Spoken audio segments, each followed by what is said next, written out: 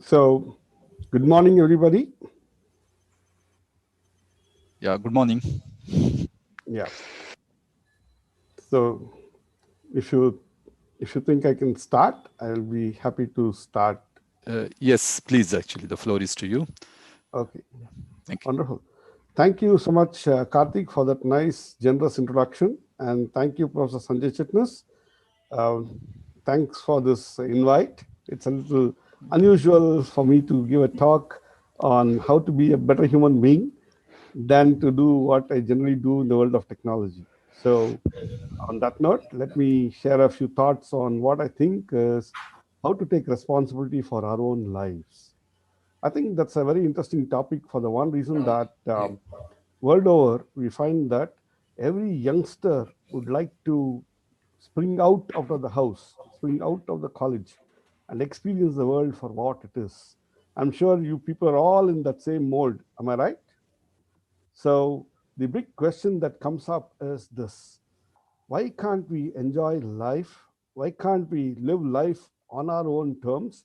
Why can't we just be the way we are? And why not be happy in that process? Why all this high flying terms like responsibility and professionalism and whatnot? It's a big question that hits all of us hard. We don't think, but we definitely are forced to come to terms with life. What is it this? What is this thing called coming to terms with life? So let's start from the start. And since you're all joined engineering college, you would invariably find that you have been through the admission process.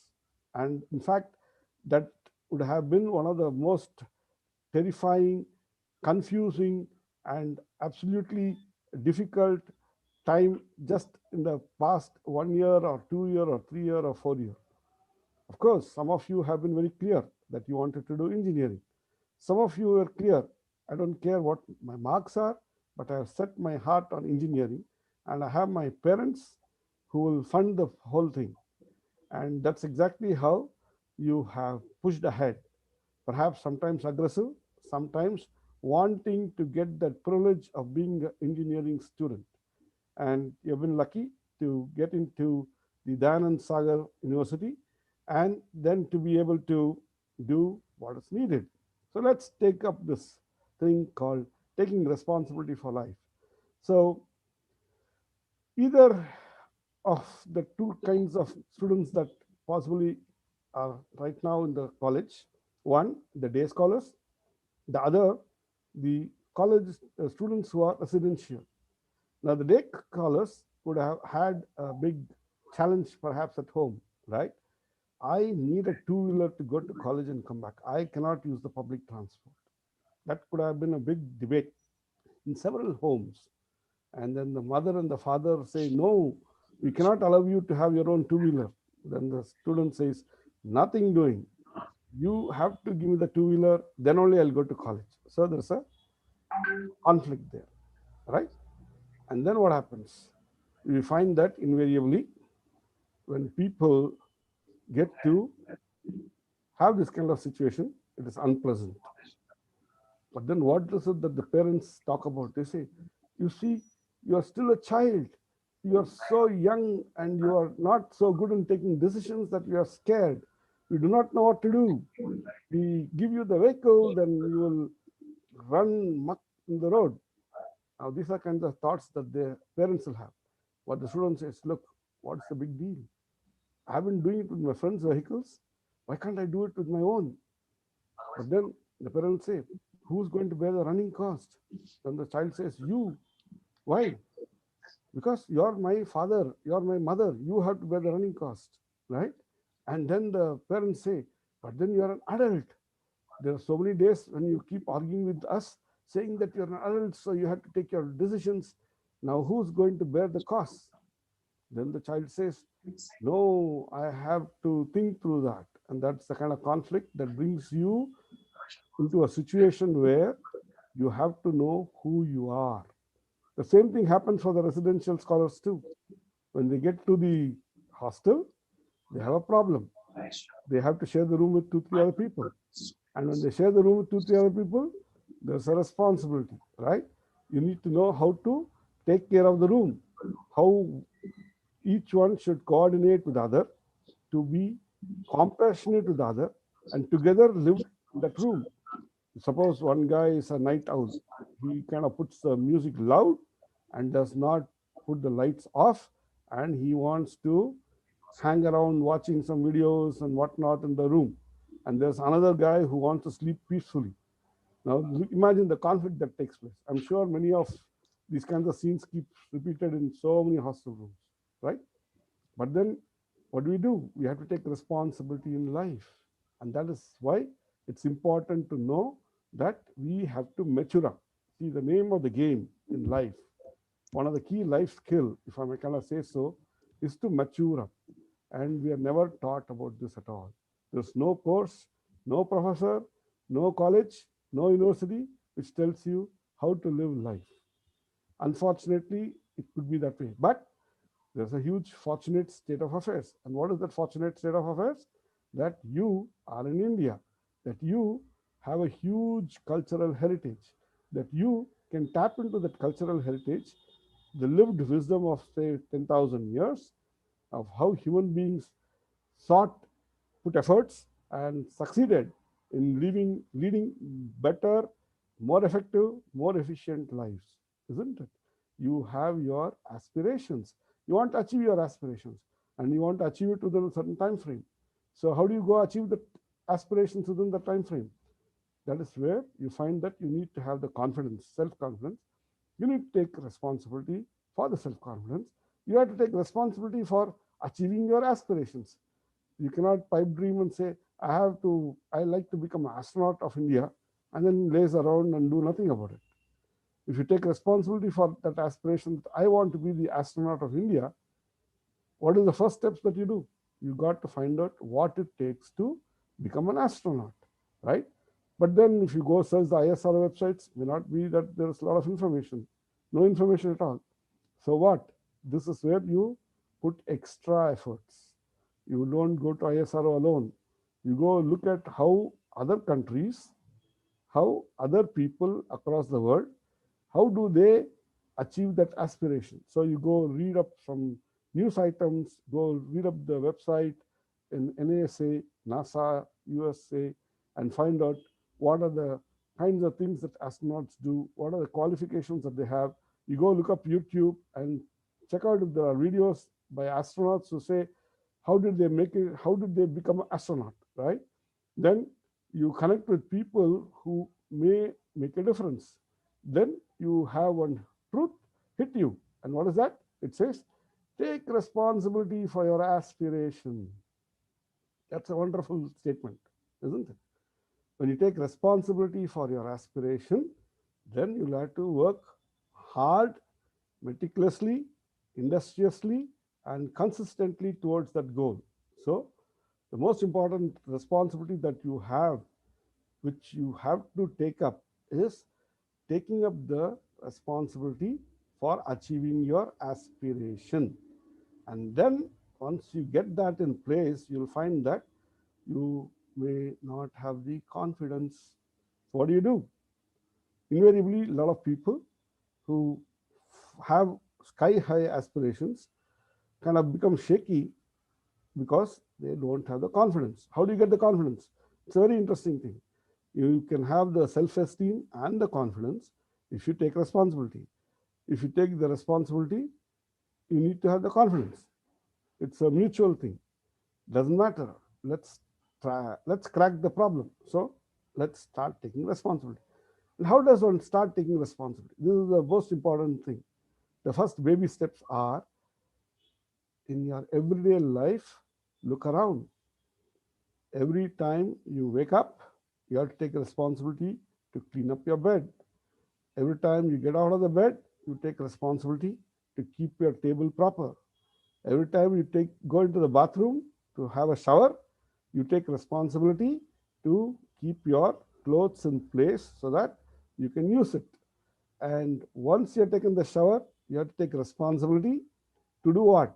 To keep the used clothes in an appropriate place so that you can wash it.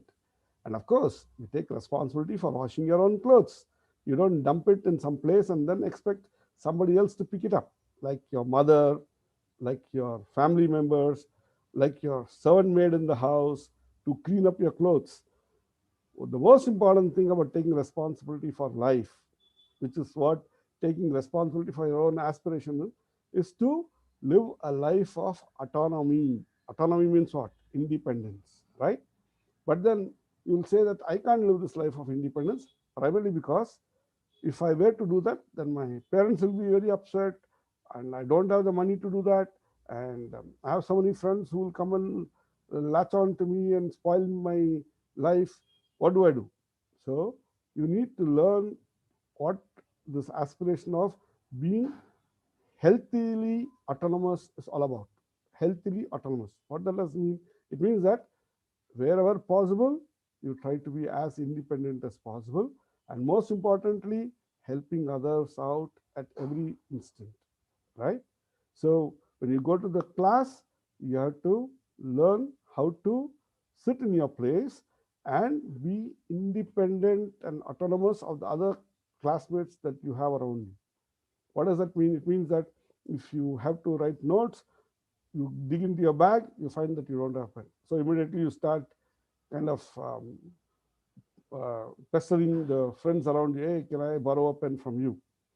And then after work is done, you don't return the pen. You leave it there, and then the friend kind of gets wild at you because you're not returning it back to him. Now, what does autonomy mean? Autonomy means you carry your own pen, you carry your own book, and you carry not only one pen, you carry a couple of more pens. Why? Because you will find that there are everybody at various stages of trying to mature up, right? So you will have a friend who might really be in need of a pen, and it will be nice to lend a pen. Look at the happiness that comes on that person's face. There's a smile, and you smile back, right? These are the small joys of life, is it not? So you need to learn to be autonomous, and you need to learn to be healthily interdependent. That is healthy interdependence. So you lend a pen because the person is really in need of it, right? You lend a pen not because somebody is used to always you giving the pen to him or her, is it not? Similarly, in the class, when the teacher is teaching, you want to take notes. You do not want to be dependent on somebody who has a beautiful handwriting and who meticulously takes the notes. And then, of course, as soon as the person finishes, his or her book is flicked, and then the Xerox shop will turn out 20, 30, 40 copies of the same notes. You don't want to be dependent on that. You don't want to be dependent on your parents' money to be able to get the Xerox copy of the notes of the student whom you do not really care much about. So that kind of dependence is what you will have to get over in order to become independent, in order to become autonomous. So you have to take responsibility to be autonomous. And when you do that, initially it will be difficult, but then once you kind of develop the ability to be autonomous, then see your self-confidence. Then have a look at yourself. You'll be so confident in going about your things, and you do not have any of the negatives and what you call failures and difficulties and all the cover-ups that one ends up doing because one doesn't have, right? Like for example, when you run out of money, you will try to cover up and not tell this to your friends because they think that if you do not have money, then you're a failure, right? But then you don't have money. So what do? You kind of cover up. You act as though you have money, but actually you'll be cringing inside, and you'll be kind of going a little abusive perhaps to your father who has not transferred the money to you when you demanded it of him. Is it not? And why did your father not do that? Because he's worried, he's concerned. He's already given you the money for the month, and then you already spent it off. And that's not happy. That's not a healthy situation, happy situation. So what do? You have to take responsibility for learning to spend your money. And there's a bigger thing. What is the next one? Taking responsibility for earning your money. If you earn your money, then you can spend your money. Is it not? So that's very important. But even more critical, there are so many assignments, so many exams to complete, so many projects to complete, right? And if you're a student, there's nothing and no better time in life than to be a student. You know why? Because you can take up so many things to do, and so many things can be done successfully. In fact, if you were to write up your CV, right, your curriculum vitae, your resume, you'll find that almost all the acts that you have put is primarily during your college time, what you have achieved. Is it not? You may also be able to kind of claim things when you are working, but then college time is the beautiful time for being autonomous and doing all that you want to do, and you should take responsibility for it and enjoy that time in a healthy way, happy way, in a way by which you can become a better human being. In fact, the very act of you all sitting through this session, what does it mean? It means that you have taken responsibility to learn about taking responsibility today, right? And when you step out of this session, what do I look forward to? I look forward to you to start thinking, to start reflecting, to start introspecting. In a Sanskrit term, there's a term called viveka. This is the time to nurture and build your viveka. When you nurture and build your viveka, what do you find? You find that you're able to take decisions in a much better way. So, what does it mean? It means taking responsibility for making decisions. It's not that you look around, you see what others are doing, because they are doing something, you do like them. That is herd mentality. You can choose to be autonomous, right? So you take a choice, make the choice to be autonomous. You look at the inputs that you have, you look at the kind of inputs that others have, you look at how they go about doing the decision making, then you look at the options that you have. Remember, it's your choice, your options, and your decision.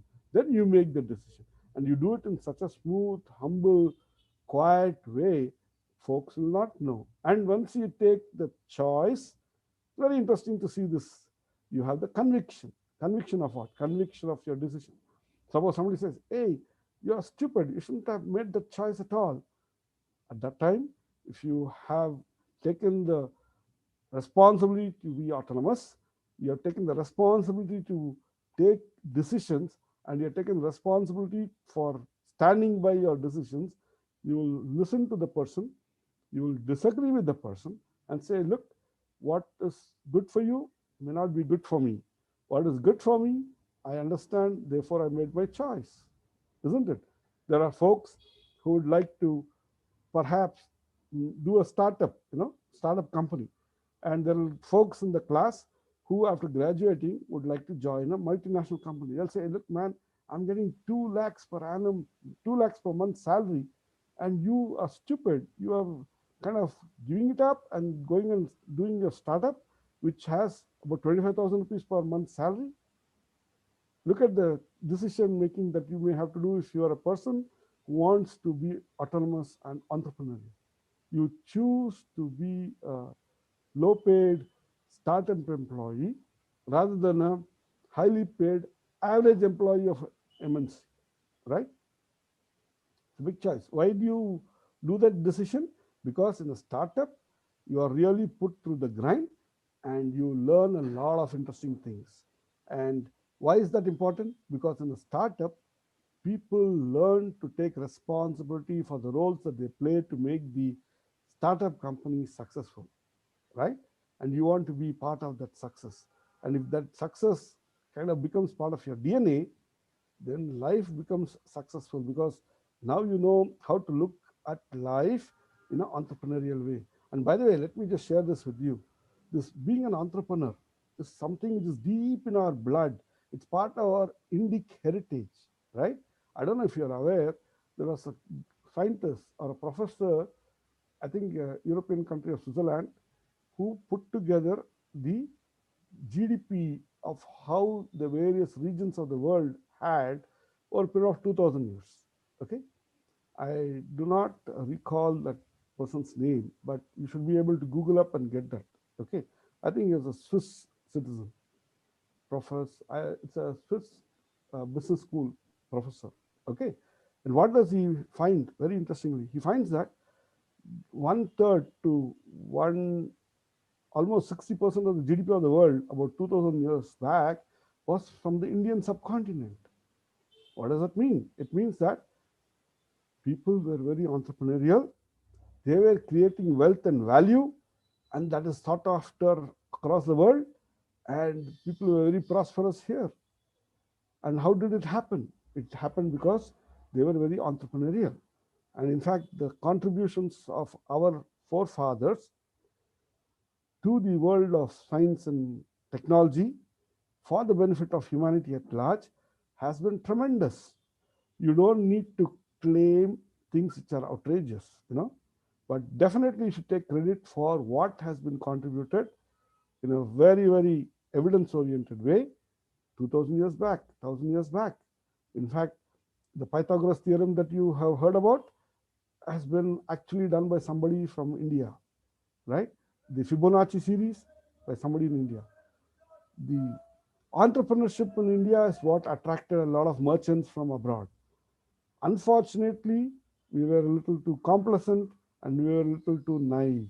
And because when they came trading, they found us stupid, they then pushed ahead and conquered us, and we had all kinds of challenges and problems. But then remember, deep in you, you have that entrepreneurial spirit. And that's exactly why, as a youngster, you are rebellious. But then, how do you channelize your rebellious nature into taking responsibility for yourself? That's a very interesting situation. Okay. So 2000 years back, 3000 years back, if folks can do it, your own forefathers can do it, remember, you too can do it. That is a confidence that should drive you to take up the responsibility of taking responsibility of your own life, right? Okay. Why is this important? Because in future, given the widespread use of technology, right? Given the widespread use of artificial intelligence, the most important, interesting thing that's going to happen is jobs are going to disappear, which means nobody is going to be given a job and told 9 a.m. to 5 p.m. you just do this pen pushing, typing few keystrokes on the keyboard of a computer, and you get your salary in the bank and you enjoy life. Now that kind of a mindset is gone. Maybe in the government it is still there. Maybe in some places across India, such what do you call unproductive behavior getting rewarded with salary is still there. On the other hand, what's very important is we have to take charge of our lives. We have to take responsibility of our lives. And when you take responsibility of our life, what do? You have to know, and this is very important, you have to know that when you go out, you don't look out for a job. You look out for opportunities. And what do? You look out for opportunities in a honest way, in a professional way, in a, if I may kind of use this term, dharmic way. Dharma doesn't mean religion. Dharma means your ability to be yourself. Okay? If you look at it that way, you look at opportunities, you add value. You create wealth by solving problems around you. And in turn, people will thank you and they will give you a bit of their wealth. Okay? This is how entrepreneurship is created. There's a exchange of wealth for a service, wealth for a product, something that's useful for life. Is it not? And that is exactly what we all should do. That's exactly what we all should aim for in life. Because even if you join a company nowadays, the management will expect you to be entrepreneurial. They expect you to take responsibility. They expect you to function autonomously. They expect you to deliver the goods. They expect you to take responsibility for the delivery of the results, which is very interesting. And those who can do it in a very successful way, they are the guys who really turn out to be successful in life, creating wealth and sharing wealth with everybody. Okay? That's how Narayan Murthy could start Infosys. That's how Azim Premji could start Wipro. That's how J.R.D. Tata could run the Tata Mills for long. That's how Vivekananda. Okay, by the way, Vivekananda was supposed to be a sannyasi, but he was so entrepreneurial. He saw the difficult situation that India was about 125 years back. And what did he do? He said, let me go figure out what is the way to solve it. He ventured out. He went on a Bharat Darshan. He went on a Padayatra from Kolkata towards the north, and from the north coming towards the west of India, then descending down to Kanyakumari, and then swam the seas at Kanyakumari to get into a rock, sat there for 3 days meditating on one important thing: how do I serve Mother India? Look at that responsibility that he took up. How do I serve Mother India? And that to what? Serving as a sannyasi. And he made these choices. He encouraged and enthused youngsters to take responsibility for life. Then he went to USA. Why? Because there was a parliament of religions there. He wanted to understand what is it that the rest of the world does. And more importantly, he asked himself, what should I do in order to be able to um, succeed in serving humanity at large, in serving India at large? So he spoke about what maturity of humanity is all about to the Western people, which is Vedanta, and he learned from them the art of working together to overcome the difficulties that typically people face in India, right? So he was very appreciative of the way they went about doing things. So when he came back to India, he started a Ramakrishna Mutt and mission. Very interesting story there, huh? Because that's also an entrepreneurial idea. And that Ramakrishna Mutt and mission is supposed to do what? Supposed to serve the people, right? And that's why you find that these centers have youngsters who go do some work as part of their lives. Very interesting state. Entrepreneurship is there at every aspect. In fact, you'll find some of the people who want to take up work, social work, like say um, the work that Baba Amte did, right? You will also find uh, a lot more such people in the contemporary world. There's one Dr. R. Balasubramaniam in Mysore, who, as soon as he finished his MBBS, decided that he is going to be a doctor to serve the poor tribal people in remote corner of Karnataka. So he went there, he established a hospital, and then he used to shuttle between Mysore and that remote place, serving the patients on the other side, talking to the others in Mysore and other places, trying to get some funds, and slowly, they built up what is called as Swami Vivekananda Youth Movement.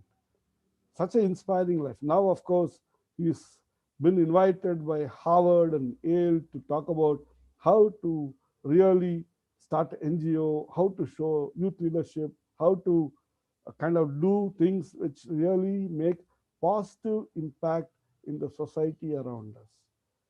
You too should have an aspiration of that kind, right? You can have an aspiration that you'll be like an Ambani, perhaps. You can have an aspiration that you'll be like a Narendra Modi, perhaps. You can have an aspiration that you too should be like this down to earth gentleman by name Dr. R. Balasubramanian, right? And all of this is for what? Bettering your own life, bettering your own society that you live in. That is taking responsibility. Okay. So having the right set of aspirations and then consistently working towards it. And that's very important. Okay. Consistently working towards that responsibility is what the purpose of life is all about. So when you take responsibility for aspiration, you get a purpose of life. And when you take up a purpose of life, there are two parts to it. There's immediate purpose, like for example, I have a purpose of life. Day after tomorrow, I have a test. I've not even started preparing for it. Let me take responsibility for preparing for it. So I'm going to turn off the WhatsApp, turn off the YouTube, turn off the mobile, and I want to focus on studying. That's taking responsibility for the immediate need. And then that's a purpose of life for the immediate need, right? The long-term purpose of life has to be more comprehensive, right? Ups and downs of life are always there. Today you are there in Dayanand Sagar University, graduate up and step out. And when you step out, you'll find that you have to get a job. Getting a job is so difficult. You kind of inquire, you have a placement cell in your campus, they try to present your resume to so many people, there's interviewing, and the guys who come for interview ask you all kinds of odd questions. you are not able to solve them, but then you put on a smiling face, right? What are you doing there? You're taking responsibility on your part to get a job. Fantastic. Once you got the job, what happens? This is the other problem. You have to take responsibility to be part of the project team and to deliver what's given to you as a goal. That's very important. You cannot be simply sitting and like this old, in that British days, you used to have a lot of Britishers who used to do this simply sitting, monthly getting. Okay. Why? Because they're like parasites. They invaded our country and they're running the show, right? And because of certain reasons, they used to be the bosses and we used to be stupid. We never ever thought that we should have a certain spine in us. Like, there's so many freedom fighters apart from Gandhi and Nehru who really sacrificed their life for the freedom that we are enjoying today, right? Bal Gangadhar Tilak, Gopal Krishna Gokhale, you know, so many of them are there. So many. In fact, you should go dig out their unknown lives, find out what all they did to be able to have this freedom that we are enjoying. Okay, right? So my sincere suggestion would be take up a large, long-term commitment, responsibility to figure out the purpose of your life. And how do you build that out? Because you'll find that there are certain things that really excite you in serving others.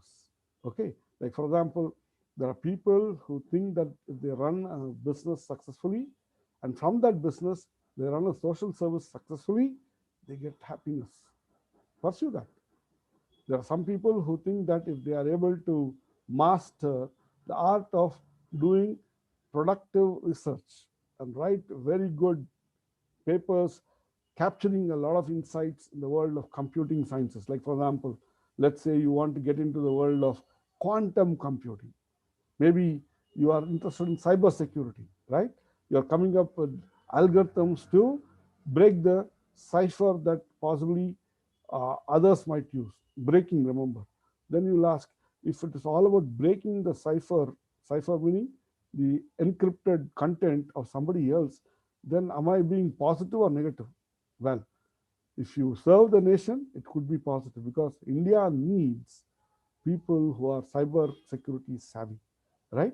And why is it so? Because there are a lot of enemies, a lot of people who get motivated by the wrong thinking, and then they go about their lives in a passionate way, wasting money, spoiling the environment, creating havoc in the society.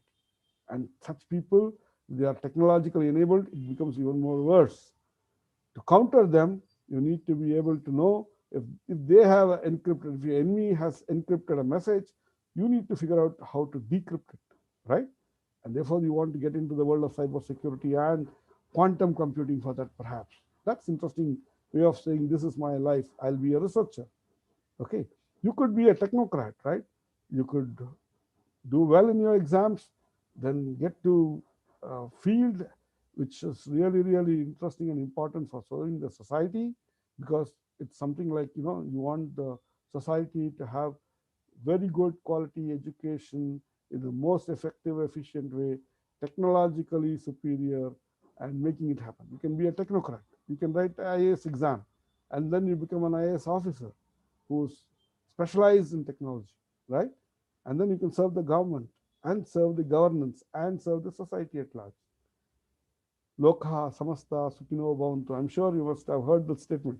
Or Vasudhaiva Kutumbakam. This is another statement. These are all the aspirations that our ancient forefathers had, and they lived it.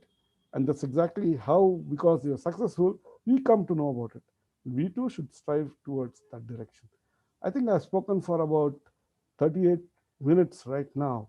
I'd be more than happy if you have any questions, if there's anything that I can add value in your life. I have taken the responsibility to be able to share my thoughts today with you all, and I would like to be successful. If I have touched your heart in sharing these thoughts, I think I have succeeded in taking my responsibility. So, friends, young friends, I'd be more than happy to answer any questions that you may have. In fact, I also would like to share with you a very interesting YouTube talk, right? there's a very popular, very inspiring Swamiji by name Swami Sarvapriyananda in the YouTube. Okay, you go look up his talks, beautiful talks. And this one particular talk that he delivered at Mangalore, right? This was about maybe a year or two back. And this was addressing the students of a college. And there he talks about how to build up three things. One is how to build up self-confidence, how to take self-responsibility, and I think how to achieve your aspiration. Go look up that video. It's a very interesting, inspiring video. In fact, Mama. yeah. All right. I think so. On that note, so let me see if I can answer any questions. Do you all have questions or?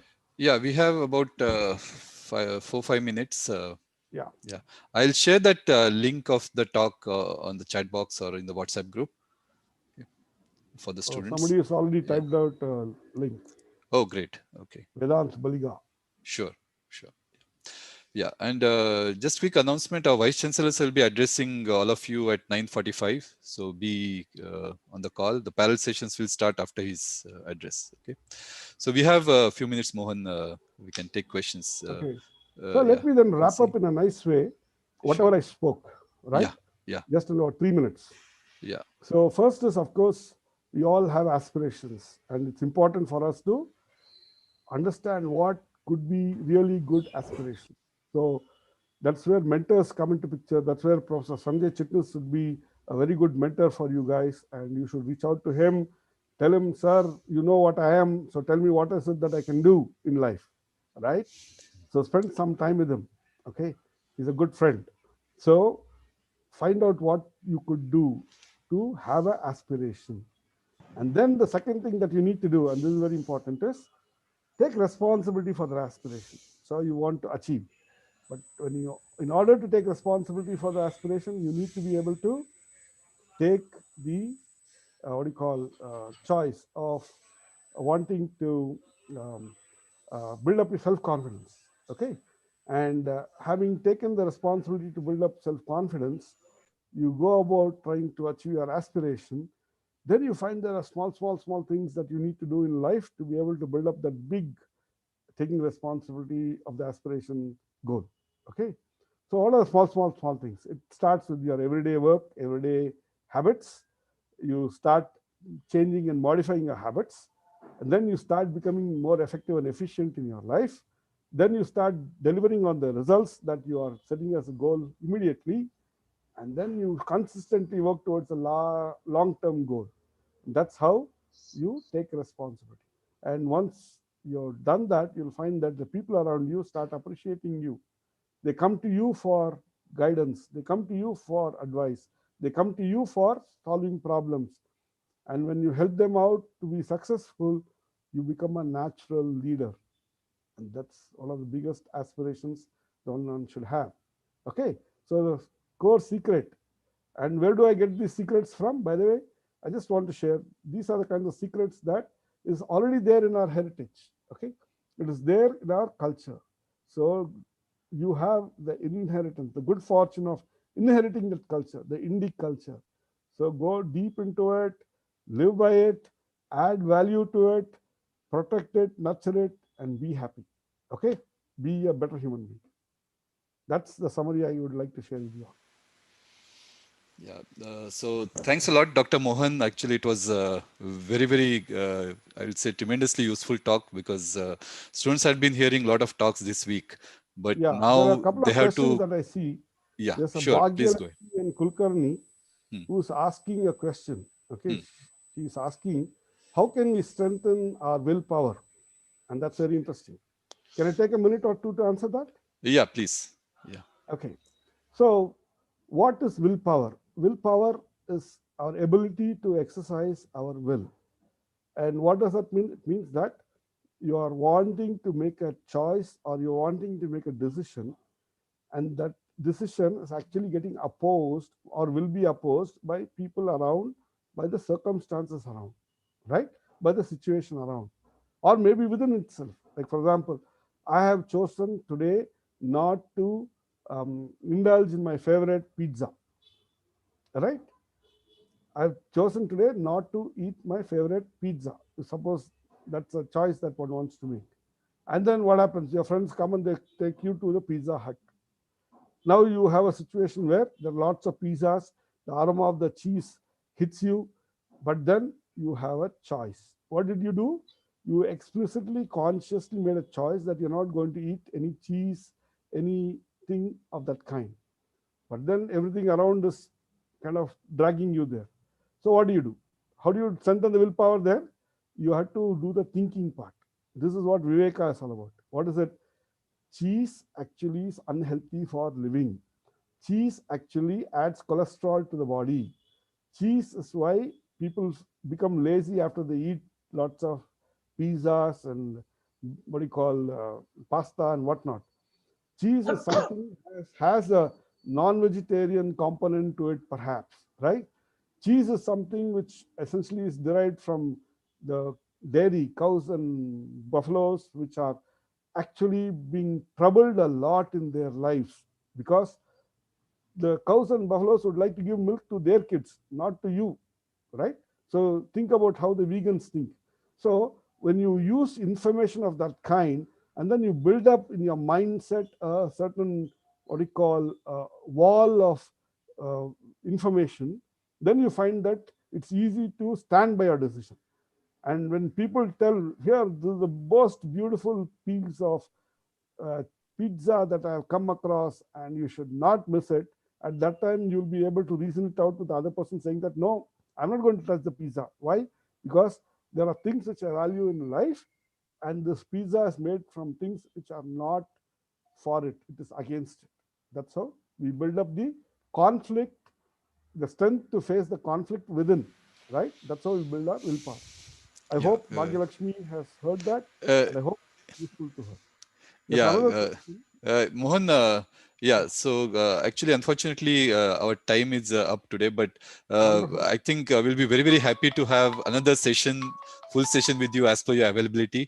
I think students have a lot of interest in these areas, and they're definitely working on their own lives now, right? So thanks a Okay. lot for being with us, and Thank we you, hope Professor to Sanjay. Thank you, all the get you students. again And back. it's really my pleasure to share these kinds of thoughts with you all. It's been a wonderful time for me as well. Thank you so much. Yeah, thank you so much, Mohan. Yeah, and see you. Mohan, good morning. This is Yeah. Professor Murthy here. Yeah. Oh, Professor good Murthy is our morning. Vice Chancellor, sir. So, yeah. How are you? Oh, Professor Murthy Yeah. is a good old friend of mine. How are you, sir? How are you? I'm doing good. I hope you heard So, some parts of it. I hope it is ಅಲ್ಲದೆ okay. ಎಲ್ಲೆಲ್ಲ ಓಟಿದೆ hero ಸುಮ್ಮನಿರಪ್ಪ ನನ್ನ laptop ತೆಗೆ Yeah, ಸ್ವಲ್ಪ I request all participants to mute. Otherwise, I request Imtiaz sir to mute everybody. Okay, please. Yeah, thank you. Yeah.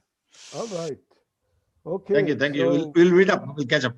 yeah. Professor Murthy, we'll meet up sometime. It's nice really Yeah, sure, meeting sure, you. sure, sure, sure, sure.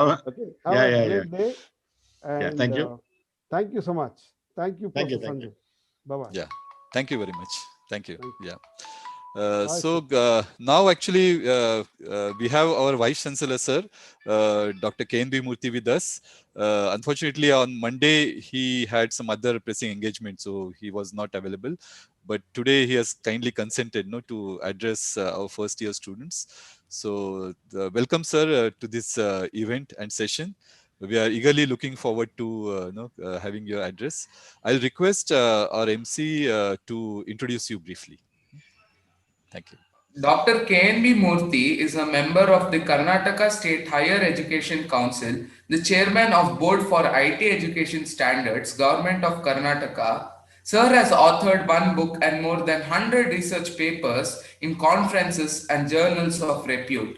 In addition, he has filed a few patents and worked on several sponsored projects funded by government agencies and industries.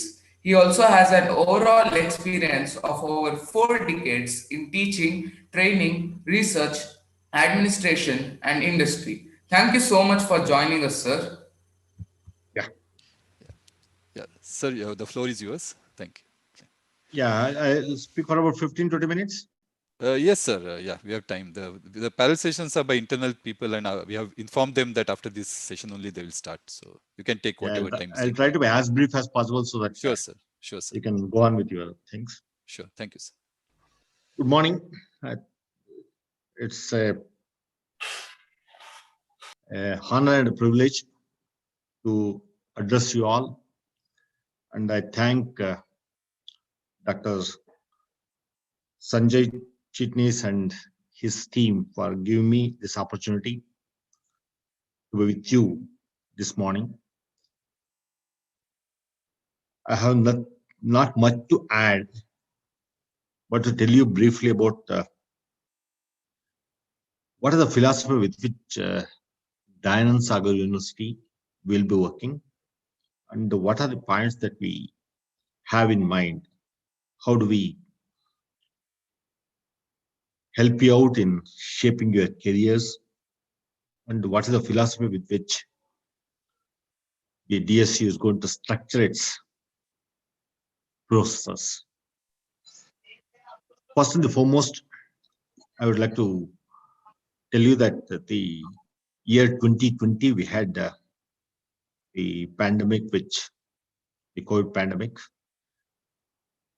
which derailed most of our work plans, most of our things. Also, it gave a great opportunity for all of us to find new ways of working and continue to learn a new work culture, which we normally call it as a new normal kind of a situation. I'm happy to tell you that Dayanand Sagar University is one of the first few universities in the country to make the transition from the regular mode of teaching learning process to a online mode, and we planned everything so well that the academic calendar was not disrupted.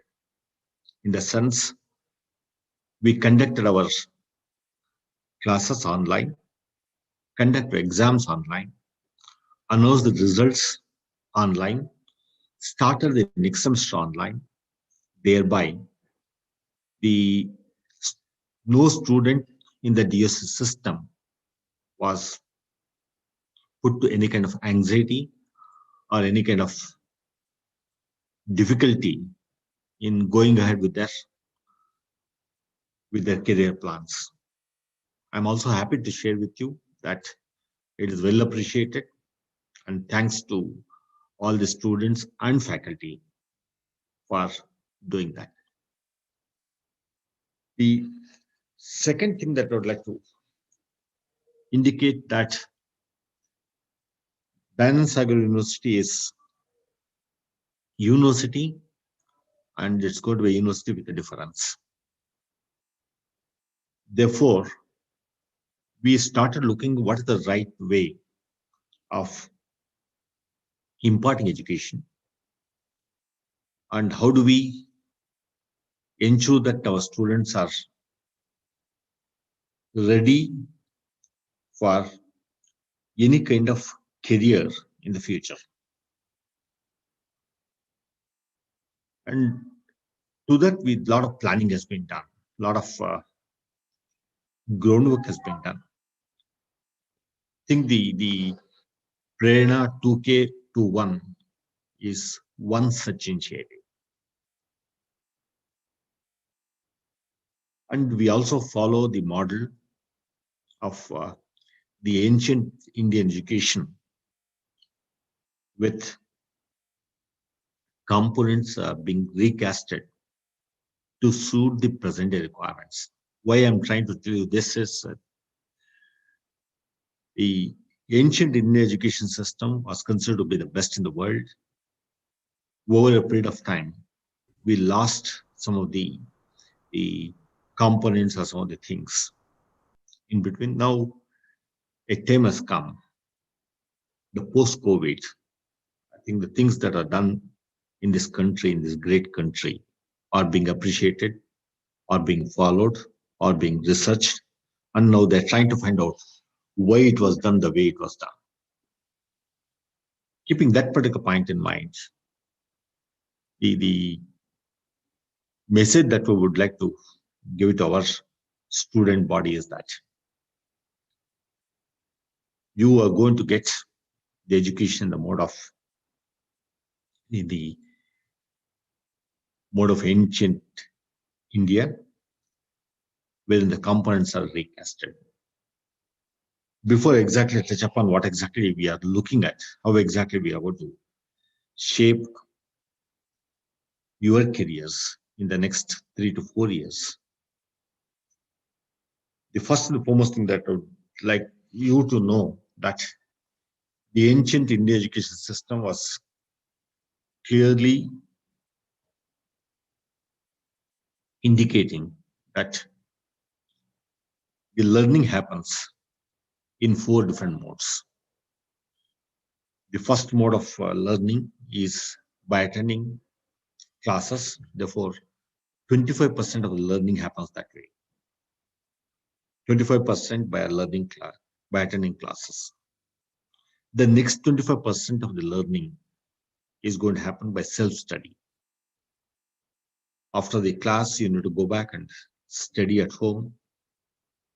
Thereby, you get lots of doubts. And some of the things are clear, some of the things are not clear. Therefore, to get more clarity, you need to go to the third mode of learning. The third mode of learning is the discussion. Discussion with your peer group, discussion with your teachers will make the learning that much better. The next 25% of learning is going to happen through practice, by experience. Therefore, this is the mode in which learning is going to happen. Learning has never been 100% as per the ancient Indian system of education. Therefore, everybody needs to practice, needs to attend sessions, needs to do self-study, needs to indulge in discussions. Therefore, each one of you must practice this. Never miss out any of these components. If you miss out any of these components, then obviously the learning is going to be partial. Thereby, you will not be able to apply the concepts in a way it's required to solve a problem. That's one thing which we kept in mind. The second thing that we also kept in mind was the learning has to be in the competency mode. In other words, the competency mode of education or level of education is the one which we're going to focus on. What is that competency model of education? Competency model of education is there are about 6 different parameters or components. We start with these components and indicate to our students that you are going to become a better individual, become a better engineer, become a better person if you follow these 6 components. The first one, talent is one component which you need to remember. Meaning, each one of you has some talent for a particular kind of activity. You have talent. Every one of us have talent. Meaning, some may be good in mathematics, some may be good in sports, some may be good in music, some may be good in the literature, some may be good in something else. It means each one of us have some talent. If at all you're good at one, it's easy to become good at the rest of things. Therefore, believe in your abilities, believe in your talent, and start moving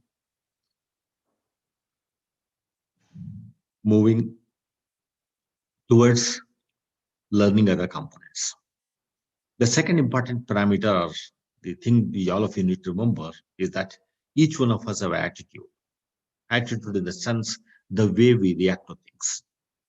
the way we take the inputs, the way we respond to the inputs, the way we try to imbibe the inputs in our day-to-day activities. That's attitude. And each one of us have an attitude. Therefore, we need to ensure that our attitude is going to help the learning going forward. This is the second component or parameter we need to. The third one is the knowledge, which I mentioned. The attending classes, etc., concepts. That's what you need to learn. Knowledge is critical. Therefore, we need to understand the concepts really well with absolute clarity. Work towards it. It may not become very clear in the beginning, but over a period of time, we can get that. The next thing is a skill. Skill is the practice. How do we make that, maximize that learning, maximize that the conceptual understanding by practice? The next parameter is the capability. Capability is the ability to become an expert. By reasoning it out, by justification, we can say this concept is going to work, this is not going to work. If it's not going to work, we are going to give reasons why it's not going to work. If it's going to work, we will say why it's going to work. Basically, the proper justification that's going to be provided, that comes with practice. The next one is the capacity. Capacity is given any problem, any complex problem, we have that ability to solve the complex problems. Meaning, we can apply the concept of divide and conquer. A large problem can be divided into smaller components and start solving the small problems, put them together to make the solution for a bigger problem. Therefore, this is the competency-based learning. Competency-based learning is going to be very, very important. That's also a part of the ancient Indian education system. Therefore, Dayanand Sagar University is going to look at that. Whatever the Prerana 2K21 that was the conceptualized, formulated, is to give few aspects of that, skill aspects of that, the knowledge aspects of that. Therefore, that's the other area where we are going to focus on. The third thing that we also try to look at is to understand what is the change that's happening in the education sector. You are aware that the present education system is much more challenging than the education that we had in the past, mainly because of the changes that are happening, the technological, the innovations that are coming in, technological changes that are taking place. Therefore, there are a lot of paradigm shifts that were also being identified. The first and foremost thing is the context-driven curriculum. Therefore, whenever we design the curriculum, it must be context-driven. It means it should suit the present-day requirements. You cannot keep on learning something which was completely outdated, which is not in existence anymore. Therefore, the curriculum that we're going to design at DSU, we are going to look at that. The second is the answers that are going to be done, or the questioning, or the assessment, or the evaluation will be intelligence-driven from now onwards. Meaning, in the past, there used to be memory-based kind of questions, remember type of questions, where you need to remember and reproduce. But going forward, it's all intelligence-driven assessments. In the sense, you need to use your ability to answer the questions. That's how we are going to train you in the in the next 4 years. Sincerely request each one of you to keep that particular point in mind. The third paradigm shift that's happening is you need to see connections across the concepts. You may be studying biology, you may be studying computer science, you may be studying history. Just try to see, is there any connection between two concepts, between computer science and biology? Is there a relation? Is there a connection? Therefore, the seeing connections across disciplines is going to be very, very critical. That is nothing but the multidisciplinary or transdisciplinary or interdisciplinary kind of approach.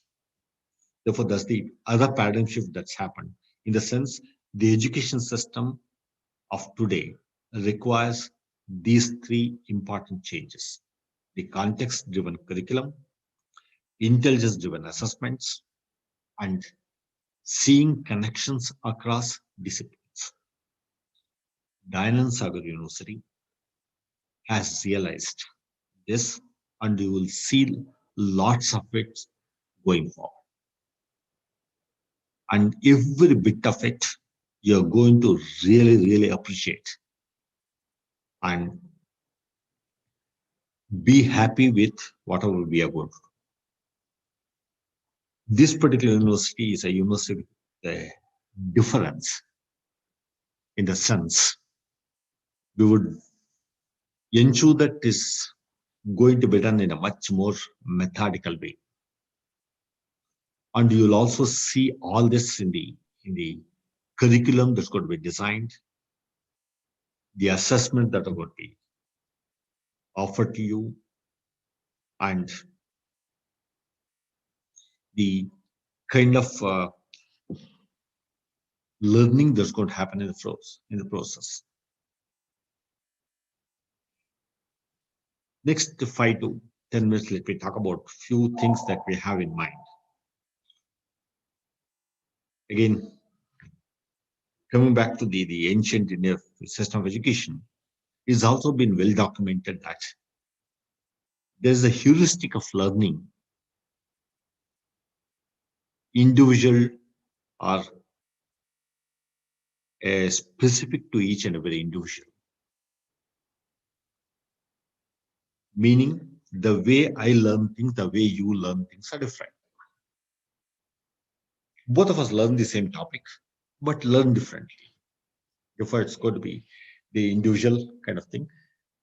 Going forward, Dayanand Sagar University or the teachers would ensure that the heuristic of learning of each and every individual is being taken into consideration when the classroom teach is going to happen. That's the reason why the teachers try to explain the same concept in multiple modes, multiple ways. They'll always say, in other words, this is what it is. To suit the heuristic of learning of every student. That's the approach that we're going to take. The other approach that we're going to take is to ensure that you're going to build or develop the passion for the program of study, whichever program that you're taken, whether it's computer science, mechanical, electronics, whatever, you must like your subject. You must develop that passion for the program. I'm sure in the next 2 to 3 years, you would realize it. The other thing that we also try to help you is to build that spirit of inquiry. Spirit of inquiry is the asking the right question. You need to ask the right question to a teacher. Ask the right question to your employer. Ask the right question to your friend. I think that's another thing which we say it's not going to come overnight. Obviously, it's going to come over a period of time. We need to start practicing. Therefore, it's necessary for you to build that spirit of inquiry moving forward.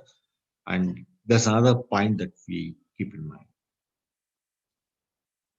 The next thing that we're also trying to do is to ensure that you're going to get 4 components or 4 C's, which I call it a C. The first C is for the communication. Therefore, we are going to have the teaching learning process, the assessments to ensure that the communication is better. The second is the collaboration. How do you work in a team is going to be another thing. The third C is the critical thinking. Critical thinking is going to be another skill which is required for the future. The last one is the creativity. How creatively you can solve the same problem. If 2 people are going to solve the problem, to see a difference, I think you need to be better than the other. Therefore, we will ensure that you're going to do it over a period of time. Therefore, I would ask you to ensure that you're going to get these 4 C's in the process. Always work towards that. The next point I would like to inform you is that this 4 years is going to be critical as the right time for you to plan your career. Meaning, you're just completed your +2. Now you joined a professional course. Since you joined a professional course, now you need to start deciding what you're good at. What is the thing which you like most. Therefore, you're in the first semester. As you move from first semester to second to third to fourth semesters, you need to start identifying what's the right kind of career for you. Plan it. How do you do that? It's quite simple. First, start identifying which subject you like most. Is it mathematics? Is it a subject that you would like to know in and out of the concepts? Or you would like to learn more about the concept? You go deep into that and try to do that cross reference to check whether the concept as what is the origin of the concept, why did it happen the way it is happening, things like that. Basically, these are the kinds of things which you are going to find out in the next 1 or 2 years. Almost by when you come to 3rd year, it must be very clear to you. There are multiple career paths. The one career path is the research career path. If it's a research career path, that interest in learning more and more will be there. If you start liking the coding and starting doing some projects and things of that type, possibly, you may become an employee of an organization, start contributing in a big way because you like that like most. The 3rd career path could be entrepreneur, where you have an idea, you would like to take it forward. You feel that you need to take it further, try it out, and obviously do things. Therefore, there are multiple career paths that are going to open up. And whenever you feel that you like to learn more and more, obviously the research path would be the right kind of path for you because you would like to venture on that. Why I'm trying to put all this particular the background is that you need to work towards understanding yourself and trying to find out what you're good at, so that the career will be much easier for you to choose and succeed.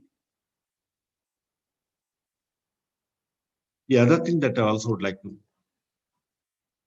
inform, because quite often when I meet parents and students and everybody, they ask me the standard question that Is the college important, or the university important, or the course important? What should I choose? In my honest understanding and my experience, both are not important. You are important. If you're good, everything else will be good. The institution, other things will not matter much. Because you have that interest, you can build on that. You can start doing really well. And the other thing also you need to remember that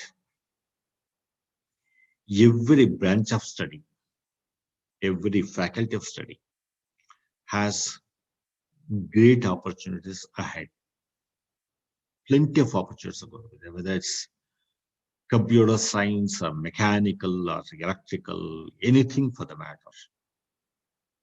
Plenty of opportunities going to come up in the future. Future is really, really bright. You don't have to have any anxiety as such, provided you have the requisite skills, provided you have the requisite competence. Let me tell you what exactly is the kind of thing that are going to happen in the future. The future is there are a lot of challenges in the next 5 to 10 years. There are multiple challenges which are going to come. For solving each of these challenges, I think the present day students must be ready with the skills. The first challenge would be a clean air and a potable water. You need to build technologies for ensuring a clean air and potable water. Therefore, a civil engineer is required, a mechanical engineer is required, a computer science engineer is required for doing this. The second challenge would be the food and nutritional security. This is the second challenge. There are a lot of technologies that are going to come in, a lot of work is going to happen. Every one of us, whether as a student of science, political science, history, everybody is needed in this country. Then universal healthcare and public hygiene is going to be another area where a lot of work needs to be done. Then ensuring 24/7 energy is going to be the other biggest challenge, technological challenge of the future. Decent habitat. Decent habitat is the environment where people can live. Then the next challenge is required in the technological challenges would be quality education. Probably right now the education seems to be in the crossroads. Which one is the right one? Is it offline is the best, or the online is the best? I think there's a lot of debate that's going on. Then livelihood. Livelihood is the other thing which is going to throw a lot of challenges for the people to solve, the future generation to solve. There are plenty of opportunities that are going to be created for the individuals. Plenty of opportunity. Each one of them have a lot of challenges. These challenges have to be solved. For solving this challenge, we need the human resource. Therefore, enough opportunities are going to be created.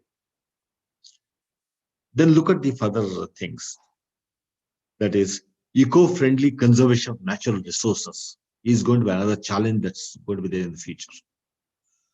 You might have already heard the environment is being polluted there, and there's a climate change kind of a thing. The pandemics are coming in. How do we overcome these kinds of things?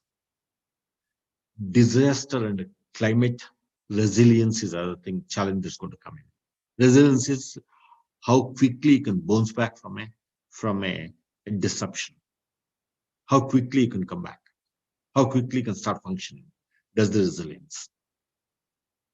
Then the transparent and effective governance system is, again, there's a lot of technology to be used. There are a lot of processes to be put in place, a lot of opportunities. Then cultural diversity and vibrancy. Possibly in the years to come, the entire globe, the world is united, is going to become a single unit. Therefore, people can work from anywhere in the world. Public safety and national security is another challenge. The next thing is safe and speedy mobility is the faster mobility is going to be another area which is going to be the challenge that's going to be there for technology. Why I'm trying to stress this is you don't have to be worried about the future at all. Future is extremely bright. Future is very, very good. And every one of us have enough opportunities to work on. To meet these technological challenges or to handle these technological problems, what is required? What we need to do? That's exactly what I was trying to mention. One of the things that pedagogy or the education institutions to do, or the individuals to do, is to have technological information, media fluency. Basically, there's a lot of media that's going to come in media, the communication mediums and other things. We need to be familiar with that, the social media, whatever. That's one thing which you need to keep in mind. Next is you need to learn everything, teach everything contextually. Contextually means whenever I teach you a concept, I need to indicate where this concept is being used in the present day context. Which are the problems that we are going to solve? The next thing that you need to be familiar or need to build is to have interdisciplinary approach. Interdisciplinary approach is, if you are a computer science engineer, if you have only knowledge of computer science, it's going to be difficult for you to contribute significantly in the future. Therefore, pick up something which is close to computer science, learn something more. The multidisciplinary, interdisciplinary approach is the one which you need to take. The next one is you must learn to work collaboratively. Single-handedly, it's very difficult to achieve. Possibly collaboratively, we can do more things. A person who is going to work in a collaborative manner, who is going to contribute in a collaborative system, is the one who is going to succeed. The next one is the project-based learning is the concept to be used in the future. Try out a small project. That's exactly what this Prerna 2K21 is going to be done. Most of you may be feeling that you are not having the requisite knowledge for handling a project. Doesn't matter. Even if you understood about 10 to 20% of Prerna 2K21, I think good enough. The idea here is to expose. Idea is here is to tell you what are the various things that are available. The next thing is the problem-solving approach is the approach which you need to take. There's another thing which you need to. That's exactly what I meant by the critical thinking component. Critical thinking component, you need to solve this problem differently. That's the need of the hour. Next is the transparency with which you're going to work is going to be another thing. What do you mean by that? Whenever you have an idea, do not keep the idea for yourself. Go and discuss that idea with your friends. Go and discuss that idea with your teachers and check whether that idea has any kind of bearing on the application that's going to be solved. Because ultimately, the world needs to benefit from what we are going to do. The next one is to develop the thinking skills. In the sense, whenever something is being given, I will think over what are the possible pros and cons. Future requires some of these components. All that I'm trying to tell you here is that you need to plan your career in the next 3 to 4 years. That is going to be the critical, wherein you will be successful in your careers in the future.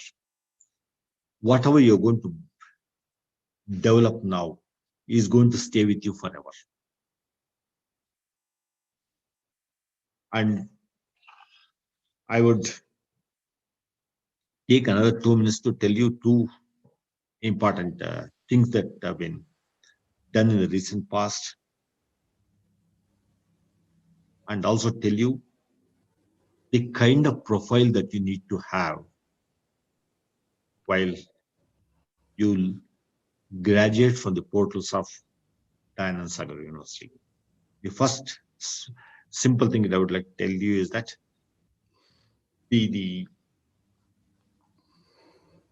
there's a survey that was conducted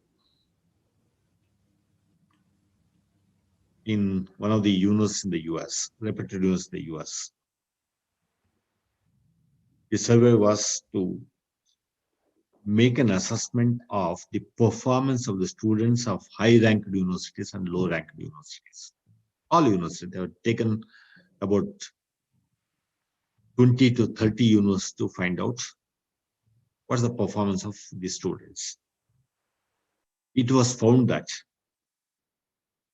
the difference between the top-ranked university and the lower-ranked universities, difference is marginal, not too much.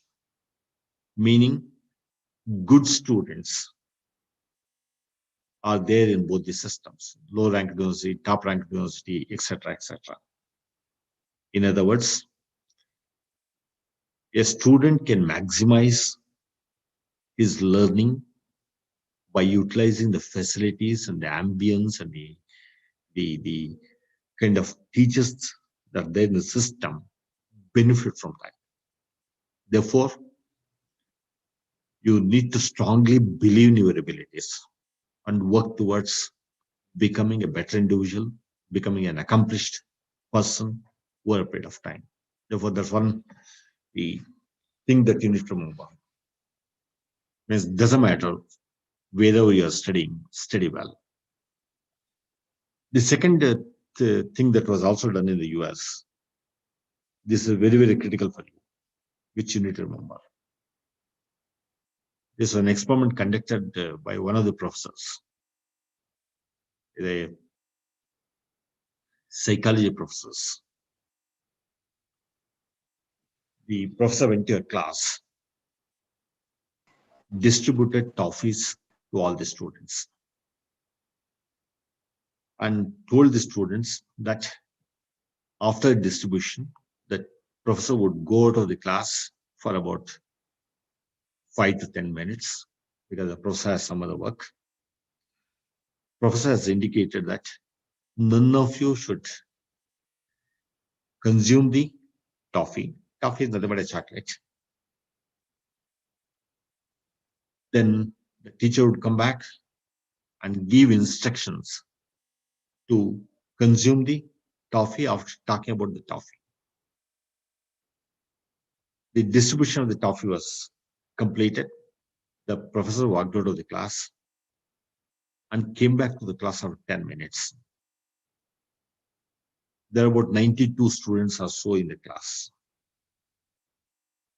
To the surprise of the professor, 85 students had consumed the toffee before the instruction was given. Only 7 students were waiting for the instruction to be given by the professor to consume the toffee. Professor came back and asked how many of you have consumed. Everybody were talking about the color of the chocolate, the taste of the chocolate, and someone was commenting the chocolate is so good, the professor could have given 2, all kinds of things, depending upon their level of understanding, level of things, each one of them are talking.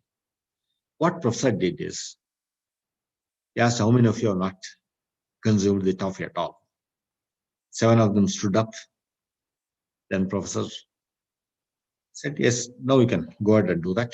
This is exactly what the toffee is all about, etc., etc. Then the class continued. Back of the scenario, the professor started tracking the progress of the 7 students who did not consume the toffee before giving the instructions. It means these 7 students have exercised patience in doing things. The professor started following these 7 students and also the rest of the class, the 85 also.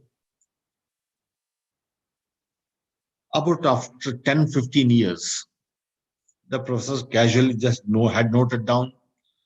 The professor found these 7 students were doing extremely well in their careers.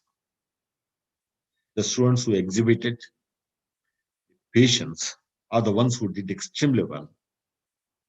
All the others were struggling in their career paths. All of them were not happy with this job. They have changed multiple jobs, etc. These 7 students had become the CEOs of the companies, the CTOs of the companies. They've become great scientists in some of the laboratories.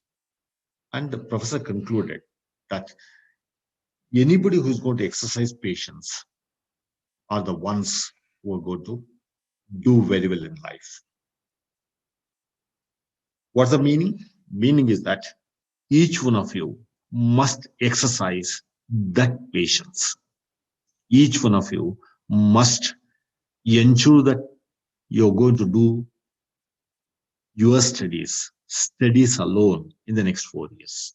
Never allow your attention to be diverted for any of these distractions. What do I mean by that? By that I mean, ensure that you are going to focus on your studies without diverting your attention for something else, distractions. You're going to use your the social media accounts and other accounts very, very carefully, judiciously. Never ever use them for something else. Never allow your attention to be diverted. Focus more on your studies and use all these devices like the phone, the mobile phone, or your television, or whatever, for study purpose.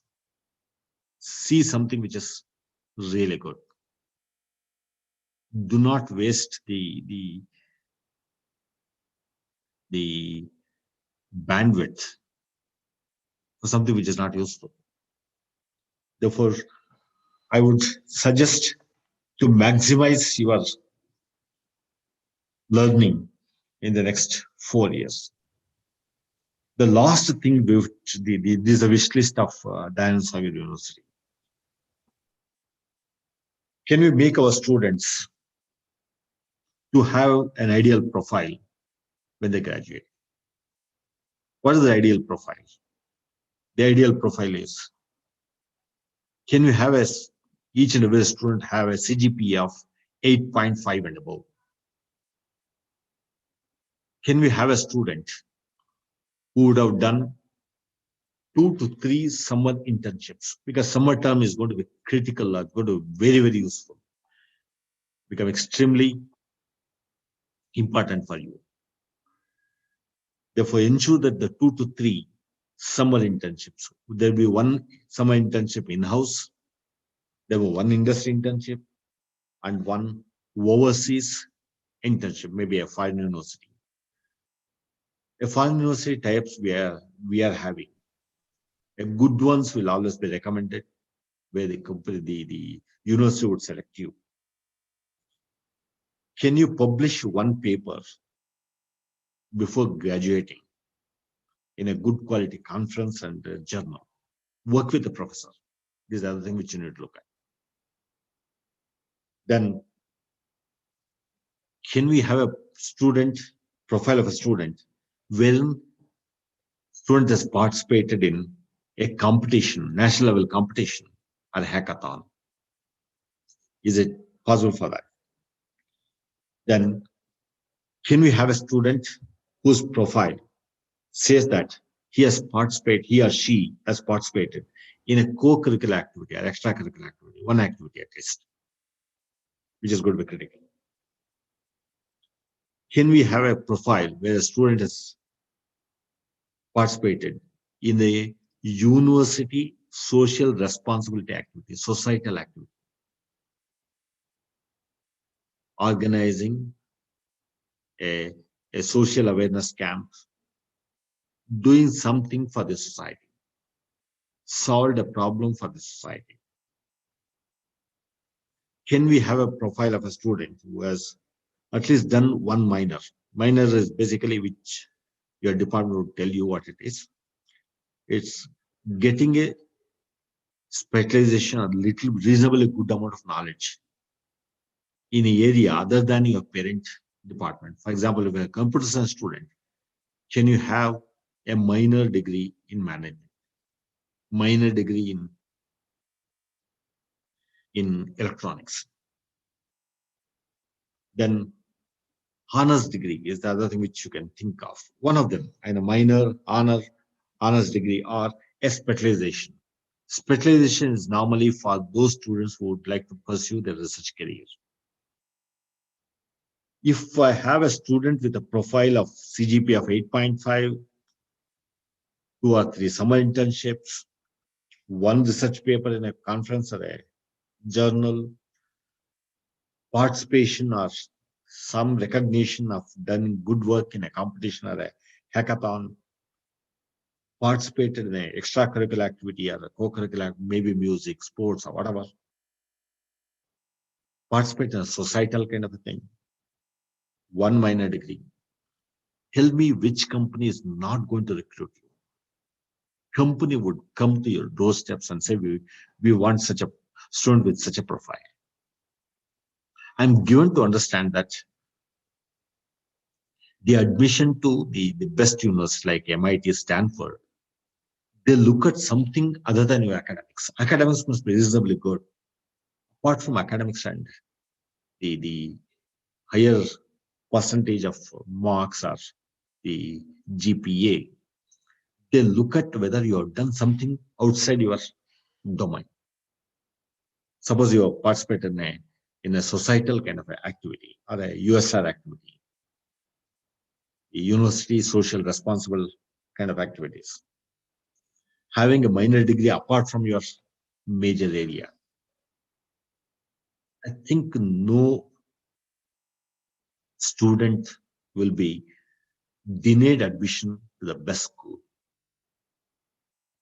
If you can imbibe some of these points which I have indicated, I'm 200% certain you will be the most sought after person by everybody concerned, be it for research position or for a admission in a good school or a employer. All that you need to do is to maximize your learning when you are here, when you are in DSU.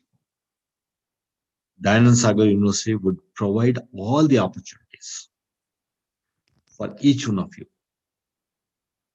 to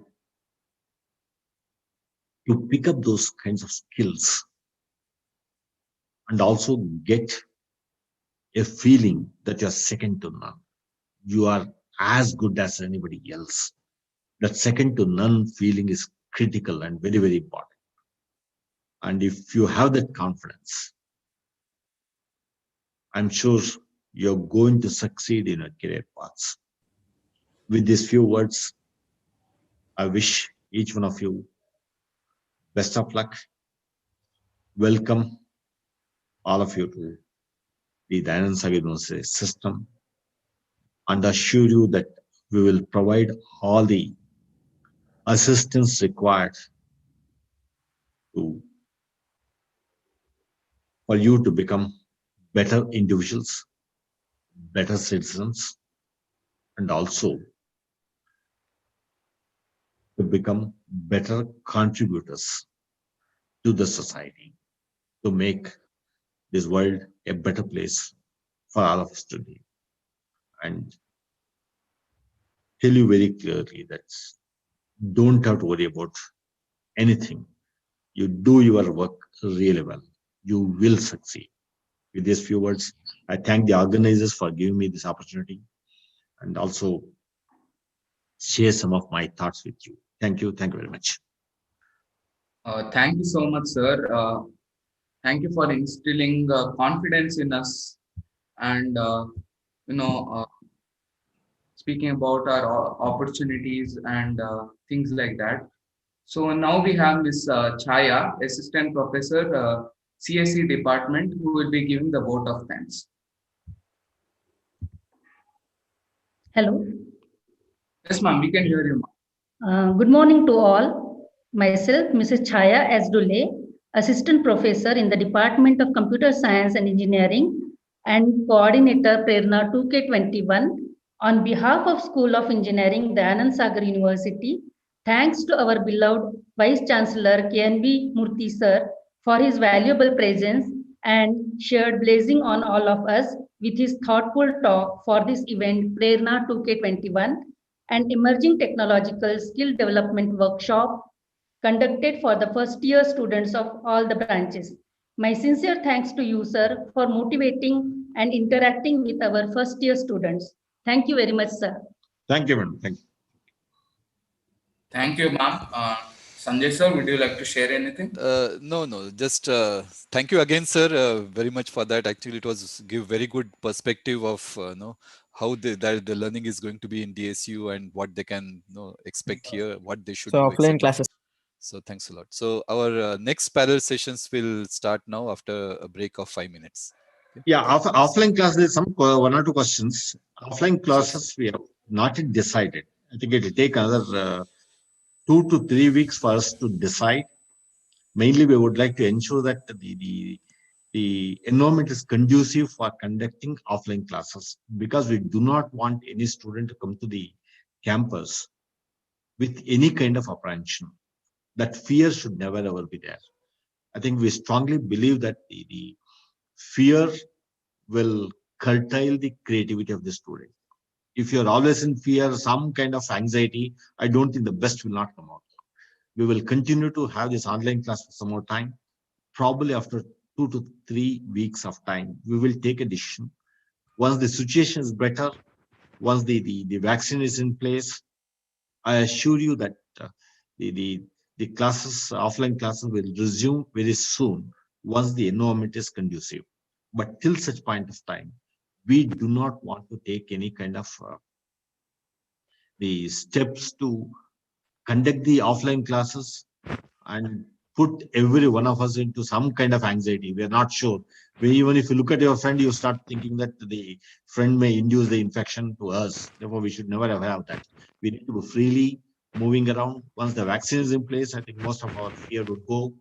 I think in the next 1 to 1.5 months, I'm sure the entire country will have the vaccine in place and we will have vaccinated, then there will be no issue at all. I think possibly in the next 2 to 3 weeks, we will decide about it.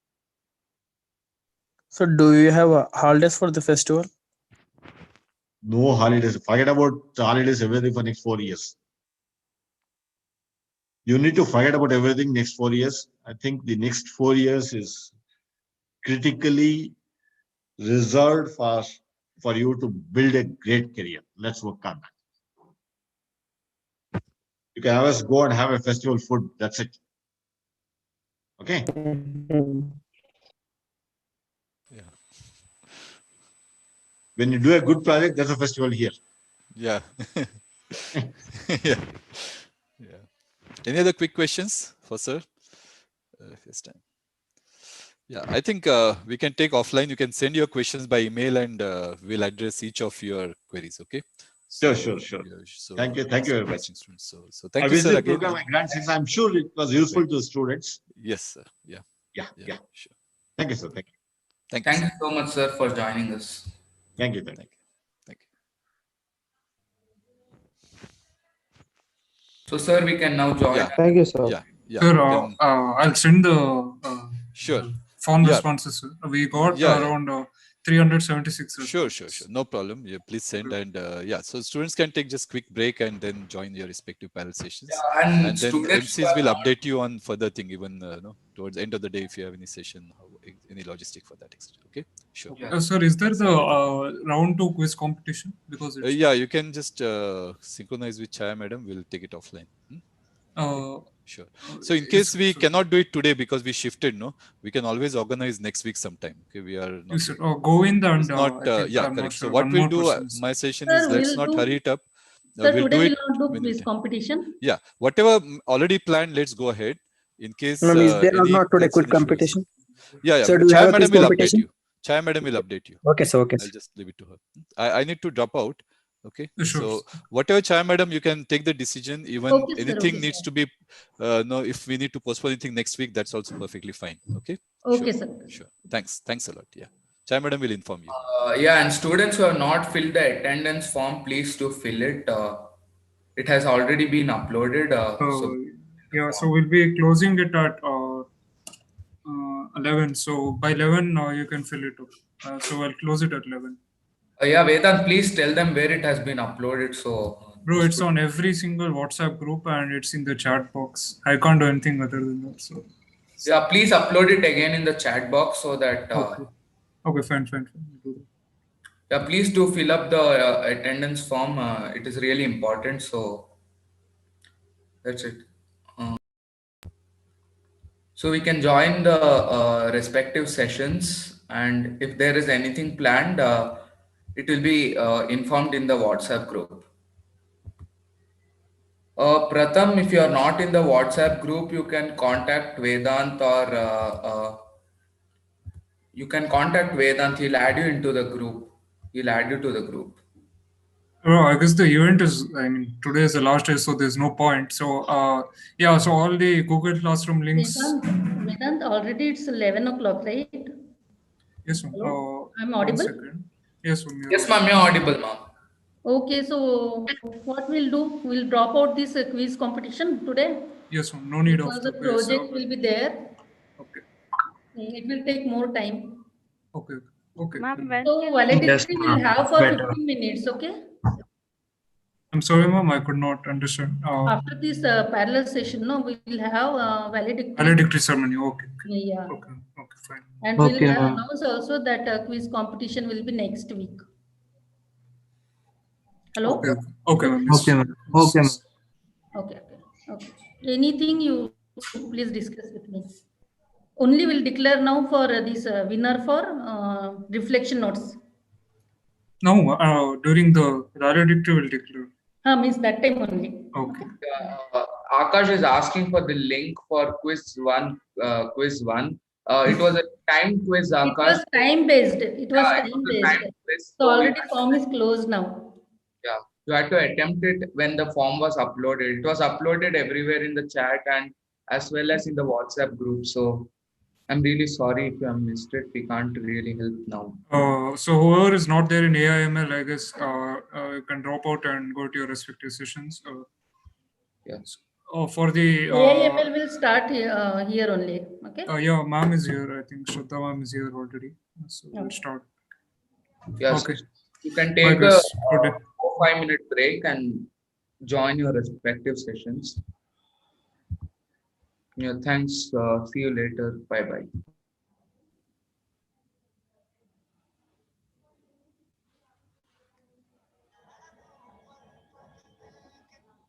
Hello.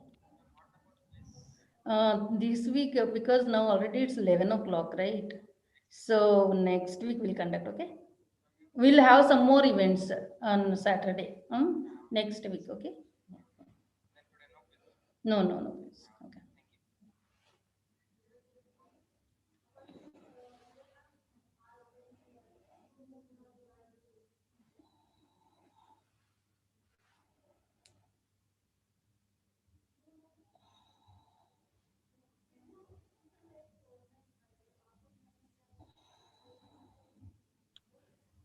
Imtiaz sir, are you there? Shraddha, you can call. Yeah, yes, ma'am. Okay. Or can I call? You have his number? Yes, yes, I do have his number. I'll just call.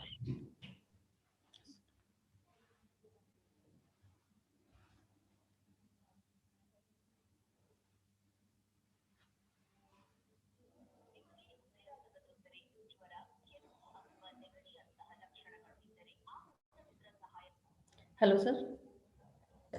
And sir, we will drop this quiz competition because already it's 11 o'clock. Yeah. Uh, uh, yes. Yes, yes, yes. Sir. Uh,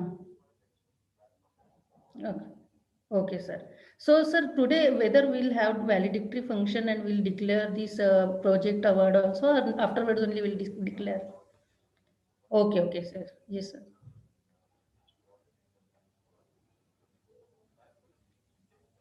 Yes, sir. Yes, sir.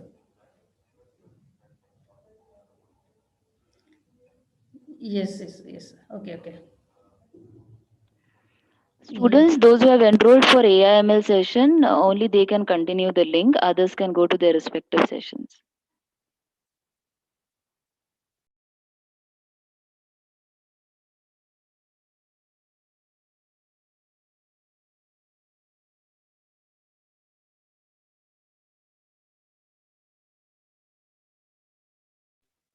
Imtiaz sir, are you there? Imtiaz sir, can I just tell resource person to join? Just 1 minute. Okay.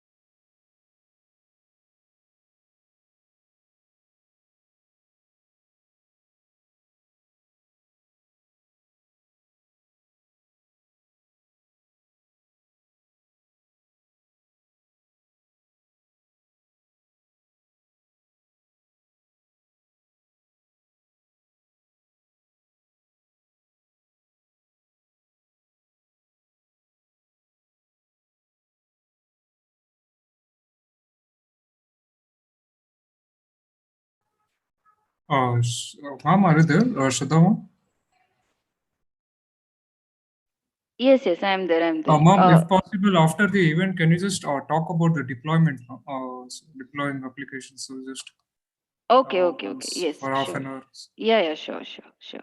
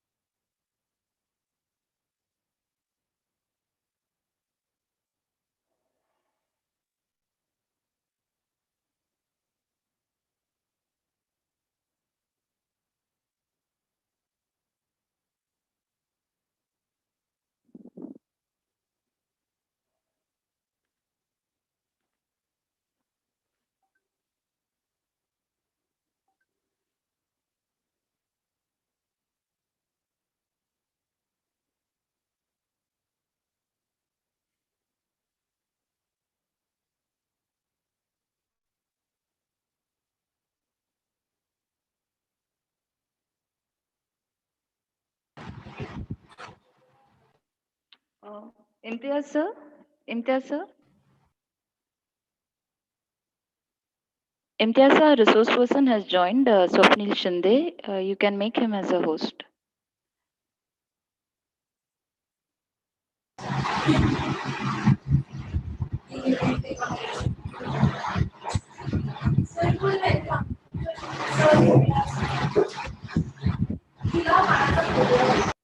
Imtiaz sir, are you there?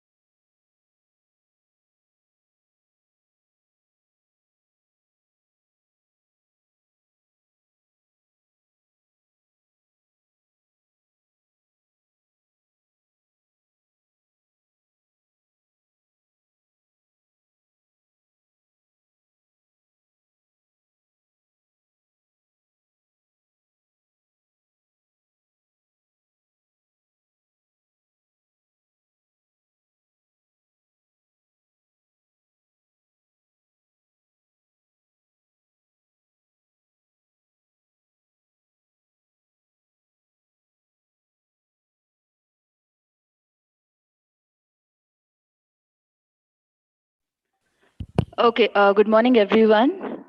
So this is Shraddha Naik, Assistant Professor, CSE Department. And welcome all of y'all for the third and the last day of AIML session. So to begin with, we have our resource person, Professor Swapnil R. Shinde, who is an Assistant Professor in Department of Information Technology, Ramrao Adik Institute of Technology, and he is a PhD research scholar at Symbiosis International University, Pune. He completed Master of Engineering and Bachelor of Engineering from Mumbai University. He has an academic experience of 11 years with research experience of 9 years. He published 16 research papers in international IEEE conference, national conference, and journals in the area of image and video processing, biometric security, and machine learning. He also guided 13 undergraduate project groups in the domain of medical imaging, biometric security, and machine learning. He authored one book titled Infrastructure Security for SEM 7, IT, Mumbai University, and two book chapters for IGI Global. He's also a certified trainer for Red Hat System Administration 8. So I would like to welcome our resource person, Swapnil Shinde sir, on behalf of the Anand Sagar University. And I would like to request him to commence with the session. You can start sharing your screen, sir. Okay, thank you so much, Shraddha ma'am. So good morning all.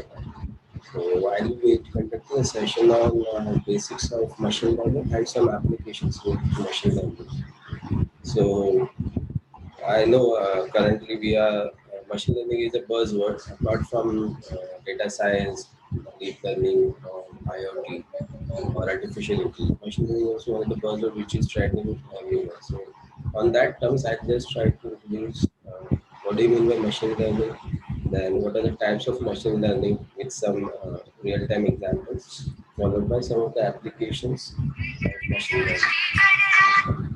Okay, so we'll be keeping this session more interactive. So whoever knows the answers to my questions or whatever discussion we are doing, you can unmute and you can reply for my questions. Okay. So I'll just share my screen.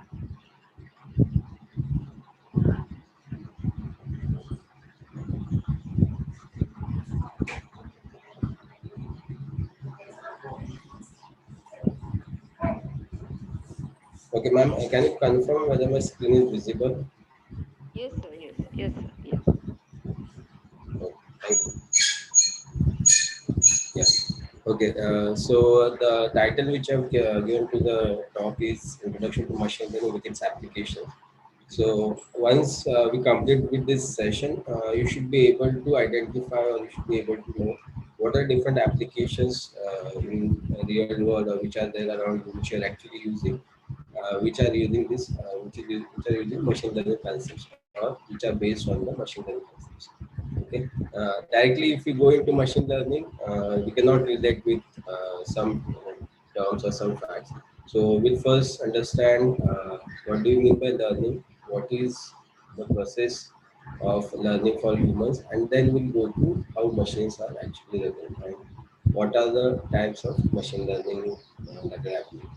Okay, so this is the outline for today. So introduction to learning and the learning process in terms of humans, how we learn, what is the process that is followed, then why there is need for having machine learning in today's world, then something related to machine learning where we define the different machine learning by in different terms by respect to different aspects. Then I'll also discuss in short about evolution of machine learning, from where it has started, since when machine learning is existing and how it is evolving continuously. Then in terms of types of machine learning, we'll be focusing mainly on, I'll be stating all the types, but I'll focus this talk only on two main types of machine learning, so that you can try to relate to examples get to those types. Then I'll also discuss the steps which are involved in machine learning. So which will mainly focus on any area, any domain where machine learning is applied. So these are the basic steps which will be applied if you want to develop a machine learning model, or if you want to make your own machine learning based projects. Okay. Then applications of machine learning, I'll just try to put few applications, and other applications I would like to you all to reply me whenever we go to that particular point, based on whatever we have understood from the start till that particular point. Then also I'll be putting some steps through which we'll be able to acquire machine learning skills. So what all things you need to know if you want to get into this domain, if you want to get into this particular area. Okay. And again, at the end, I'll just quickly summarize the entire session, so that you will be able to recollect all the things which you have discussed throughout the session. Okay. So what is learning? So in this, I mean to tell about, or I would like to tell about the term learning in terms with respect to the humans. Okay, so I'll put one first statement related to it, and later on we'll see how the other statements are defining the term learning is. Okay, so for some of them, learning might refer to just the process to acquire knowledge and expertise. Okay, so let's say I'm roaming somewhere, walking on the road. So when I'm walking on a particular road, I'll see towards my right and see towards my left. So from whatever things I'm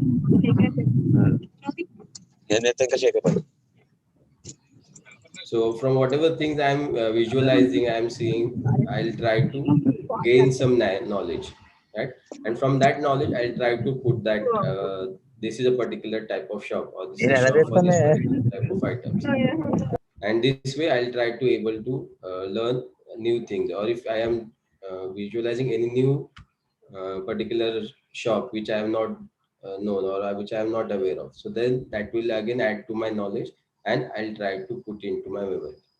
Okay, so this is the simplest form or term or statement by which we can define what is do you mean by learning. Just to acquire some knowledge, and based on that knowledge, you try to explore more and try to expertise. Another thing about learning is a mechanism to gain new skills that transform an individual, right? So transformation, so we know that change is the constant thing which is there all over the globe.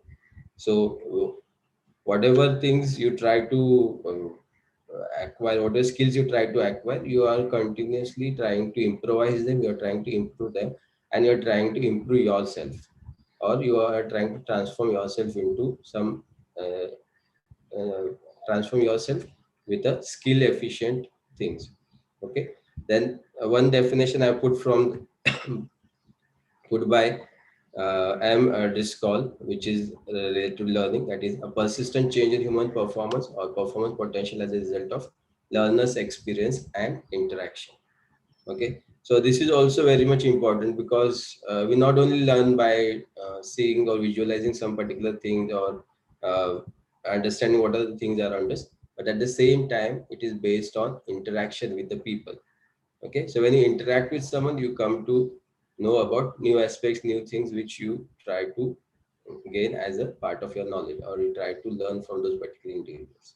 Okay, and based on that also your performance is highlighted, or your performance is dependent. So this is also a proper definition, or which clearly tries to specify or clearly gives a clearer idea about learning. And lastly, last two things, they are very much known to you, that is adding new information to existing knowledge. So which you can relate to the first point also. So instead of expertising, you just try to get new information and try to improve your knowledge, or you try to add to your existing knowledge. Okay, and lastly, sometimes it happens that you get lot of information, you get lot of data, but you are not able to put into proper terms, or you're not able to put into proper sequence. Okay, so that also can be termed sometimes as learning. Okay, so if someone tells you to do 10 things, now how to choose which has to be given the first priority, which particular task has to be given a particular as given the first priority, or how you will start with that particular task. So you are given 10 tasks and you want to do in a specific time limit. Okay, so in that terms, what do? You first try to understand all those tasks, how much time will be required for that particular task, and then you try to prioritize them, and accordingly you start working on that particular task, right? So that's why it is said that once you have information, you try to use that information for rearrangement, and you try to get some insights. So insights in this case is uh, arranging those 10 tasks based on priority, based on the time required for completion of those particular tasks, and then going for performing those particular tasks. So here you're actually doing self-learning. That is based on your understanding, based on your knowledge, you try to get new insights which you apply to that particular task which is given at hand. Okay, so this is just all about learning. So now here we need some interaction from your end. Okay, so students, if you can unmute and answer. Okay, so I want to define what is the process of learning for humans. So for that, I'm showing one image. Now I'd like to get answers from your side. What are you able to understand by looking at this particular image? Traveling. Trekking. Yes, trekking. Anything else? Traveling. Okay, traveling. It's an RGB image. Okay, okay, RGB image, good. Anyone else? Anyone who would like to try? The Okay. process of learning is not as easy. So it basically depicts that it's equivalent to climbing a mountain. Okay, okay, nice. So we have 4 or 5 of them who have answered this, and that with as per their perspective, right? So based on the observation, you said that someone said it is trekking, someone said that it is an RGB image, or some tour, or they are trying to travel somewhere, or someone said just now that uh, it is like climbing a mountain. If you're trying to understand the process of learning, it's like climbing a mountain. Yes, right. So all these answers are right. Why? Because these are from the perspective of each one of you. Because after observation, next thing that you're doing in that process of learning, that enables you to put answers to these particular terms. Okay, for this particular image. Okay, now we'll have one more image, and then we'll see what are the basic steps involved in the entire process of learning. Okay, so this is another image. So now I expect more answers from your end. Yes, students, what you can understand by observing this image? Victory. Okay, let's say one is victory. Anything Hardik else? Pandey. Life is all about winning and losing. Okay, very good. Yeah. Victory, Hardik Pandya, life is about not winning. Okay, ठीक है. Practicing. Okay, practicing. Dedication.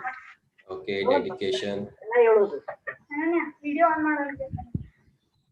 ठीक है. Okay, good. So we have quite good number of answers, replies from your end. Okay. Now all these things are from perspective of human, that based on observation, I am saying that this is a particular image having this information, and I try to answer to that particular terms. Now, what are the things which are going through your mind when you are observing this, or when you're trying to learn something new? Okay. So first thing that you capture or acquire the information or data. So when I showed the image, you immediately try to find out what is the information in this particular image, right? So in first image, you can see some people climbing up the mountain. You can see sky, or you can see a color image or RGB image. So this information you have acquired. So same way for the second image also, I can see some players on the ground, somewhat similar to a victory, or if you identify a particular a player, that also you have named, right? So this is what you are trying. First task which you did after seeing these images is capturing information, data, or getting the data. Okay. Next task that you did is understanding and decision making. Okay. So when I put up the image, you try to collect information. After that, you try to deduce or try to deduct your own understanding, try to make some decisions from those particular images. Okay. So some of you understood it and derived some insights. Some of you understood it based on the actual visualization that you're seeing. Okay. So for first image, one of you said that for learning process, you need to climb mountains. So that is the insights that you obtained.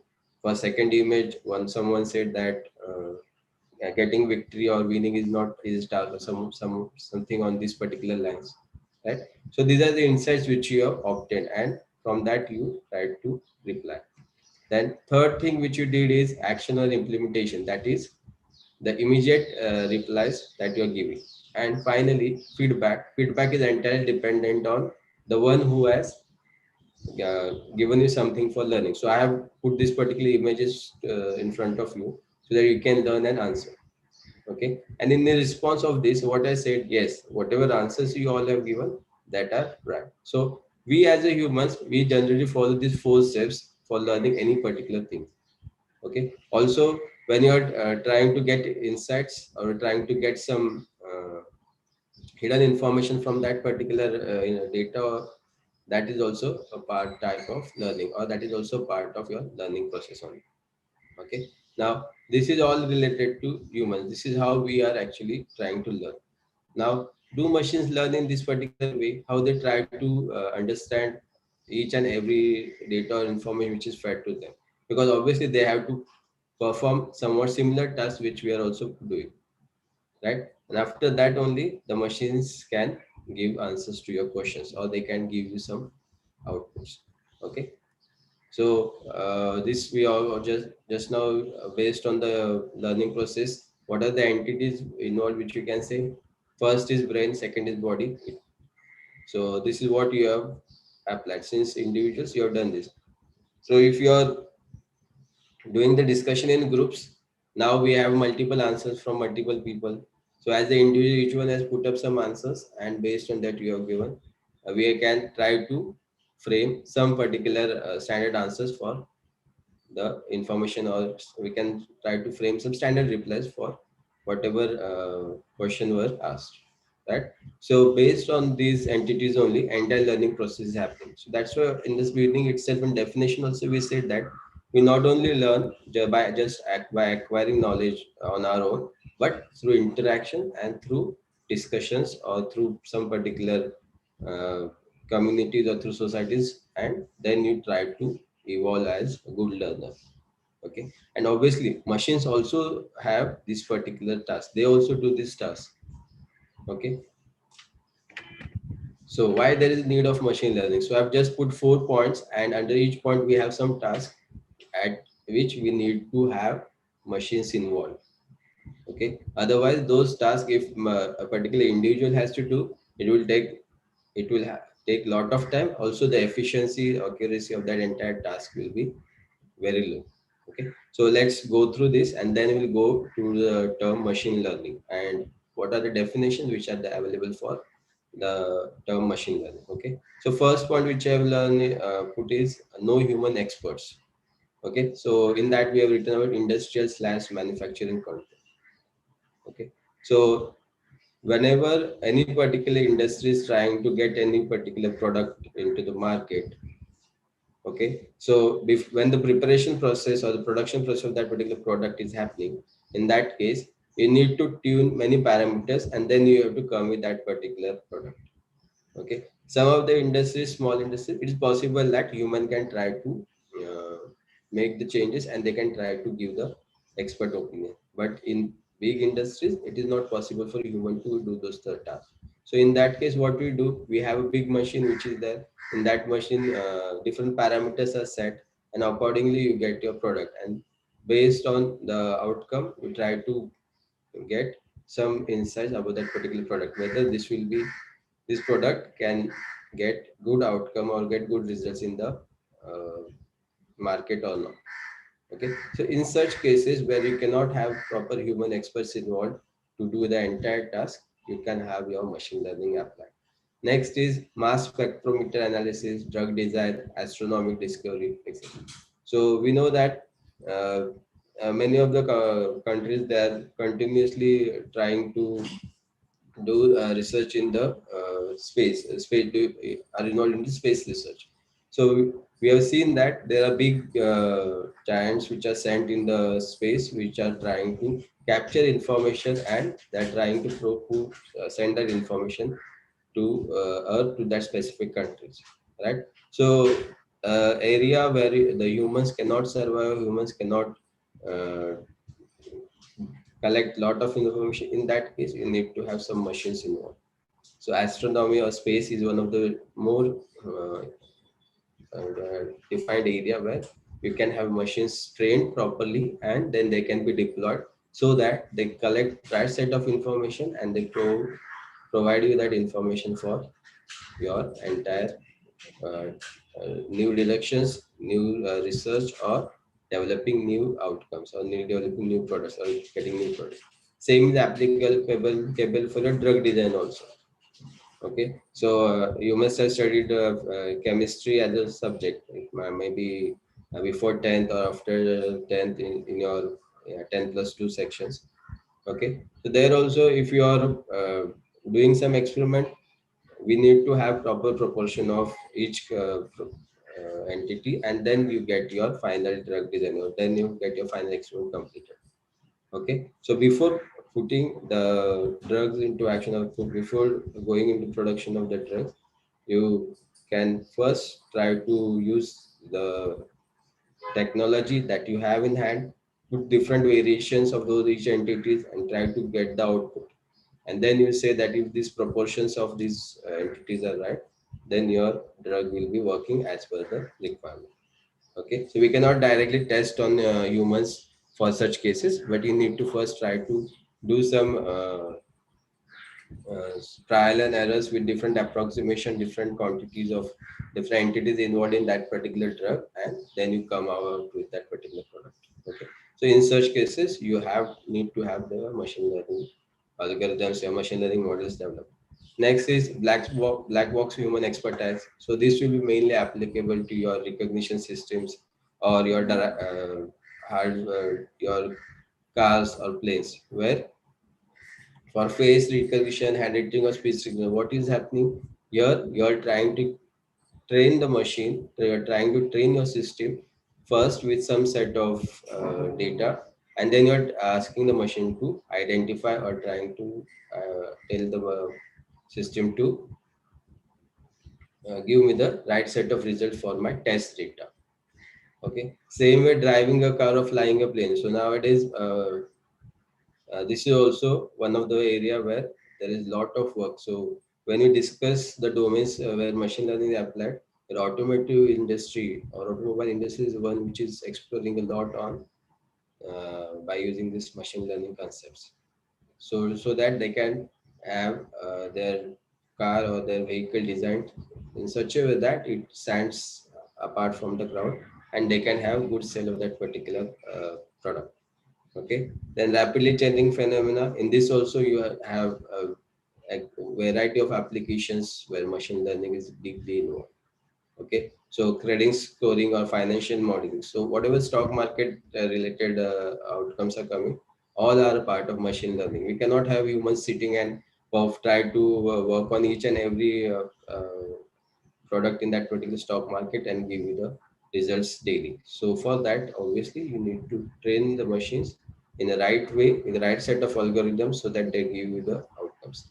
So in diagnosis, fraud detection, these are also some of the phenomena where continuous changes are happening. In this also, you need to have a machine. Then need for customization or personalization. So here also mainly in the recommendation systems which are available.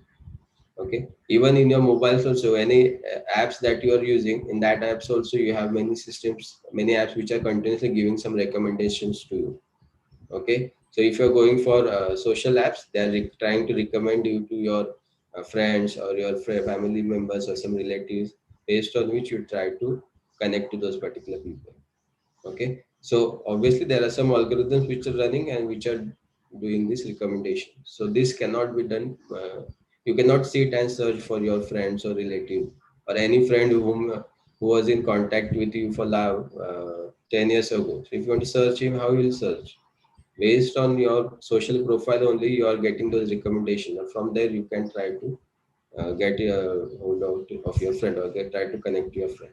Okay, so these are just few points because of which machine learning is very much needed, and it is not only required but it is also continuously evolving with time. Okay, so the first definition which is put for machine learning is, it refers to a system capable of autonomous acquisition and integration of knowledge. So this definition seems to be bookish, or it seems to be quite complicated. So we need not try to get this because we cannot relate easily from this particular definition. Okay, so let's see a few more definitions which seems to be very easy to understand.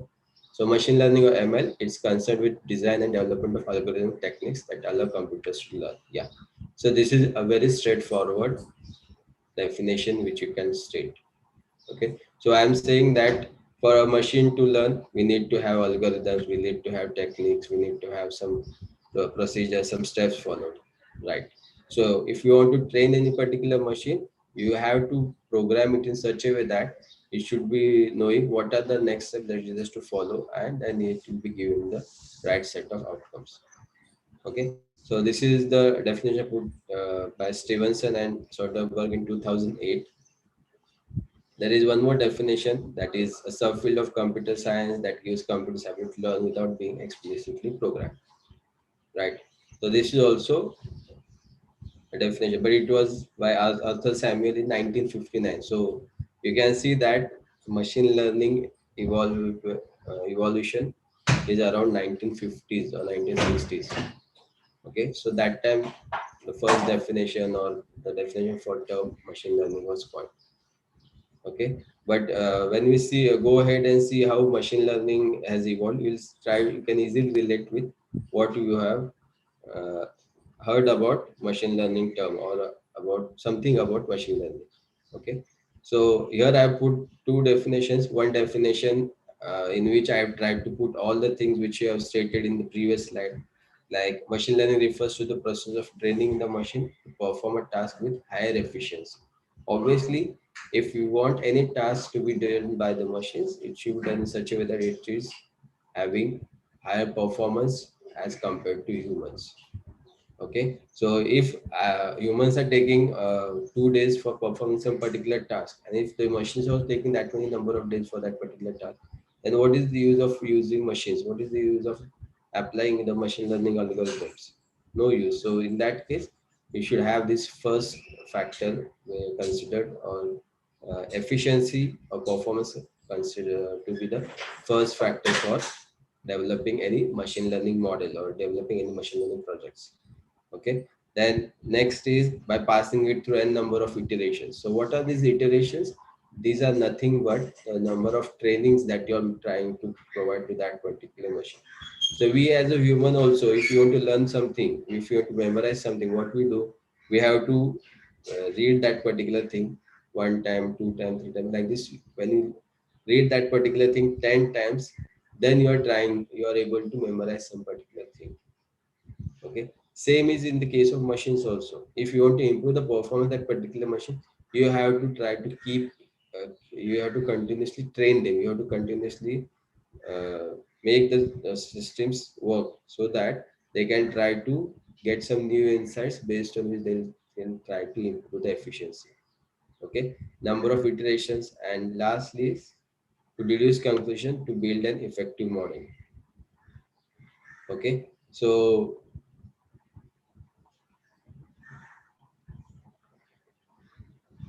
what are the main things that we can highlight from this definition? You have to train the machine so that it can give you higher efficiency. Now, how this can be achieved? If you are giving it, passing it through n number of trainings, or you're trying to train it n number of times. Now, after all doing all these things, what it is able to provide you with, it will be able to give you some conclusions, and based on that, you can say conclusion or the new insights, and based on that, you can come up with an effective model. So now this model you can apply to your application. So whichever application you are trying to work on, to that application you can apply this particular model. Okay. So once your model is ready, your training task is done. You have to test it. Test it means you give n number of inputs and you try to check whether the model is trying to give you the outcome or not. Okay. Now, next definition, which is by Tom Mitchell. This is a definition which you find in most of the books which are there for machine learning. Even the books which discuss about the basics or the advanced topics of machine learning, they'll also have this definition somewhere or the other mentioned.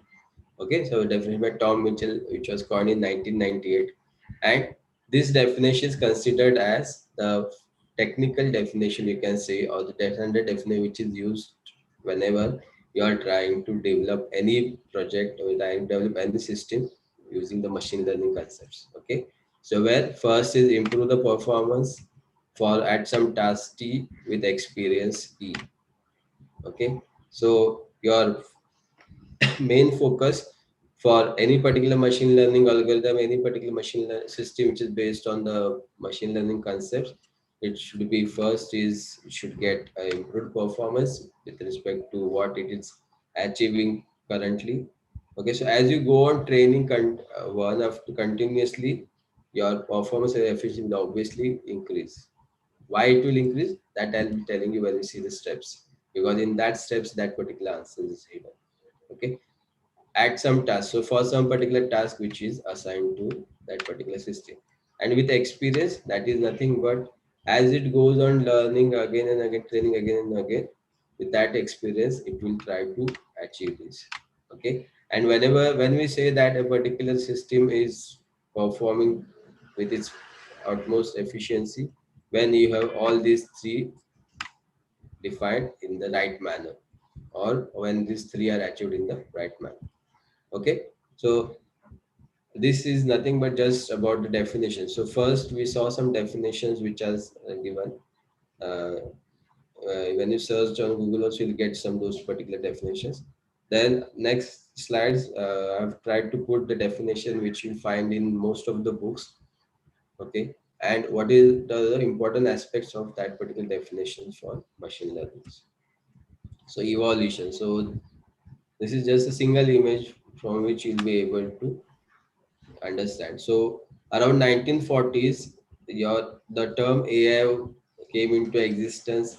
In 1950s, the first definition for AI or artificial intelligence was coined. So when we say artificial intelligence, the thing that comes to our mind is it is nothing but you're trying to develop or design systems which will be doing the tasks of human, or which can do the tasks similar to humans. Okay. So, but when I say artificial intelligence, that means I have programmed it with some set of algorithms, some set of steps, which it will follow, which that particular system will follow, and it will give you the right output to you. Okay. So that is what your AI is doing. Now, obviously, AI has advanced a lot, but the AI which was there in 1950s, 1970s, it was entirely based on some steps which the programmer has programmed for that particular system. It will just follow those steps and it will give you the results. Okay, so it is not having anything where it is trying to learn on its own. Okay, though it seems that the system is thinking similar to the humans. Okay, a simple example is the chess game which you play. Okay, so when you're playing any chess game, it may be on your mobile, laptop, or any application which provides you with the interface for playing chess games. What happens when you're playing it against a particular computer or against a system? Based on your moves, it calculates some steps and then it performs this task. Okay, so it is not trying to think on its own for making those particular moves, but everything is entirely dependent on the moves which its opponent is doing. So you as an opponent, whatever move you do, it will calculate some number, some different set of moves, and it will select the best move and it will make that particular move in that particular game. Okay, so that is where your AI is actually working. Okay, but now what we want, a step ahead of artificial intelligence, I want that machine should learn on themselves, learn by themselves, and they try to self-evolve, or they try to generate new insights, and they try to make new outcomes out of that learning. Okay, obviously I have programmed them, I have asked them to do this particular task, but when you go to machine learning, what will happen, that particular systems will try to evolve or try to learn new things, and it will try to find out new set of results for that particular task. Okay, so in late 1980s, so your machine learning, uh, it started with a lot of booms. So in 1959, as he said in one of the definition by Arthur Samuel, 1959, he has put some definition. But since AI was existing and AI was evolving at that point of time, machine learning could not evolve much. But with time, around 1970s, 1980s, machine learning could flourish itself, it could sit science, be a standalone. So now if you combine AI and machine learning together, now you have something where your systems, your machines are also trying to think on their own, or trying to understand each and every pattern, and they're trying to deduce some new information from those particular patterns. Okay. Then next is deep learning. So this also you must have heard somewhere this particular term. Okay. So from 2009 onwards, deep learning is continuously on. So here we are telling the system to do some tasks which are the humans can do, so that the human efforts can be reduced and it can achieve more efficiency.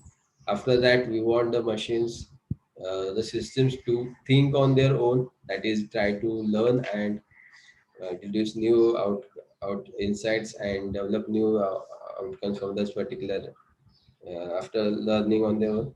And after that, deep learning, wherein we want the machines to think similar to humans, exactly similar to humans. That means it we want the systems to get deep into the task or information which is given to the machines to understand and deduce the insights similar to the humans, exactly similar to the human. That is where your deep learning will be actually used. Obviously, if you go for deep learning, you need to have n number of steps, and also the time which is required for doing this deep learning task is also very much high. Okay, but in terms of machine learning or AI, based on whatever programming you do, based on what task you want that system to do, it will perform for you. Okay, so this is just an idea about how machine learning has evolved. So what are the types of machine learning? Yes, before I put these types, so from your side, from you all students, if you know, you can just answer me. Yes, have you heard about what are the types of machine learning? supervised, semi-supervised, and unsupervised machine learning and reinforcement learning. Yes, Okay, this is Vedant, right? yes sir, Vedant. Vedant. Okay, yeah. So he has answered it right. We have supervised, unsupervised, and reinforced. So semi-supervised is also there, but we did not explicitly define that it's a specific type. But it is under the category of supervised learning only.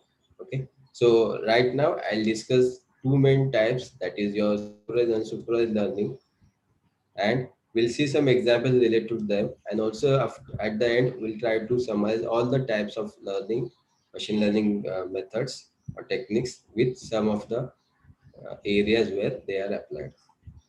Okay. So first is supervised machine learning.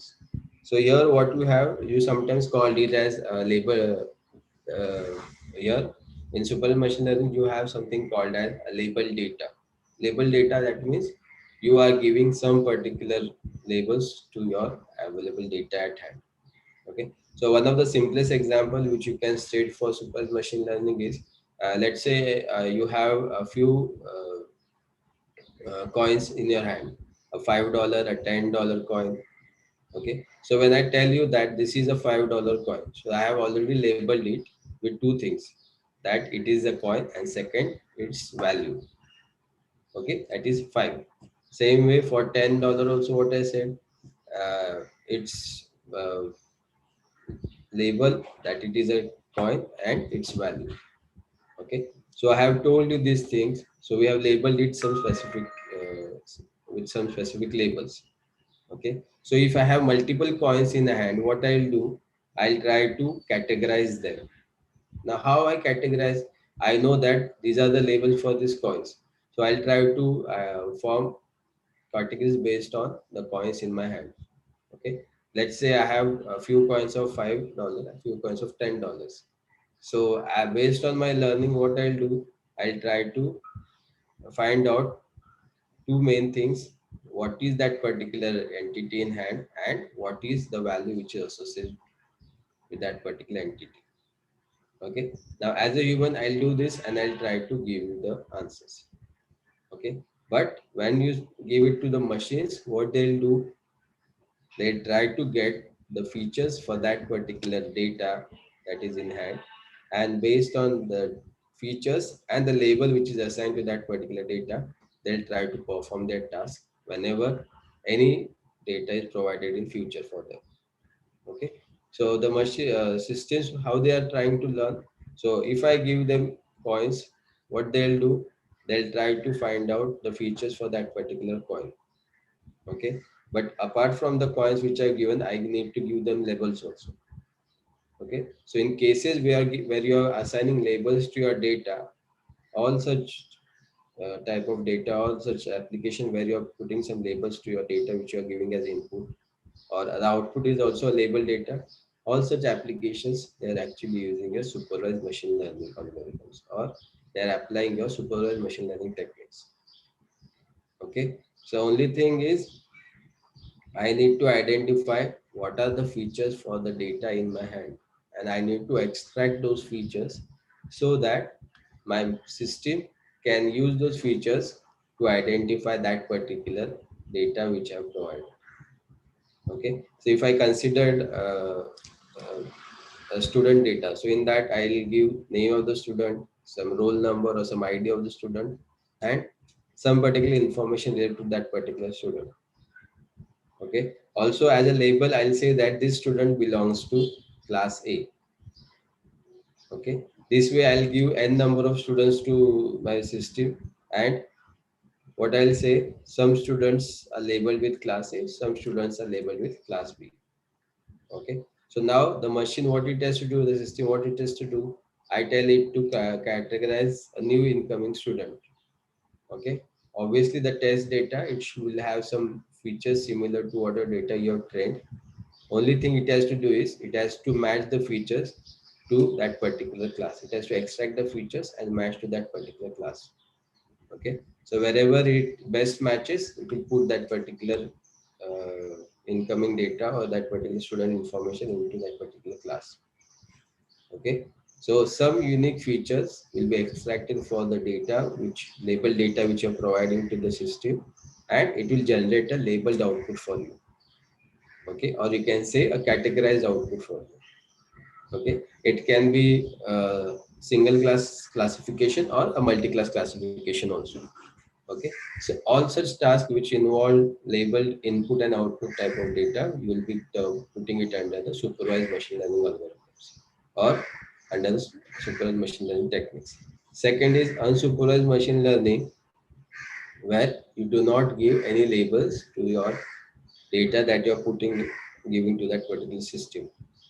Okay, so data is not explicitly labeled into different classes. Also, that is, there are no labels. Now, how it will try to learn? Okay, so if you take the coin example also, so I have coins in hand of $5 and $10. Let's say I have 5 coins of $5, 10 and 5 coins of $10. Okay, as a supervised machine learning algorithm, in supervised machine learning, if I give the labels, it will try to identify the coin which I'm trying to I'm asking it to recognize. But in terms of unsupervised machine learning, what it will do? So it will not consider the value, but now for that particular coin, it will try to derive some features. It will store those features.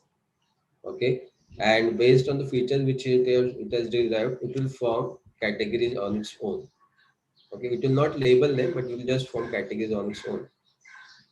Okay, so we as a human being, I can say that this is a $5 coin, this is a $10 coin. But in unsupervised, we are not providing it with the label that this is a $5 coin, this is a $10 coin. I'm just giving it coins and I'm asking it to put into the right cluster, or any new data which is coming, I want the system to put into right group. Okay, so how the grouping will be done? So let's say for $5 coin, the actual weight of that particular coin is one of the feature, or the coin information which is given, that is considered as the features. From that, it extracts some new features, and based on that, it tries to group the elements which have those similar features. Okay, so this way it might form 2 groups or 3 groups, depending on how what features it has extracted and how it is trying to prepare those particular groups. Okay, so here for unsupervised machine learning, we are not giving any label, we are just providing the data. The system, the algorithm themselves try to extract features, they try to extract some information from that data, and whichever entities have similar set of information or the feature values, it tries to put them into different set of groups. Okay, so these values are sometimes also called as the patterns in unsupervised machine learning. Okay, so another example which I can state for this unsupervised machine learning, a real-time example which you can state is, I have, when I say supervised machine learning, I say that I meet these many peoples. Okay, I recognize them with their names. Okay, so their names are acting as label for me. So I say that name of this particular person is XYZ, name of this another person ABC, and so on. Okay, but now if I want to put all these people into some form of group based on their features, so I don't want to assign any labels to them. So what I'll do is I'll try to get some information or try to extract some information from those individuals. It might be related to the nature of that particular person, or it might be related to his work domain or something else. So these are the features which I try to identify. So based on that features, I'll put all those people of same features together. So now what I'm doing, I'm actually applying unsupervised machine learning. Now I am not, I don't know anyone, I don't know any particular, anyone by specific names or by specific labels. I just know that these are the people with me. Now what I have to do is I have to put them into particular groups. So what I'll do, I'll extract this some information, some features, and whichever people individuals have similar features, similar values, I'll put them into one specific group, and so on. So this way I'll from multiple groups. So this is also where your unsupervised machine learning will actually happen. Okay. Then in terms of supervised machine learning, let's see few examples. Same way we have example for unsupervised also. So first example, which is one of the easiest example. So I have a training data where I have two main classes. One is apple and second is cupcakes. Okay. And what I do is I have a machine learning model which is trained in such a way that it will try to identify the apples. Okay. So from you all, I just would like to know, can you someone tell me what features the machine learning model can extract in order to identify this training data into a particular class? It is already a labeled class. One class is apple, second class is cupcake. What features it will extract? Yeah. So color can be one feature. Okay. Yes. So it can be Vedant. segregated. Then So the size can be reduced. Okay. Size is one feature. shape, Shape. Yes. Okay. So three features weight, we have sir. said. Yeah. Weight, sir. Weight. Okay. Weight. Okay. So from this training data, we can identify color, size, shape, and weight. Right. So if weight information is available, it will be obviously acting as one of the feature. If not, we have to extract that information, or we need to input that information. But size is there, color is there, and shape is already there. Okay. So my machine learning model is now giving me these three different features. So based on these features, whatever new test data or unlabeled data. So now here we are passing cupcake as your unlabeled data, your test data.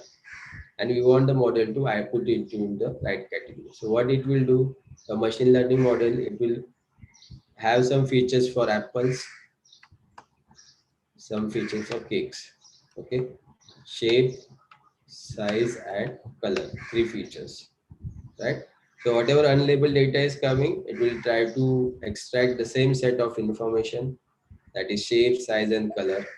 Wherever it gets the best match or the perfect match, it will put that particular unlabeled data or test data into that particular category. And finally, it is giving me output as the class as cupcake. Okay. So this is one simple example which we have taken. Another example over here. So we have a system which is basically performing the task of what? Spam filtering, we can say, right? So you have trained the system that this type of mails are considered as not spam, and this particular type of mails as spams. Okay. So what features here the model will be extracting? Sir, whether the person who has mailed to you means is new or means he isn't in your starred list or something. And okay, yeah, this is one. Anything else? Sir, on the text like of the email, we can extract some words and check whether they are, spam or not. So you can do classify that and then use that to detect whether it's spam or not. So you can do that. Okay. Yes, and one more important thing. Anyone can try to understand, guess what is one more important feature which can be extracted in this case.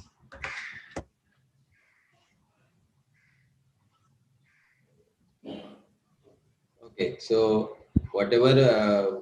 Sir, the unsubscription word means generally the unsubscription word is showed to the person who has spammed you, so you can unsubscribe it for prevention. So no, not that.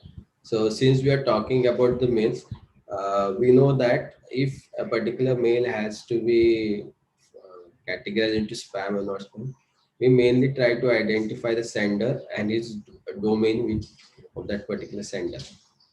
Okay, so unsubscribe and all those things, obviously that are also one of the features which you can relate, but the domain names which are associated with that particular sender, those are considered as crucial things whenever you are applying your algorithms for machine learning. Okay, so if you are able to extract the domain names and verify those domain names for that senders, we can easily identify whether it can be spam mail or not. Okay, so obviously there can be many features which can be extracted. These are few features, but first feature which this particular model will start with, we try to extract the sender's information, and based on that only we'll try to put some particular labels to that particular names. Okay, so you have a system. Yes. So when they try to extract the sender's domain information, can't the sender block it? No. Domain information means the ID which he is using for sending those particular mails. Okay, so we are not going to actual domain where from where the sender is actually sending. So if I have said gmail.com, so that is the domain which I am talking about. Okay, so some domains, some domain names, they are authenticated, or those are validated by the models which you are training. Okay, whereas the Gmail spam filtering which is working, it is first trying to find out those, because whenever any mails are coming, the block process will start first with the domain names only. Okay, so forged domain names are also existing, and at the same time domain names which do not exist, which are created, those also exist. So that's why such type of model will try to identify that information first, and then it will try to get into the data section of that particular mail. What data is there in that particular mail, or body section of that particular mail.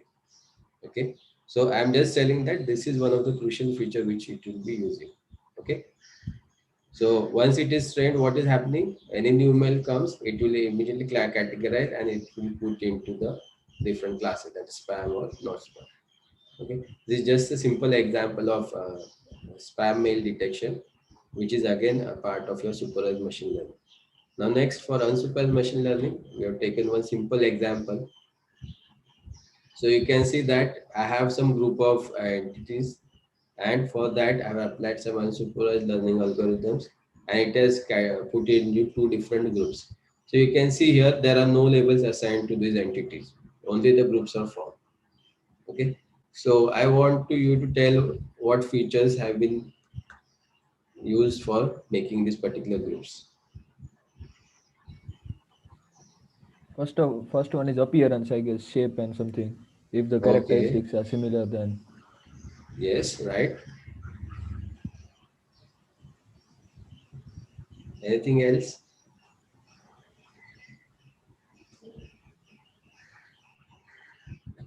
Okay, first, appearance is is the key feature which is being used in this particular case. Okay, we cannot say color, because the colors, you can see here you have black color, here also you have black and yellow combination. So color cannot be the key feature. But in terms of appearance, you can see that these three entities, they have beaks, whereas these other entities, they do not have beaks, right? So when this particular image is passed to the system, it will try to extract the features based on this entire image. Okay, and when it tries to relate the other entities, it will find out that this is the unique feature. I'm just pointing out one single feature. There can be any other features apart from what I'm talking about. Okay, but these three entities have these beaks in common. Okay, based on that, data is put into different groups. Now also it is unlabeled data. It is not a labeled data. Only task which it is doing, which the system could do, is put that particular entity into different groups. Okay, so I wanted to introduce you to what do you mean by supervised and unsupervised learning, and what are the examples, areas where this can be used. Okay, So I'll just quickly summarize the types of machine learning. So for each of these categories of machine learning, we'll try to put some applications also, or some areas where it can be used. So when we say about talk about machine learning, we said three main categorizations of machine learning techniques or algorithms: supervised, unsupervised, and reinforcement. So reinforcement, I've not spoke much because I don't want you to focus there. I don't want to introduce much to you about that. But obviously reinforcement learning is also used in many of the domains, and it is continuously evolving also. But in today's world, unsupervised classification is what all the machine learning and deep learning researchers are trying to improvise, or they're trying to put more efforts into this. Because for supervised, you have labels, you have data proper in hand. But for in case of some data which has no labels, no proper information about its categorization of or about related to that particular entity, your unsupervised algorithms need to be trained more. They need to be improvised. They need to be designed or redesigned for getting the right set of outputs. Okay. So when I say supervised algorithms, they mainly do two tasks, either classification or regression. Okay. So I'm not going into technical details of each one. I just want to highlight some applications of these particular categories. So classification, just now we have seen, that is based on the label, it is putting into some particular categories and it is giving you that particular labeled output. Same way for regression also, you'll be getting some continuous output, and when you try to plot the graphs for those outputs, it will be also a linear graphs mostly. Okay. Same way, when I say unsupervised learning, I want to form categories, but those will be the unlabeled categories. Okay. In that case, first task which I have to do is dimensionality reduction. So what do you mean by this? Here, as I've shown you the example, we had 5 or 6 different entities which my unsupervised algorithm had to learn, or it has to apply some technique and extract the features. Okay. So when it is doing this, the feature space which is generated, that is very long or very lengthy. So for such feature space, can I apply some techniques where I can reduce that feature space so that it can select only specific set of features, and then it can use it to define the categories or the groups. Okay, so for that I need to apply dimensional reduction techniques, which are a part of your unsupervised learning algorithms. Or second task which I can do is clustering. So in our example, what we have done the clustering. Why? Based on the information at hand, I say that B key is the unique feature which is there for those particular entities, and based on that feature, I put them into two particular groups. Okay, so this is how your unsupervised algorithms are working. And lastly, in reinforcement learning, here it is entirely, it does not have any label data. The outcome it is trying to get is similar to what data you are trying to feed. Okay, so if I'm feeding the system with an image which is of a cat, and I want the system to learn on its own and give me outcome of that particular image as it is a cat image, for that the system will continuously try to learn on its own. It will try to get feedback from the users, and based on that feedback it will try to redesign itself and then give you the output. Okay, so in first case, when you pass the cat image, it will say that it is a dog image, or it will say it is some other image. When it tries to get feedbacks and it tries to learn new things, tries to evolve, after some n number of iteration, it will tell that yes, the input image which is given, it is an image of a cat only. Okay, and obviously in reinforcement learning, it is entirely based on two things. One is feedback, and second is the award strategy. Okay, so that's why the first example or first area which I mentioned is gaming. Why? Because whenever you are playing games, how you are trying to improve yourself after playing a particular game, what you say, yeah, I made these particular mistakes. Okay, So these mistakes you try to avoid when you go for that game in the next stage. Okay, and when you are playing that particular game, at the same time for each game you get some set of rewards, some outcomes, or some X values or some particular things which you can use in that particular games. Okay, now identification of your mistakes, that is the feedback that you are trying to get from your own, or sometimes when you play that game at the end it tells that these are the things which you could not do well. So that is the feedback which you're getting from the system, and you try to improvise, you try to redesign everything, and you try to play that game again to get more set of rewards. So that is what I mentioned. Same way you have the finance sector also, manufacturing sector, inventory management, robot navigation. All these are examples of a reinforcement learning where there is a continuous learning process going on, continuous feedback is going on, and you have some or the other reward or award associated with that particular system. Okay, so for robot navigation also, after 2 iterations, the robot is able to go in the straight direction, take turn towards right, take turn towards left. Okay, then after that you try to redesign it such that it will go in straight direction, it will take a U-turn, it will come back to you, so on. So this is continuously evolving. So that's why it is called as reinforcement, where your feedback and your reward or award strategy will enhance that model more, and it will give you good set of results. Okay, so for classification, you can have fraud detection, email spam detection, image classification. These are the examples where your classification is applied, where for supervised learning is applied. So now we said email spam detection, so that is under your classification only. Then regression, you have risk assessment score prediction. Why? Because you are continuously trying to keep track of your results. You are trying to keep track of the outcomes which you get from that particular by applying that particular model, right? So simplest example for regression, it can be your stock markets, where this on daily basis, on hourly basis, you try to identify the stock market, and you try to see whether it is going linearly or it is going in some other manner, so that you can put the right set of inputs from your end. Okay.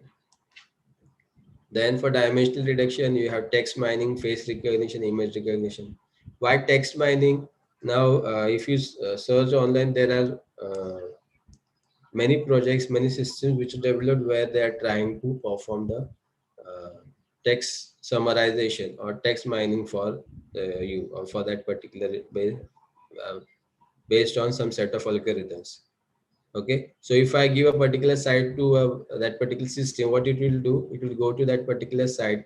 It has to go through the entire text which is there on that particular site and all its connected pages. So it becomes a very big space, and for that space, it has to deduct some set of features, reduce that features to some extent, and then it has to learn from that particular features. All these things it has to do. So that's why text mining. Same with face recognition, image recognition. These are also under the dimensional reduction also. Then in clustering, you can have biology or marketing. Okay, so I've just put some areas, some topics which you can try. You can take a part as your mini project, or also your higher classes, or when you go to your higher classes, and can try to work on some particular topic in this particular domain. Okay, so what are the steps of machine learning? So we have gone through many things. So from that only we'll try to put the steps. First, obviously, is the data collection step. So once you have data in hand, what is next thing which I have to do is I have to prepare the data. That means whether my data contains noise or not, that I have to identify. If there is a noise present, I'll remove that noise, and I'll try to process or get the right set of features from the particular data. So based on the features which I've extracted, I have to select for the models that which algorithm I have to use for training my data, so that For that particular data, the model I'll be getting the features, relevant and key features, which will give me the best accuracy or best efficiency. Then once you have selected the model, you go and train the model. Then you go for evaluating the model. How evaluation is done? You pass some set of test data, and for that test data, what are the outcomes that you get, that you will be checking, and you'll try to evaluate using different parameters. Obviously, in terms of evaluation, you can perform subjective or objective evaluations. So depending on the data, your evaluation methods will depend. And lastly, hyperparameter tuning. So this is nothing but whatever features you have obtained, whether I should go with all those particular features, or should I try to improvise those features, should I try to reduce or select those features. So for feature reduction, there are some set of algorithms. For feature selection also, there are some algorithms which you can apply. Once that is done, again, you go for performing your model training and evaluation steps. Okay, so these are the 7 steps which are there in any of the machine learning systems, any of the systems which are based on machine learning concepts. Okay, and last is a prediction. Obviously, this prediction is nothing but when you put your model into actual implementation. So there, how your model is behaving, based on that you get your outcomes. Okay, so these 7 steps define the machine learning systems. So these are some of the fields related to machine learning, that is information theory, statistics, data mining, control theory, decision theory, cognitive science, neuroscience, evolutionary model, databases. So what do you mean by fields related to machine learning? That means in all these areas, you have your machine learning applied. Okay. Now, since the machine has to learn on its own, there should be some set of steps. There should be some set of algorithms. Since we say algorithms, there will be some mathematics involved, some data involved. There will be, based on that in data, we try to generate some statistics. We try to generate new models. So all those things are interrelated. So all these things will require your machine learning knowledge. So these are some of the application domains which I have listed. Social media, product recommendation. So social media, you have your Facebook, Instagram, all these social sites, social platforms, they are using applying the machine learning algorithms only. Okay, where they are trying to give you suggestions, they are trying to give you some new links where you can go and try to interact based on your interest. Same way, product recommendations also mainly applicable to your e-commerce sites, image recognitions applicable to your systems, security systems, where you want to perform the image, face images, or any biometric related image recognitions. Healthcare systems also, where you pass your health information. It may be data related to a specific person for identifying what is the level of a particular disease in that particular person. It may be based on the data in terms of some values or in terms of images also. Okay, so if medical imaging is also field where your machine learning is applied widely, and there is a lot of scope for applying machine learning in the medical fields also, for different types of disease detections or disease identification. Okay, or for diagnosis in the early stages. Then you have sentiment analysis. So whenever you post something on Instagram or Facebook also, or your LinkedIn, any of the social sites, it tries to give you some sentiment responses, like whether you want to reply with this particular smiley or this particular emoji. That is nothing but sentiment analysis which you are seeing. Banking domain also. Banking domain, especially for focusing on the transaction history and analyzing the logs. So healthcare, sorry, I have repeated healthcare again. So that we already said. And security, yes, it might be any type of security. It may be related networks or system or your operating systems. Those areas also have your machine learning. So I just put down some current examples of applications which have been there in the market.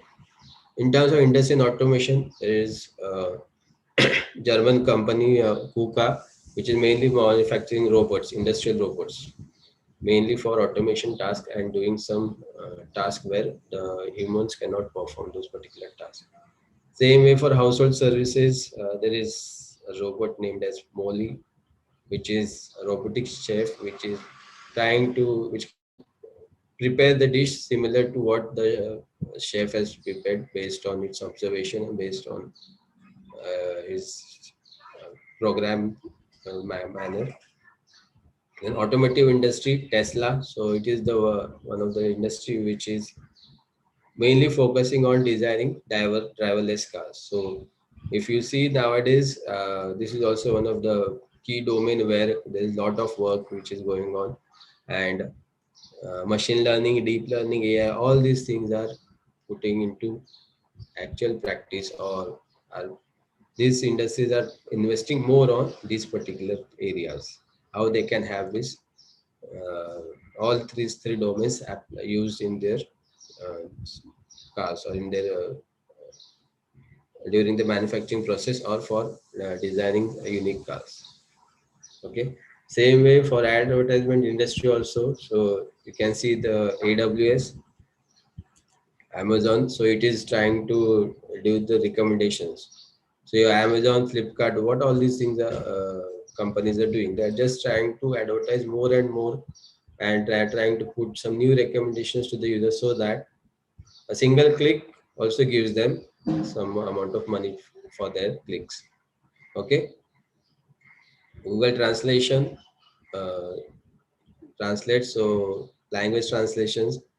It cannot be called as a domain, but it's a specific application which you can say, that is Google Translate, which can translate the input into any type of language, whichever you want to specify.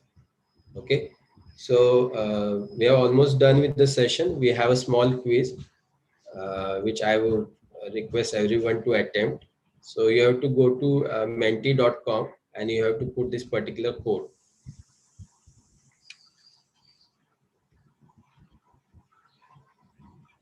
Sir? Yes. So I'm having one doubt, sir. Yes, yeah. So how does machine learning help in product recommendation, sir? So product recommendation, for that, it is mainly based on your previous purchases and also your entire history, which is stored in that particular system. From there, it will try to extract the right set of features, and after that only it will try to recommend the product to that particular user. So when you log into your Amazon also, recommendations are there. If you search a particular product, at the end you have n number of products which are related to your search. Okay, apart from what item it is showing as a search for your keyword, you have n number of items which are related, which might not be the same set of product, but which are the products which go with those particular search term. Okay, so everything is happening based on your past history, past purchases that you have done. All that data, all that information is continuously churned. It is continuously learned by the systems and the algorithms which are applied, and based on that, it is trying to give you the recommendations.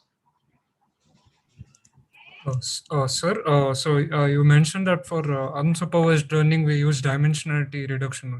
So if we are doing a project, say, predicting the house price of the house based on some data. So I think since we mostly have continuous values for the price, so we're going to use regression techniques. But if we have so many locations, like say 2000 locations, so to reduce the locations, then there also do we use dimensionality reduction itself? Yes. In that case also, you need to apply the dimension reduction, because if you have 2000 locations, so from those locations, I have to first apply algorithm to extract some meaningful features. After that, based on the dimension the techniques which you apply for the dimension reduction, only some selected features will be used. And based on those features, whichever locations fall, whichever locations have those features, only those locations will be selected. So out of 2000, it might happen that only 10% locations will be given as the final result to you. Okay, thanks. Okay. Okay, we have one small quiz which I have set for you. So you can go to menti.com and insert this particular code. So I have just asked about some applications which you are experiencing, which are using, which are based on machine learning. Okay, so whatever comes to your mind, you just try to put your answers over there, and then we'll see what is the result of this particular task or this particular activity. Yes, if anyone has any issues for related to this quiz, you can unmute and reply me.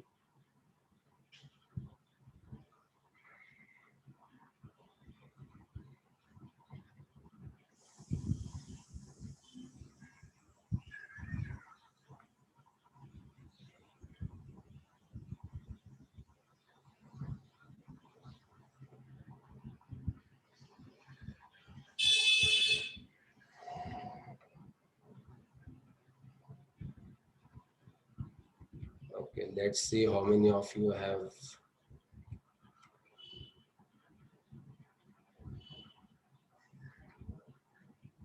So I've just asked you to list some examples around you where machines are learning, where you have some applications which you're seeing. So we have 17.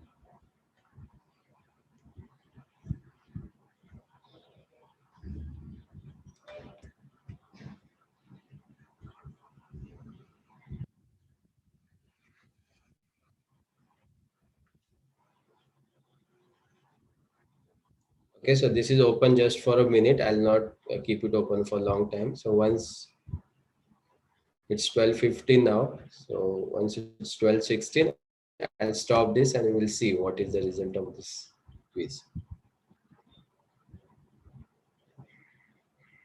Okay, so throughout the sessions, I put some of the other examples where machine learning is applied. If you have experienced that around you, you can put it here and we'll see what answers we have got. Okay, so we have 29 of them. Good. 30. Okay, so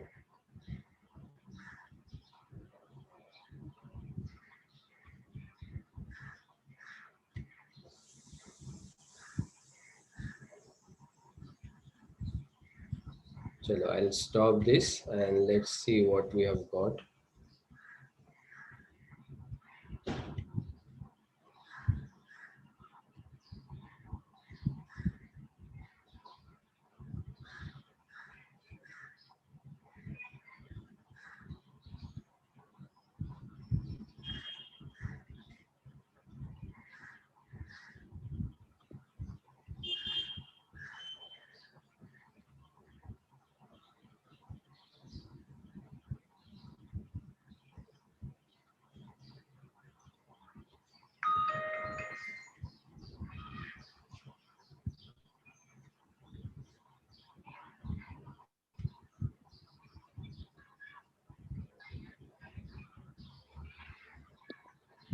So basically this is a word cloud. So where let's check what we have got, what words we have got.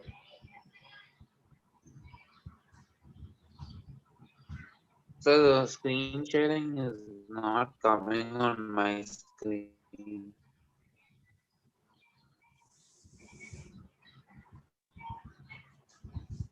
Okay, is this visible? Yes, sir. All right. Yes, sir. Yes, sir. Okay, so this is the word cloud that we have got. So Sir, what I don't know, so for me it's not. Okay, can you try to re-log in once?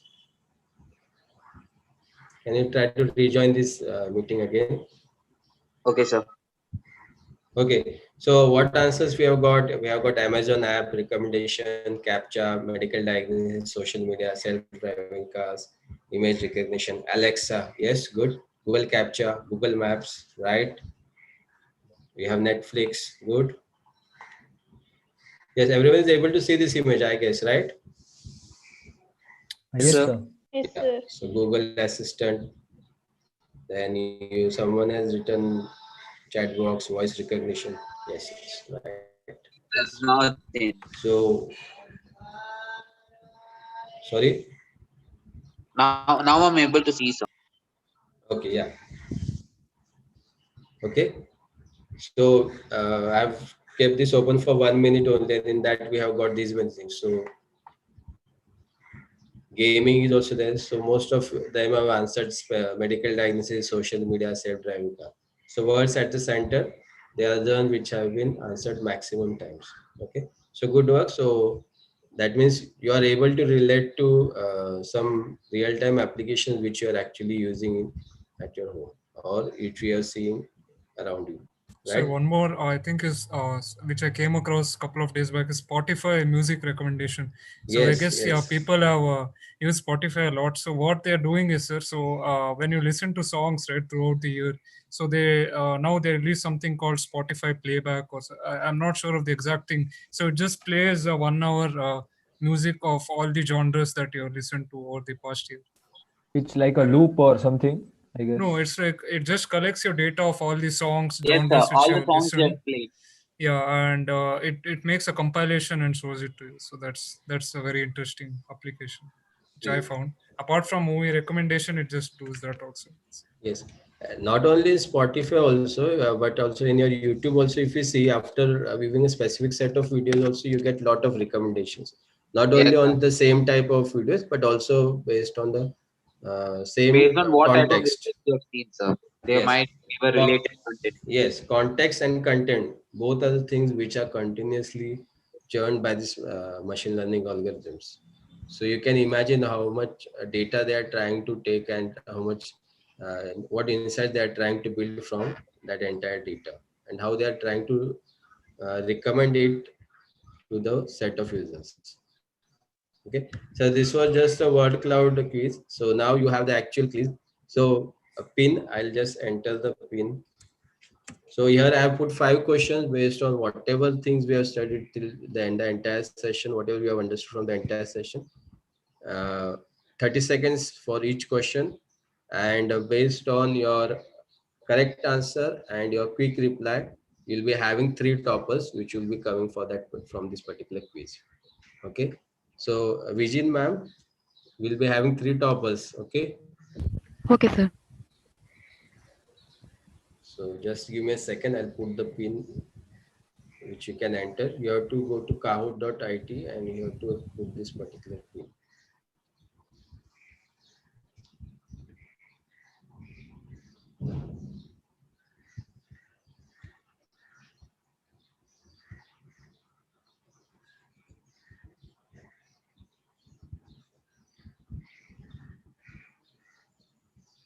Just give me a second.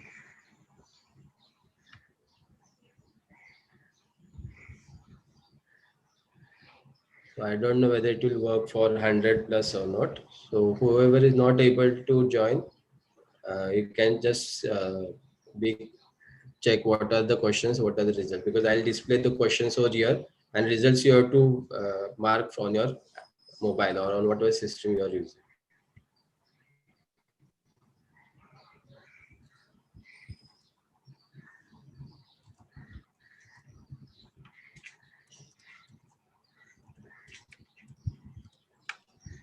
Okay, so this is the game pin.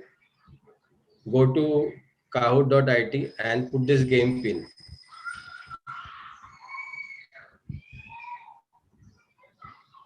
Okay, I have got one. Sahana, Ananya, Nikhil.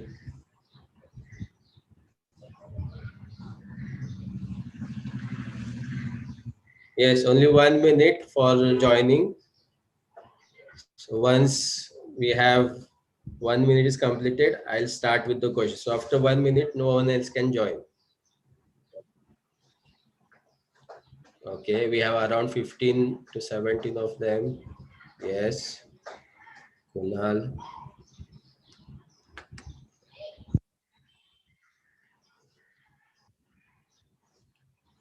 You need the pin.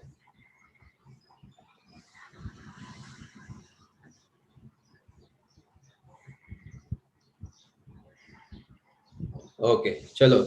The 1 minute for getting into this quiz is over. I'll start the quiz.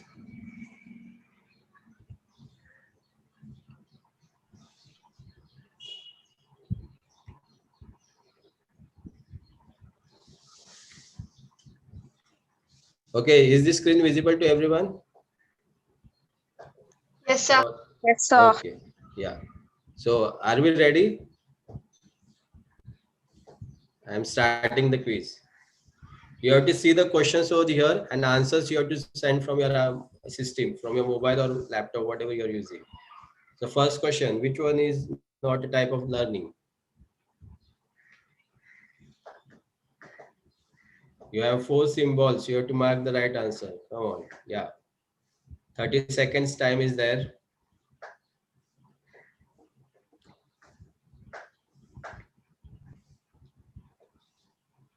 Last 10 seconds.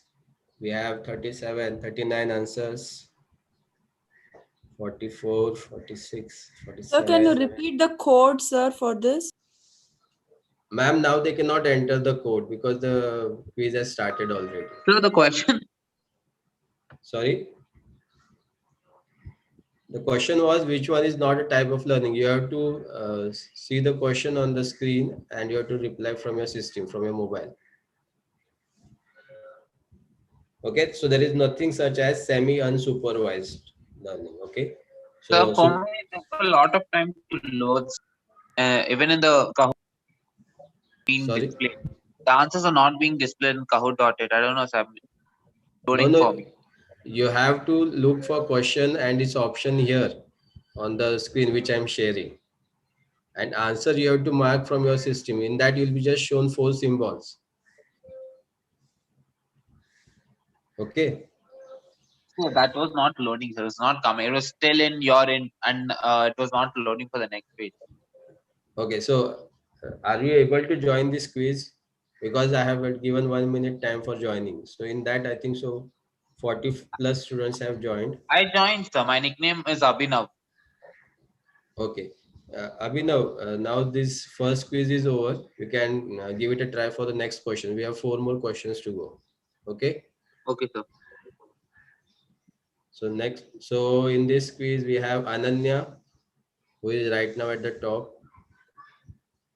So everyone ready for the next question?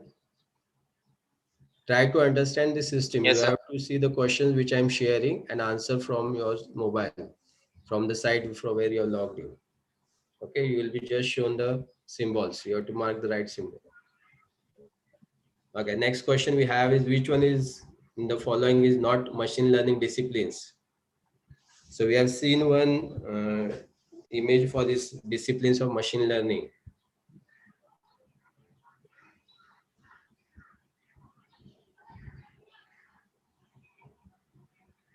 Yes, come on, good, good. 37, 39, 40, 42. Last 5 seconds. Yeah, so 31 of them could answer it right. So yes, physics is not one of the machine learning disciplines. Okay, so we have seen information theory, optimization, neurostatistics, then optimization and control. Many disciplines we have seen. So this is not one of the disciplines. So let's see who has got the right. So Pawan is at the top. So after 2 questions, Pawan with 1815 points, he is at the top. So next question, be ready guys. What kind of learning algorithm for future stock prices or currency exchange rates? So if you want to get the future stock price or currency exchange rates, which algorithm will apply? Anomalies, pattern recognition, generating patterns, or predictions?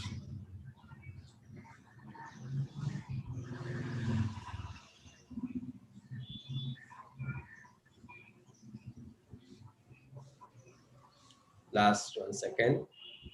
So 50 answers. So 18 of them have done prediction, 18 of them have pattern recognition. So it cannot be a pattern recognition example, because if you want to have pattern recognition, you should have some similar type of data also. so that you get right set of patterns. So when you are going for future predictions, you have to go for some predictive mechanisms. Okay. So again, Pawan is at the top. Fourth question, image classification is a type of, what type of learning it is? This is one of the easiest question in this quiz.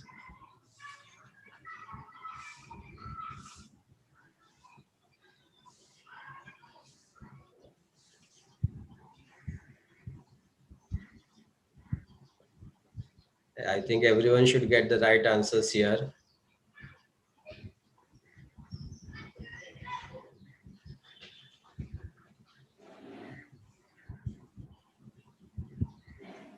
Okay, so out of 50, we have 30 got the right answer, supervised learning. So you have clearly said that classification, regression, these are the two types which are there under your supervised learning. So Pawan is still at top, Vedant is there, Tamanna is on the third position.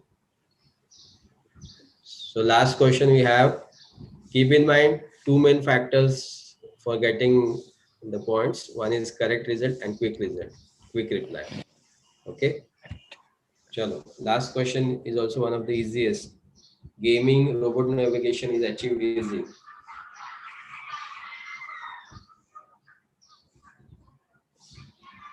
This also we have discussed.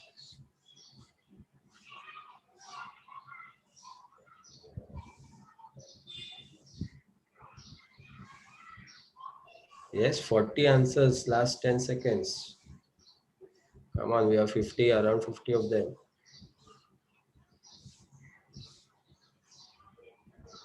Done.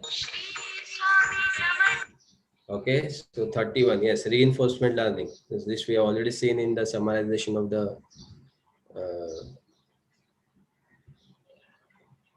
in terms of summarization of the types of learning algorithms. That reinforcement learning is one which is used to achieve your gaming or robot navigations. So let's see who are the toppers. Final podium. Third position, Ray. Second position, Vedant. Good. And who is at the top?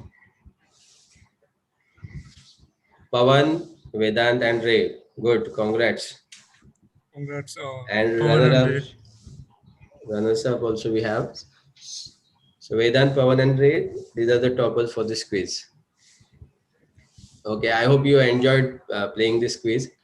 We just tried to brush up whatever we have discussed in our entire session.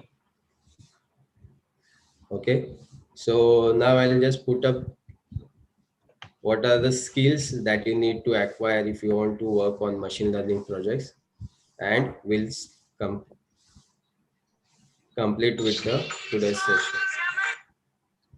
Okay, so last slide for the day.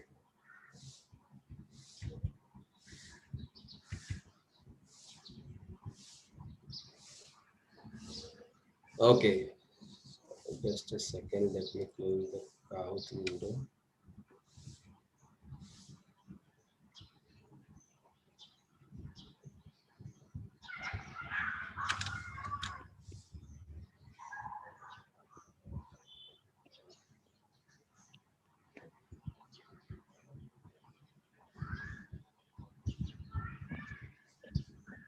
Okay, so if you want to get into this and you want to master machine learning, there are 7 steps, you can say, which can make you a master in machine learning. So first step is you have to have good basics, mathematics basics. Okay, so one who is strong at mathematics, one who is practiced a lot, and one who has concepts clear with mathematics, he can easily get into this, because machines understand everything in the form of your algorithms, your data, your expressions that you write for that particular algorithms. Next is mastering the statistical techniques and methods.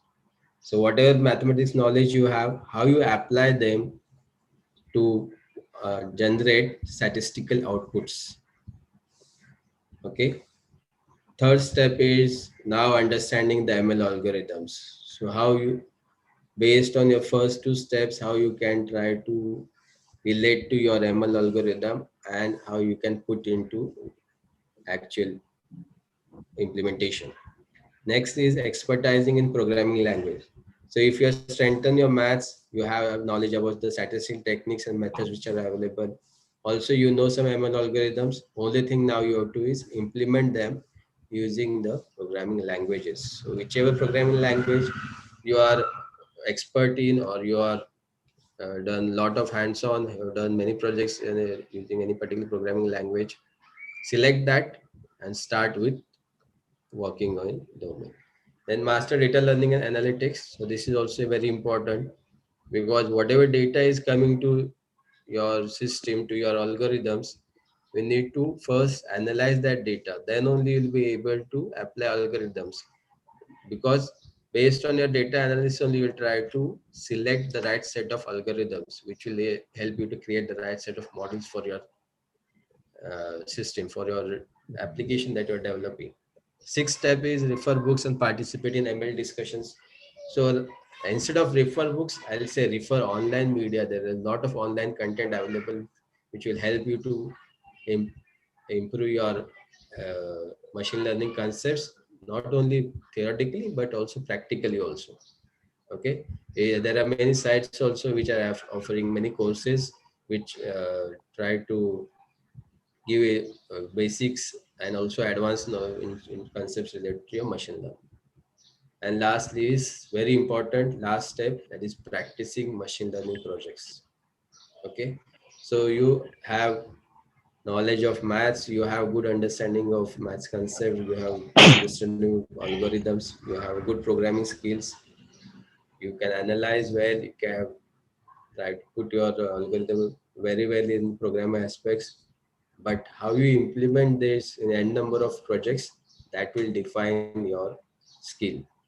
Okay, so I heard that you are all of first year students. So this time at this point also, you can start with any of these particular things, and you can try to develop many projects till you go to your final year, and you can have a lot of projects based on machine learning concepts.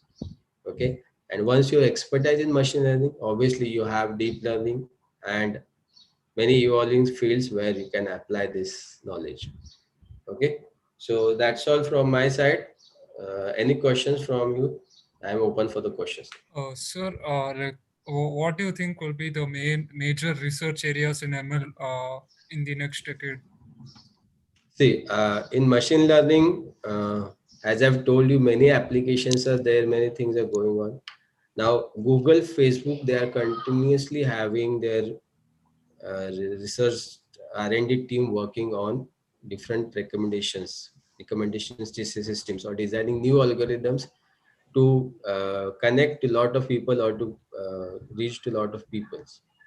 Okay, so classification is one task which is happening and which will continuously take place. But right now, if you want to go into machine learning, if you think about it, you try to go for unsupervised learning. Okay, because supervised, there are many algorithms, many APIs also which are available, which provide you with those algorithms and many more supports. But for unsupervised learning, it is the area of which you can explore. You can have your own set of algorithms designed under that. Okay.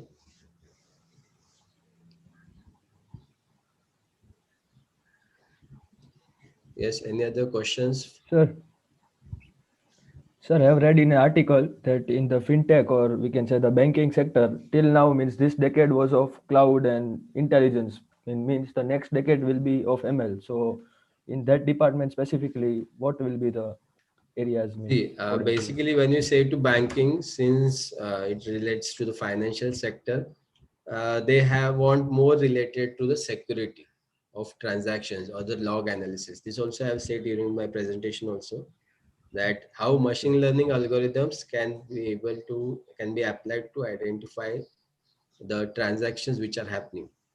Okay, so starting from the location or the point from where the transaction has started and with whom that entire transaction has been done.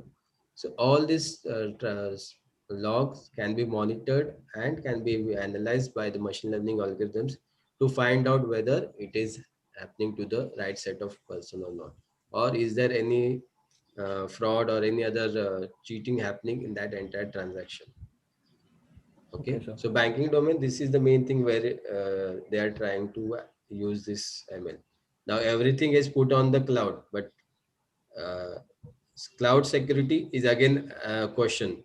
So how can the banks try to work on security at the ground level so that if anything is put on the cloud, before that only it is secured by putting some set of, applying some set of algorithms which can give them good security.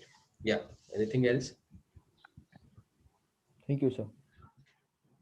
Sir, like the use of VPN can make one's domain more difficult to find.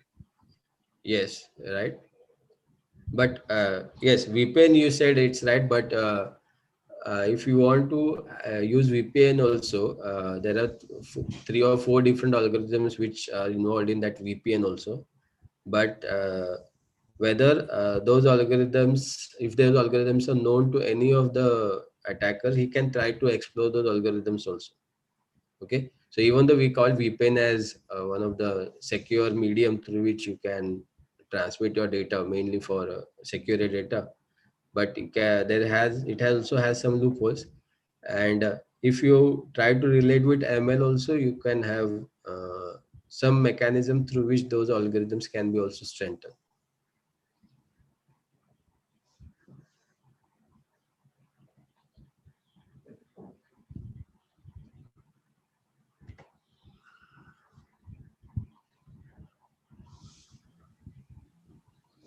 Sir, Yeah. could you please provide your LinkedIn link in the chat box? Okay, I'll share my LinkedIn link. Just give me a second.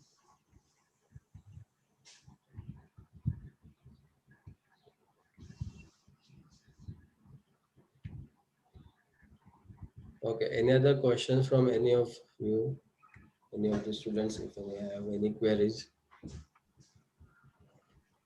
Okay, any questions from student side? Any more questions?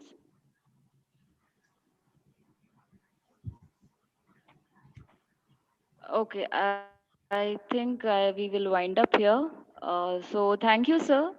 I hope students got great insights and valuable information from our resource person, as it was very interactive session, which they can carry it further for better knowledge acquisition. So I would like to extend my gratitude on behalf of Dayanand Sagar University to our resource person, Swapnil Shinde sir, who accepted our invitation to deliver this talk on such short notice. It was very kind of you, sir. Thanks a lot. Thank you so much, ma'am. I've just put the link directly for you to join, request for LinkedIn. So I'm not giving the LinkedIn name or profile name. I'm just putting the link directly. Okay. So thank you so much, Vijay ma'am and Shraddha ma'am, for inviting me for this talk. And I hope it was a useful session for your students, and hope the students have got some directions which they can use in their next classes or next years to come. Okay, so thank you so much, and thank you all for listening patiently and it was a good experience having such an interactive session with you all. Thank you.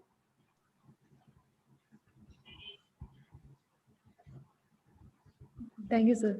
Yes, thank you, ma'am. I didn't get right moment.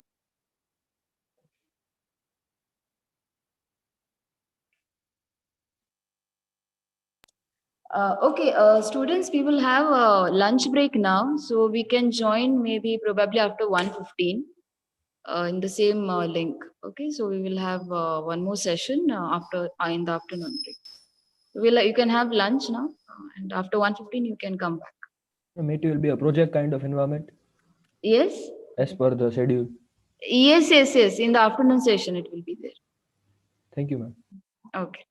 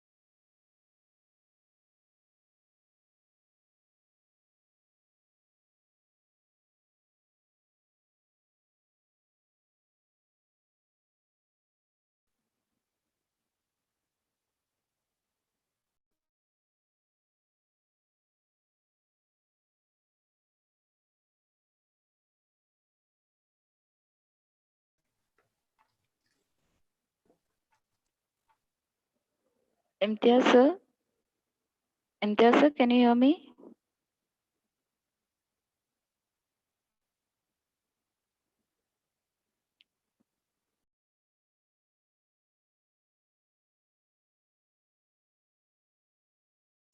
Excuse me, sir.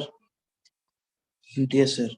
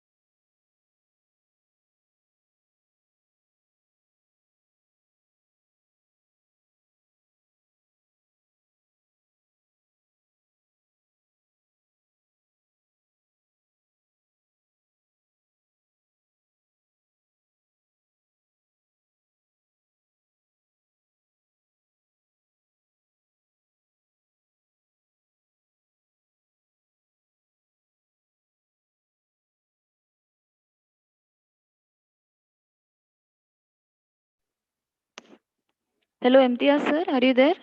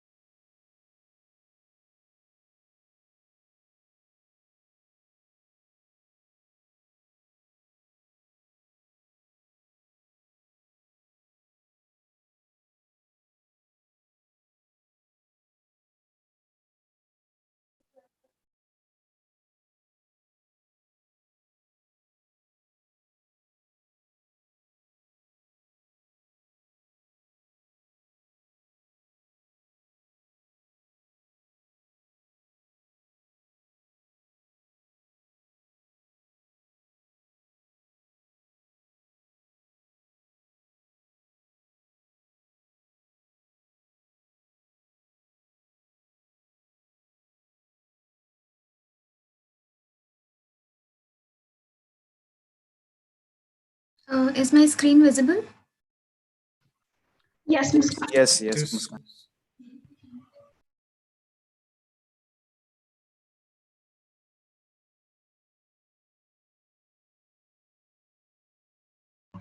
Please present it now.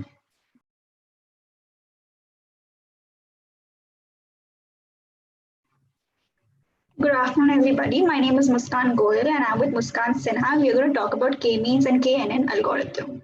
Please go to the next slide. So what is K-means? Basically, K-means algorithm, it performs a division of objects into clusters. On the screen, you can see these blue circles. Yeah, these are objects and the triangle around them is a cluster. So basically, if there's more than one cluster, example, if I say there's a cluster here and another triangular cluster next to it. So these clusters are similar with each other, but they are dissimilar because of the objects present in these clusters. For example, in my cluster 1, I have blue circles. In my cluster 2, I have red circles. So clusters look similar, but they are dissimilar because of the objects present inside those clusters. Next slide. Okay, so what does K stand for? K can be any number from 2 to infinity, can be 2, 3, 4, and so on. So what does this K value do? These K value will tell us the number of clusters that can be formed in a system. Previously, I told you about two clusters, a cluster with yellow dots and a cluster with red dots. So K determines the value or the number of clusters present in any graph or in any axis. By these numbers, we are looking for the most optimum value of K for a given data, which is the most optimum value of clusters, the number of clusters, which will get in our data, which is given to us. So K-means clustering is one of the simplest and the most popular unsupervised machine learning algorithm. It helps us to achieve objectives like K-means looks for a fixed number of clusters in a data set. So the number of clusters present in a data set. A cluster refers to a collection of data points aggregated together because of a certain similarities. The number of clusters which had blue dots, they are similar because they are blue in color. So they form a cluster together. And a cluster which has red dots are similar because they are red in color and they form another cluster. Next point. Next slide. Yeah, so let's take an example. Here I'm taking cricket score as an example. On my y-axis, I have runs, and on my x-axis, I'll get back to the question. Let me continue, Akash. So on my x-axis, I have wickets. So here, you can see a cluster 1 and cluster 2. Cluster 1 contains all the players who are batsmen, and cluster 2 contains all the players who are bowlers. I have divided them in two clusters. So clusters, just a minute. Yeah, clusters of players who have scored high runs and clusters of players with maximum number of wickets. Next slide. Okay, step 1. Here to solve an algorithm or to prove an algorithm, we have a number of steps. So here in my step 1, we are allocating two clusters. We have two clusters, so each cluster has one centroid, and each centroid is placed somewhere in a cluster, not exactly in a center. So here K is equal to 2, and there are two clusters. Basically, what is a centroid? A centroid is nothing but a central point in a data set. So you have a data, like here you can see in the images, we have 4 players, okay? These 4 are bowlers. And these are the data. Each player is a data, and we have a centroid, but this centroid is not placed in the center. This centroid can be placed anywhere around the cluster. Okay, in our step 1. So all these data points are assigned to this centroid. So each centroid is assigned to a data. You can see a picture of Kapil Dev. He is a centroid. This centroid, this picture, this data can be assigned to every other data present in a centroid. So Kapil Dev can be assigned to Hardik Pandey, Kapil Dev can be assigned to Chahal, and so on the other players. Next slide, please. Let me take my first cluster, which was a set of batsmen with highest runs. So here is a picture of Sachin Tendulkar. He can be placed anywhere in this cluster, not really next to MS Dhoni or anywhere. He can be placed anywhere. So, but he's right now placed at the left side of my cluster. So I'm going to assign the data means each player, which is Yuvraj, Dhoni, Rahul. These are called data, and Sachin is a centroid. So I'm going to assign the centroid to each data. I'm going to find the distance of Sachin from Yuvraj, Sachin from Virat, Sachin from Dhoni. So in the second step, we are finding the distance from each point to the centroid. Okay, next slide. Okay, so in the step 3, let me read it out. Determine the actual central point by iteration. This step will continue till the centroid stops, and that will find one final cluster. So basically, my cluster or my centroid, the picture of Sachin and Kapil Dev, will keep finding the distance from each player till it finds a minimum distance from each player. For example, can I go to my previous slide? Yeah. So right now you can see the picture of Sachin Tendulkar is closest to Dhoni and Rahul, but it is away from your Virat. So I'm going to find the distance from each data and place it in such a position where it has almost equal distance from each player. Next slide. So here in my previous slide, Muskan. Yeah, you can see here, Sachin is placed in the center. So distance of Sachin from every player is minimum as compared to my previous image. Similarly, in my second cluster, you can see the picture of Kapil Dev is closest to every player. So it has almost the same distance from each player. So this step keeps repeating and repeating till you find the minimum distance from all the data present from your centroid. Next slide. So after iteration, the centroid does not need any more repositioning to it. Proves the algorithm has converged. And we have two clusters with a centroid present at the center. Next slide. Let's get to a little bit of theory part, but not in detail. Okay, so let's get to the formula first. Euclidean distance measure. This formula is very important. If you can note it down, please note it down, because we are going to solve a numerical after this. It will help you. The most common case in determining the distance between 2 points. If we have point P and point Q as mentioned in my image, the Euclidean distance is an ordinary straight line. It is a distance between 2 points in a Euclidean space. The formula is D is equal to square root of sigma from I equal to 1 to n. Q1 minus P1 the whole square. This is the first formula. I hope you have noted down, because we are going to use this formula to solve another numerical. Next. Euclidean distance measure, squared Euclidean distance measure. This is identical to the Euclidean distance measurement. Just a minute. But does not take the square root at the end. The formula is shown below. D is equal to sigma I equal to 1 to n Q of I minus P of I the whole square. I hope you have noted down this formula as well. Okay, next slide. This is a bit of theory of how the K-means clustering works. Just a small flowchart. So start, we have the point K. We're determining the point K, which is nothing but the number of clusters formed. Measure the distance. Then we are grouping them based on the minimum distance, like how I said, the minimum distance of Sachin from Virat, minimum distance of Sachin from Dhoni, and all those.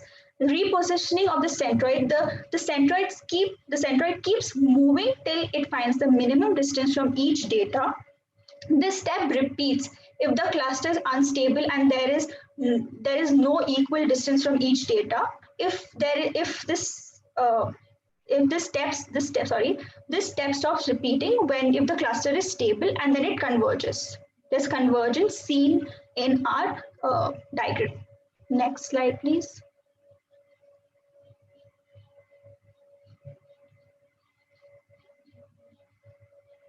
Muskan, next slide.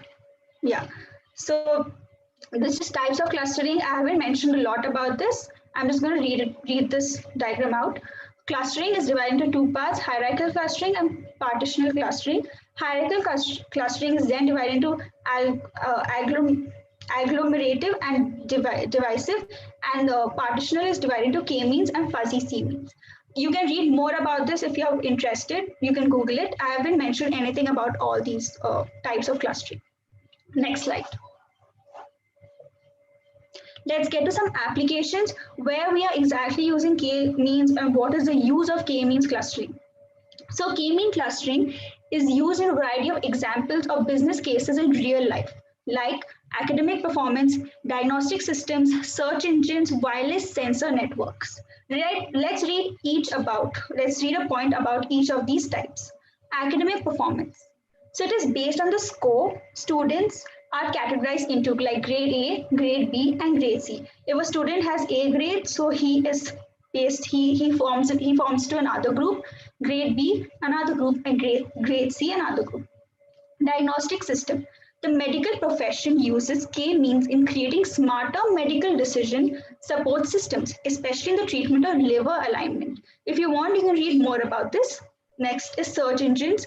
Clustering forms a backbone of search engines. When a search is performed, the search results needs to be grouped.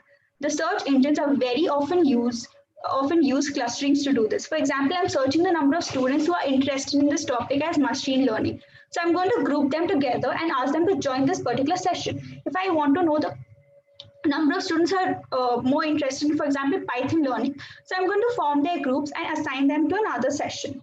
Okay. And next is wireless sensor networks. Clustering algorithm plays the role of finding the clusters heads which collaborate all the data in its representative clusters. So basically, this algorithm plays a role in finding the cluster heads, okay, and they collect the data and they just put it into a cluster. So basically, it helps in forming groups, analyzing or determining the difference between each objects present in a group. Okay, next slide. I hope you have a pen and paper with you. I'm going to give you 2 minutes. Just get a pen and paper and write this question, or just write down the data present, like A1, 2, 10. Just write that down. So it'll be easy because a question is going to come in the quiz also. So please pay attention while I'm trying to teach this numerical.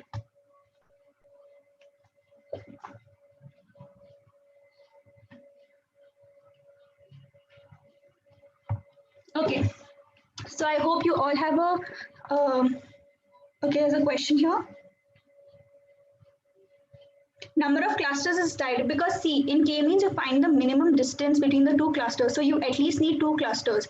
You can't have 0 clusters or 1 cluster. You need 2 clusters. That's how you're differentiating them and determine the distance between the 2 clusters. Any other question?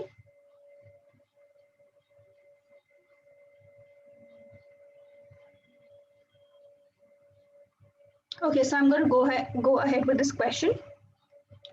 So the question says we are having 8 points in the cluster. The cluster has 8 points, and there are 3 clusters. The first cluster is A1, A2, A3, A4, A5, A6, A7, A10. These are the points. So we have some random data points present here, and they're scattered around across our graph. Okay, if you take each set and mark it on your graph, use with a pen and paper, you find that there are 8 different points scattered anywhere around the graph. Okay, and these graph has X and Y coordinates, and basically these points can be called as data points. So here we have 3 clusters, or you can say 3 groups. It's mentioned in the question here, 3 clusters. Basically, data points can be considered to be, you can say they are new students, and these students are joining a college, and in college we have particular groups. So groups are clusters, and these data points are students. Okay, so our task is to find the similarity between the new students and the clusters. So just how I had explained before, new students interested in Python, they're going to go to the Python group. New students interested in C++ are going to the C++ group. Similarly, so here we have initial cluster centers, A1, which is 2, 10, A4, 5, 8, and A7, 1, 2. I hope you have noted this down. The distance function between the 2 points, A1 is x1 comma y1, b which is equal to x2 comma y2, which is defined as P of A comma B is x2 minus x1 plus y2 minus y1. This is a formula. Please note down this formula also. It is very important. So we use k-means algorithm to find the 3 cluster centers from the second iteration. We are going to do 2 iterations here in this numerical. So clusters are points which are already mentioned. Now there is some way of calculating the similarity between these clusters. Euclidean distance, which is nothing but the difference between the y and the x coordinates. Next slide.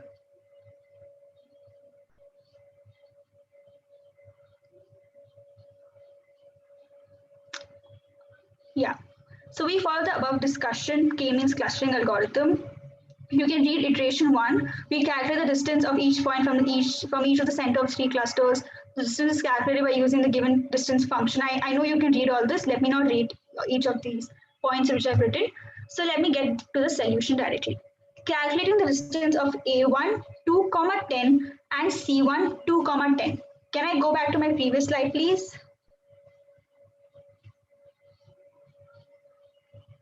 Muskan, previous slide. Yeah. A1 is 2, 10. I'm taking from here, from the first data which is given to me in my question. Next slide.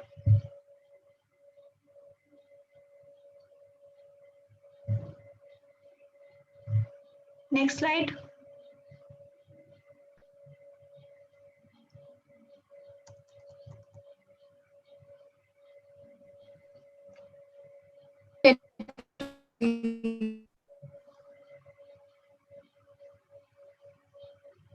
Yeah, C1 is also 2, 10. That is the first data present in the three clusters which are written together. One of them was 2, 10. So I'm going to take P of A1. Hello.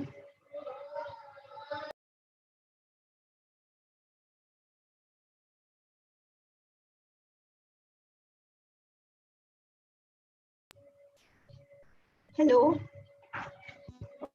The slide sharing is stopped. Wait. I'll just share my screen. Just give me a minute.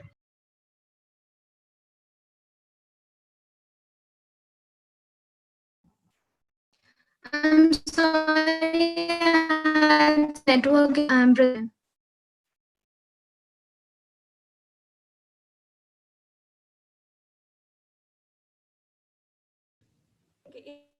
Possible now? Yeah. Just a minute.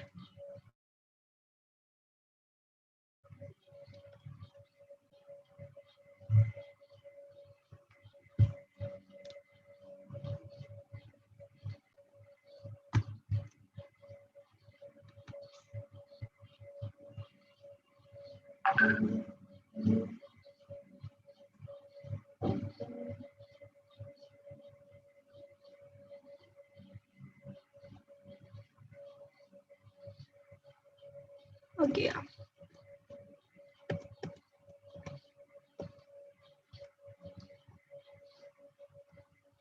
Okay, so am I audible? Yes, you're audible. Yes. So I was saying the first point here, A1 2, 10 and C1 2, 10. Taken from A1 2, 10 and C1, I'm considering this as C1 2, 10. Using the formula x2 minus x1 plus y2 minus y1, getting a data, I'm getting the value as 0. Okay, next. Calculating the distance between A1 2, 10 and C2 5, 8. Again, 2, 10 from here, 5, 8 from here. So I'm first calculating these two, then calculating these two, and then I will calculate these two. So using the formula A1, C2, x2 minus x1 plus y2 minus y1, placing the points x2 is nothing but 5, x1 is nothing but 2. So 5 minus 2 plus 8 minus 10. 3 plus 2, which is 5. Getting a value as 5. Again, using the same formula, finding the distance between the points 2, 10 and 1, 2. I'm going to repeat this step again and again. So first I took 2, 10, I took 2, 10. I substituted with 2, 10. 2, 10 with 5, 8, 2, 10 with 1, 2. Similarly, with all the other values given to me in my question, I'm going to perform these steps. Now you're going to ask me, how are these clusters formed? Okay, why is a C1 here? Why is a C3 here? Why is a C2 here? You can see the minimum distance from each cluster to 2, 10. Here it is 0, 5, and 9. So the minimum distance is 0 and it belongs to cluster 1. So I'm going to place cluster 1 here. Then for my second, if I'm finding a solution, if I calculate each one of them, I'll see which is the minimum distance. Minimum distance here 5, 6, and 4 amongst all these 3 is cluster 3. So gone to cluster 3. Similarly, you can keep doing this for all the data given. Right now, don't sit and solve for everything. Just see how am I doing it. This is my first iteration. So you can see C1 has only one value, while cluster 3 has around 2 values, and the rest is always cluster 2.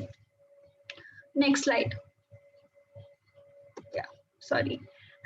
Okay, so you can see the first cluster has only one value, cluster 2 has around 5 values, and cluster 3 has 2 values. Note this data down, because if you don't, it'll be difficult for you to solve the problem. Not right now, but while you're actually solving it on your own. So here, next step, I don't want to read all this theory part. Next step is basically, I'm going to take from my cluster 1. Cluster 1 has, you can see each cluster has around one value minimum. One value is minimum. So I'm going to find the mean of X coordinates and the Y coordinates. So here cluster 1 has only one value. So the mean remains the same. The central point is the same point because you can't add it with any other set which is given to us. But cluster 2 has around 5 points. So I'm going to take all the X coordinates present here, 8, 5, 7, 6, and 4. Add all of them, 8 plus 5 plus 7 plus 6 plus 4 divided by 5 because they are 5 points for the X. This is for the X value and this is for the Y value. 4, 8, 5, 4, 9. Add all of them and divide by 5. 4, 8, 5, 4, 9. This is where I'm getting it from. So cluster 2 is getting 6, we're getting value 6, 6, and for cluster 1 is 2, 10 only because we don't have any other point. Cluster 3 has only 2 points, so again I'm going to take the value which is 2 and 1 and 5 and 2 and 5 and 1 and 2.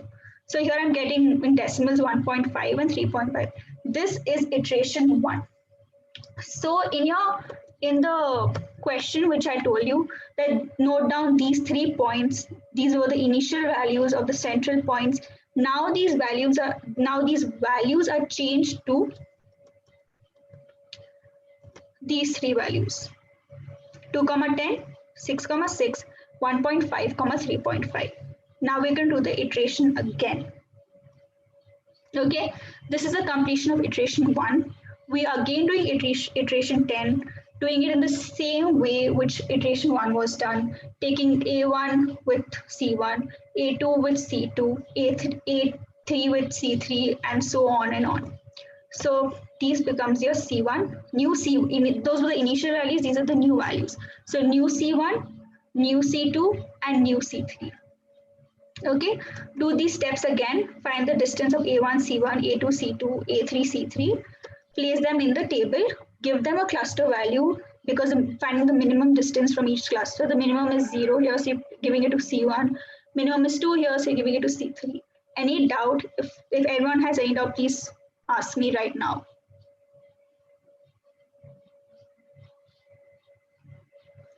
I cannot see the chat box, so it's better if you unmute yourself and ask me if there's any doubt. And if there's no doubt, the co-host can please tell me that there's no doubt and I can move on. Till now, there is no doubt, I think. How do we decide the number of clusters K in the start? Because here we have only 2, right? So you do only 2 clusters. But if we have a huge data set with many different values, right? So that time, is there any specific method to determine the initial number of clusters? Okay, basically here the clusters are not 2, there are 3 clusters, and those 3 clusters are given to us in the question. The number of clusters given to us in the question, the key value is given to us. So if we have like a data set, suppose we have some data set and I mean it's in some format. So how do we then determine how many clusters are in that The similarity between the objects will tell you the number of clusters. If Okay. there are like about 5 oranges, so oranges together is one cluster. Number of apples together is one cluster. Okay. Okay. Fine. What would we do if there were like more number of points given here? 8 points are we able to solve. What if there were more? Is there any other method? No, basically this is just for simple questions. To get into more details, you need to study about that. And sometimes, you know, in exams you may get 15 data points, and then you need to solve for 15 data points. So you need to do it this way.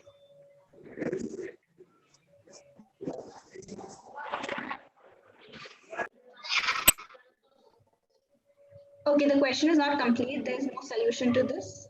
So let me go on to the next part of the question.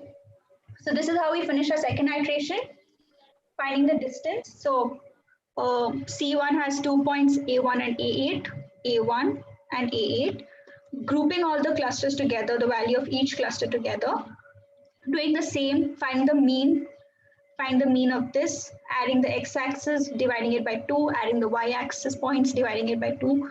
Same thing we're doing for all the 3 clusters, like how we done in iteration 1, getting 3 points. Here cluster 1 is 3, 9.5, 6.5, 5.2.5, and cluster 3 is 1.5, 3.5. So here we're getting another 3 values. So this is the completion of iteration 2. After the second iteration, the center of the 3 clusters are the C1, C2, and C3 respective points. Here in the question, sometimes they may tell you that, you know, I just want 2 iterations. The teacher may, sometimes they don't mention the number of iterations. So you keep doing it till you get a negative value, or you get a value which is ranging outside the positive x-axis and positive y-axis. You have such questions in the 3rd semester. Now, yeah, so this is what I had about k-means. If there's any doubt, you can ask me. Moving on, Muskan will take it away from here. She's going to teach you about KNN algorithm. Am I audible? Yes, Muskan. Yeah. Yeah. So now that you have got some knowledge about k-means algorithm, let's move to KNN algorithm. Here I won't be talking much about it, like just a brief intro about what is KNN so that you understand and how to solve the questions. So we'll be covering introduction part, like the typical definitions, some uses, the working, how does this algorithm work, some advantages, disadvantages, and one simple example to make you understand. Next slide. Next slide.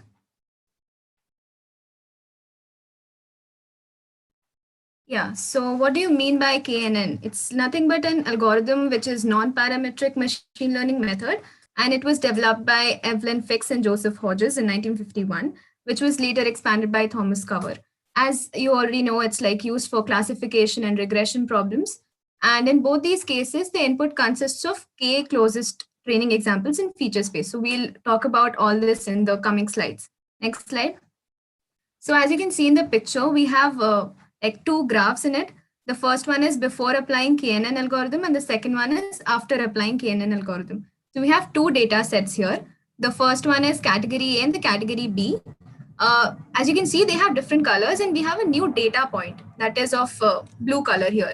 So after we apply KNN algorithm, this new data point gets assigned to category A. Like, as you can see, it's written here, new data point is assigned to category 1. So how does this happen? We'll talk about this in the next slide. So where do we use KNN algorithm? As I told, it's a non-parametric lazy learning algorithm. Like, it's the purpose basically is to use in database, and the data points are separated into different classes, and the output is predicted whether the data point will be classified to that class or the other class. So it's used in credit ratings, like financial character, like collecting the financial characteristics versus comparing the people with similar financial features to a database. And the very nature of this credit rating part is like people who have similar financial details would be given similar credit ratings, and they will be classified accordingly. Next slide. It's also used in like selecting whether a loan should be given to an individual or not, whether he or she is eligible for the loan or not. It's also used in political science, whether we are eligible for voting or not, whether it's a Democratic party or a Republican party and all that. And it's like more advanced examples include handwriting detection, image recognition, and all that. Next. Now, how does this algorithm work? Here we are selecting a parameter k, as Muskan told in the previous algorithm also. Here also we are determining a parameter k, that is the number of nearest neighbors. And then we are calculating the distance between the query instance and the training samples.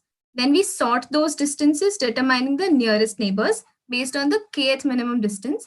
And then we gather the category of those nearest neighbors.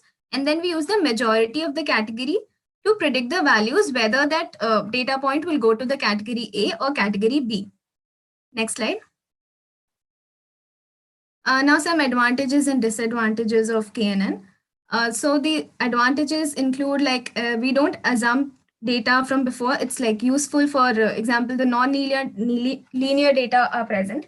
Then we use simple algorithm to explain and understand this KNN. Then it's highly accurate and it's versatile. You can use it anywhere. Some disadvantages are like it's computationally expensive. And as more data as you put in this KNN algorithm, it will become more slower.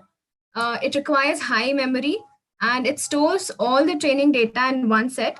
The prediction stage might be slow and it's sensitive to some irrelevant features in the scale of data. Next slide.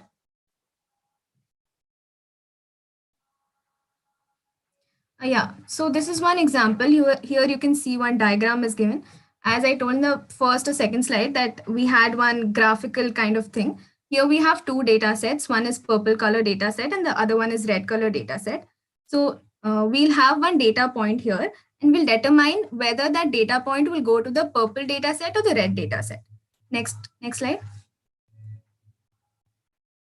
Yeah, so here we need to classify this new data point with a black dot, whether it will go to the blue one or red one, like the purple one or the red one. So here we are assuming that k is equal to 3. Like we are taking 3 data points as reference. So we are assuming k is equal to 3 and it is shown in this diagram. So we can see in the above diagram that the nearest 3 neighbors of the data point with the black dot are like 2 are red and the 1 is purple. So the maximum number of data points which is near to the black one is red. So this black data point will automatically go to the red data set. So it will be classified as a red data set. Next slide. So you understood like the data sets are classified. How is it classified? It's nothing but we are checking whether the data point is nearest to which category. And accordingly, we measure the distance and then we put that data point to that category. So that's the brief introduction about KNN algorithm.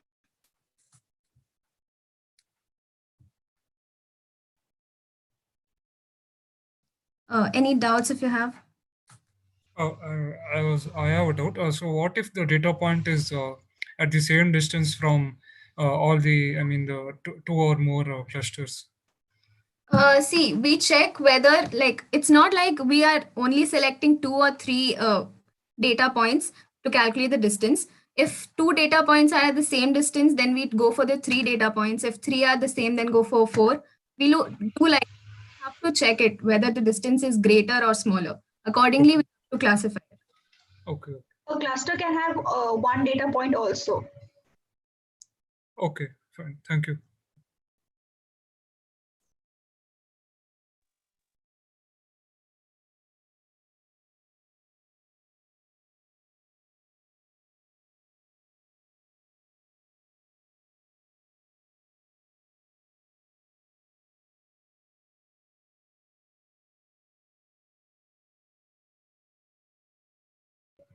Shraddha ma'am, I think we are done.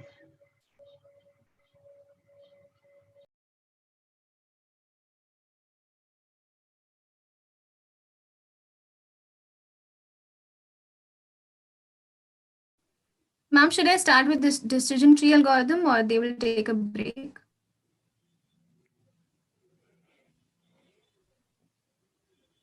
Hello?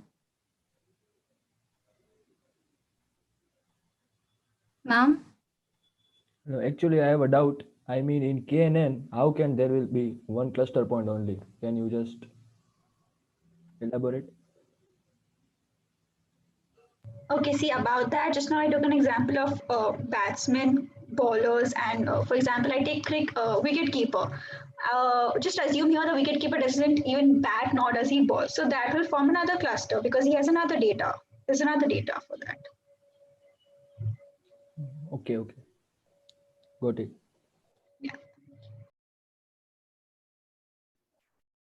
Ma'am, are you there?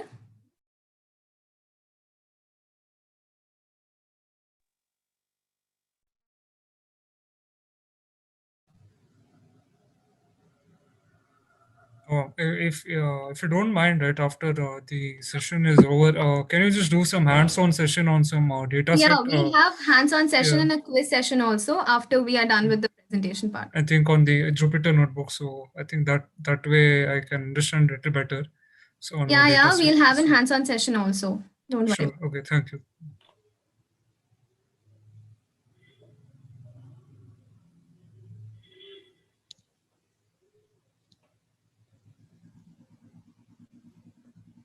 You may continue. Ma'am is not there in participants list. Yeah, so I think it'd be better if I continue.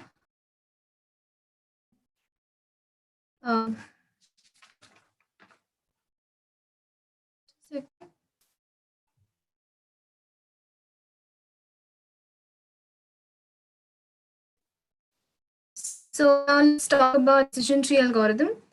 So the algorithm is nothing but it's basically taking a decision about a particular scenario you want to. Now, as you can see in this picture, we have one question that is, should I accept a new job offer or not? So for answering to this question or taking a decision on this question, we have certain conditions which we work upon. So the employee has 3 conditions set upon which he will answer, like he will check the answers, whether it's coming as a yes or a no, and accordingly, he will accept or decline the offer. So the first condition is the salary should be at least $50,000. If it's a yes for this question, then he will go to the next condition and the third condition. Otherwise, he will directly decline the offer. If it's a yes, suppose I am giving it as a yes. So we go to the next condition, that is commute more than 1 hour. If it's a yes for this question, then he will directly decline the offer. And if it's a no, he'll go to the third and last condition, that is of free coffee or not. So if the answer is no, then he will decline the offer. And if it's a yes, then he will accept the offer. This is how decision tree works basically. Just a second. Yeah, so definition part, what is meant by decision tree? It's the most powerful and popular tool for classifying and predicting some things like some decisions. And a decision tree is not a flow chart like tree structure, where each internal node denotes a test on an attribute and each branch represents an outcome of that test. Each leaf node is holding a class label. So I'll go back to my previous slide. I think I have some questions.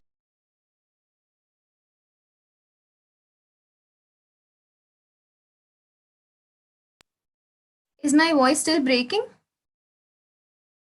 No, you can continue, Muskan. No. So should I repeat the whole thing again, or did you guys understand?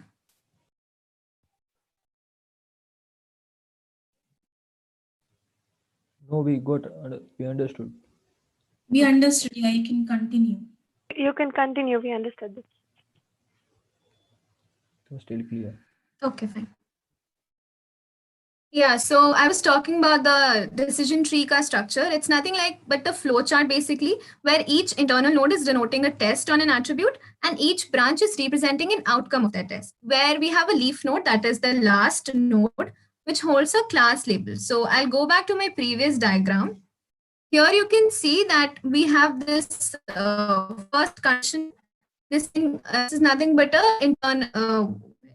It's a test case on an attribute. Here we have the attribute and we are testing this. These two branches we have, that is yes and no, are internals, which are made out of this test attribute. And then we have this accept offer, decline offer. That is our leaf node, which is giving us the final answer. So this is how decision tree works. It falls under the category of supervised learning, and you have already learned about it. Like machine learning is basically divided into 3 different categories: supervised, unsupervised, and reinforcement learning. So this decision tree algorithm comes under that. Now, they can be used to solve both regression and classification problems, and we can represent Boolean functions on discrete attributes using the decision tree. What is Boolean functions? Nothing but true and false. So whether we are taking a decision or not depends on the Boolean functions we put in this discrete values, whether we'll take a decision if it's true, and if we are not taking a decision, it'll be false. So let's go to the next slide. Is my voice breaking? Can anyone tell? Yes, Yes. ma'am. Yes. Yeah, Yes, ma'am. it is breaking. Yeah.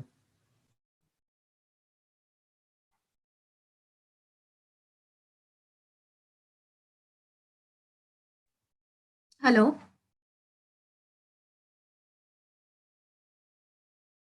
Hello? Yes, yes, Muskan, you can continue. Oh, Is it fine now? Yeah, kind of. Yeah.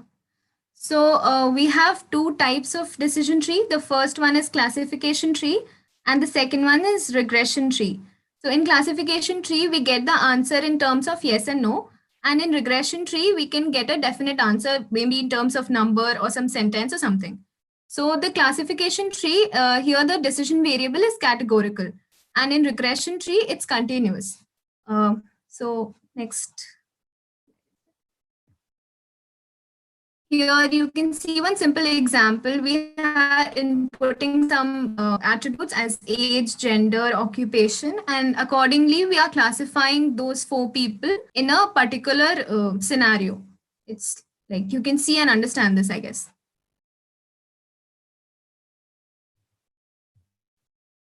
So the pros and cons for decision tree. Pros are like they are used to generate understandable rules. Like decision trees are basically very easy to understand. You can create a scenario and you can, based on your scenario, you can differentiate and classify the problem, and then you can get the answer for that. Then decision trees perform classification without requiring much computation. You don't have to do much calculation or mathematics in that. You can easily get an answer in yes or no. They are capable of handling both continuous and categorical variables. As I told in the previous slide, there are 2 types of decision trees, classification and regression, and it provides a clear indication of which fields are more important for prediction or classification. So these are some advantages of decision tree. Now the disadvantages, they are less appropriate for estimation tasks where goal is to predict the value of a continuous attribute. It works very well in classification problems, whereas it works a little bit slow in regression problems. So it might be sometimes difficult to estimate those predictions, estimate those values, and make a prediction of some continuous attributes. These are prone to errors in classification problems, and they are relatively small numbers of training examples in decision trees. And they can be computationally expensive to train. The process of growing a decision tree is computationally expensive because as more data as you put in this decision tree, it will be more difficult for you to make out a final decision. Now let us take one example. Here we are creating a decision tree on some habitat. Suppose we are creating a decision tree to find out whether we have discovered a new habitat or not. So we know that the temperature will fall under the range of 0 to 100 degrees Celsius. So according to that, we have 2 branches coming out of this temperature attribute, that is whether the survival is difficult or the survival is probable.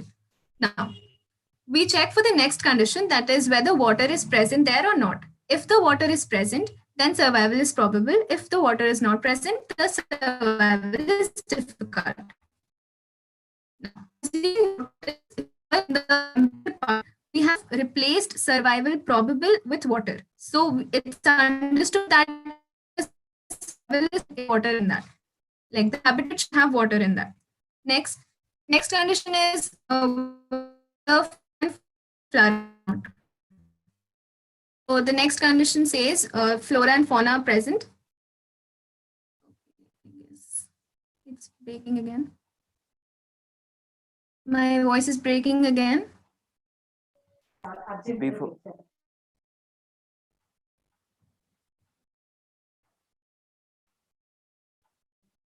Muskan, it's good to go. Continue.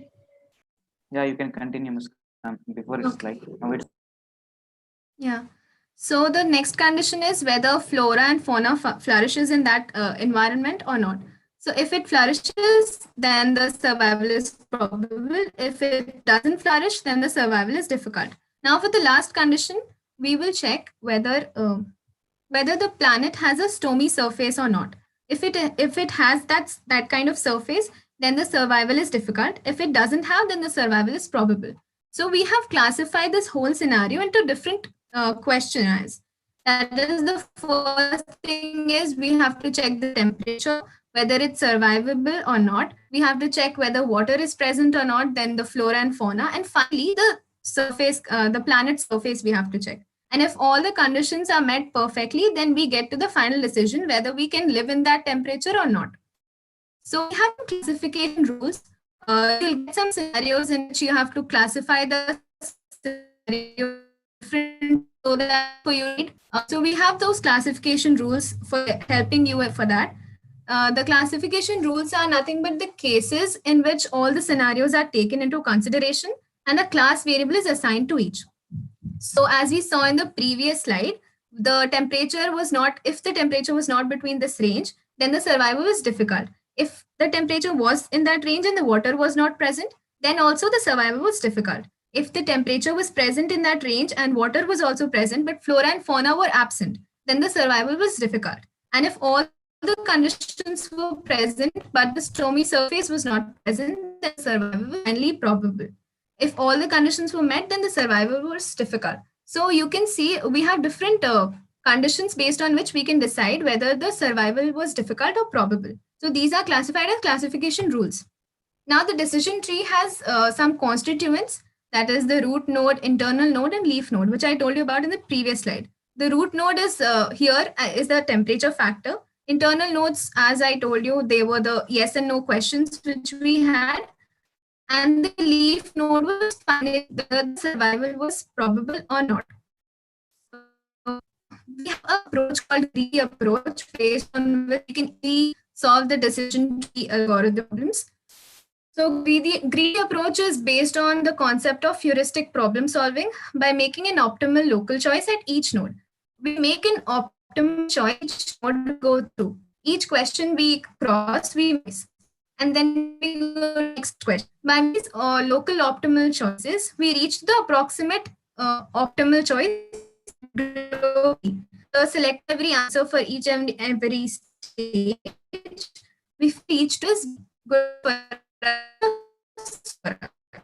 so the algorithm is and stage feature as the test condition. And we split the node into possible outcomes, maybe in yes or which. So the node possible outcomes, we keep repeating this until we get a global solution for the problem. Now, how to start this condition? Oh, I think my voice is breaking again.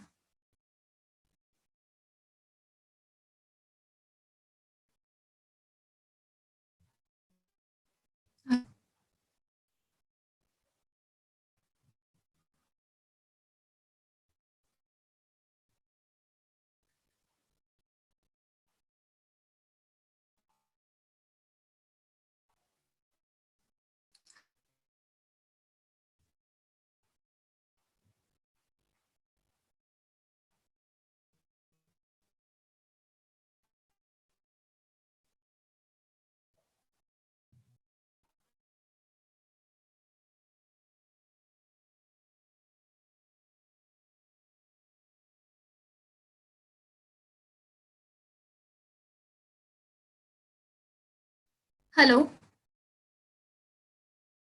yeah, Muskan, go ahead. Is it fine now? Yeah, better start.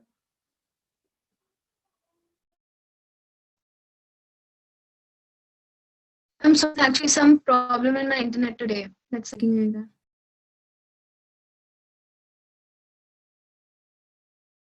that. So shall I continue?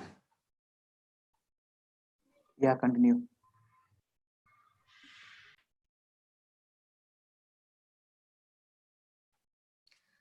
So we check how it's starting. We can easily choose a decision, like we can easily choose those optimal choices in every stage. But how do we check for the test condition we start from? So to the answer to this question lies in the value of entropy and information gain. So let us see what are they and how do we work on them. So entropy in decision tree stands for homogeneity. If the data is completely homogeneous, then the entropy is 0. And if the data is divided, then the entropy is 1. Now, what is homogeneity and how do we differentiate all these things? We'll see this by an example. So first, let's see what is information gain. Information gain is true value and the node is split. So an attribute should have the highest information gain to be selected for splitting. We cannot split any attribute as such. We have to have that highest information gain for that attribute to be splitted. From where do you want me to repeat? Which slide?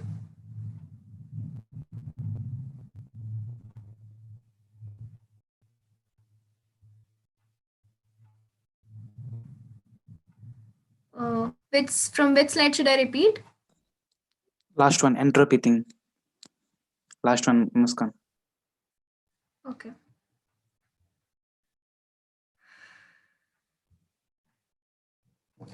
Yeah, so how to pick the starting test condition? We can easily choose those optimal choices once we have started with a test condition. So, but how do we start with the test condition? The answer to this question lies in the value of entropy and information gain. So let's see how do we check that entropy and information gain. Entropy is nothing but it stands for homogeneity. If the data is completely homogeneous, the entropy is said to be 0. And else the data is, if the data is divided, the entropy is said to be 1.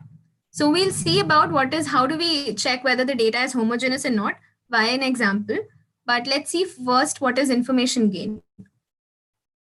Information gain is the decrease and increase in the entropy value when the node is split. You cannot split the node as you want, but it should have the highest information gain to be selected for splitting. Based on the computed values of entropy and information gain, where is it? Yeah, based on the computed values of entropy and information gain, we choose the best attribute at any particular step to be splitted.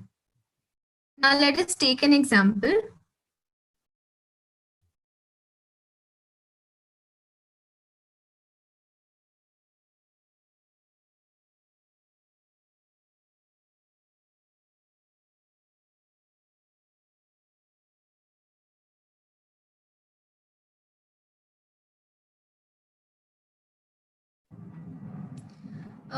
So this example is a data set of some people. We have to check their age, their income, whether they are student or not, whether they buy a computer or not. So this is a data set given to you. You have to check the information gain and the entropy value, and accordingly you have to split that given and make a decision tree. Next slide. So here we have two trials. The first one is we have taken student as the root node, and the second one we have taken income as the root node. So as you can see, we have splitted it into different categories. If the person is a student, then his or her income. If he or she is not a student, then his income. And accordingly, finally getting the leaf nodes in yes or no. Similarly, we have created our income, but is it the best way to create the tree for the decision we are going to take? If it's whether it's a good decision or not, we have to check it by the entropy and information gain value. So the first thing we check is entropy ka equation. It's minus sigma p of x log p of x. An equation for information gain is the entropy of parent minus weighted average into entropy of children. So we'll use both these equations in the coming problem. So if you want, you can note it down. It will help you in solving the questions which are coming.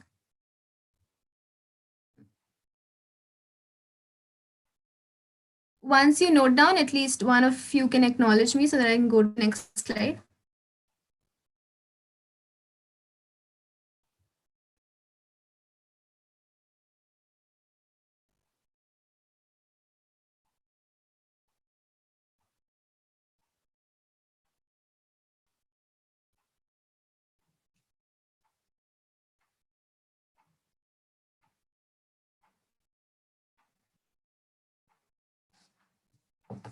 Is it done? Yes. Yes. Yeah, done.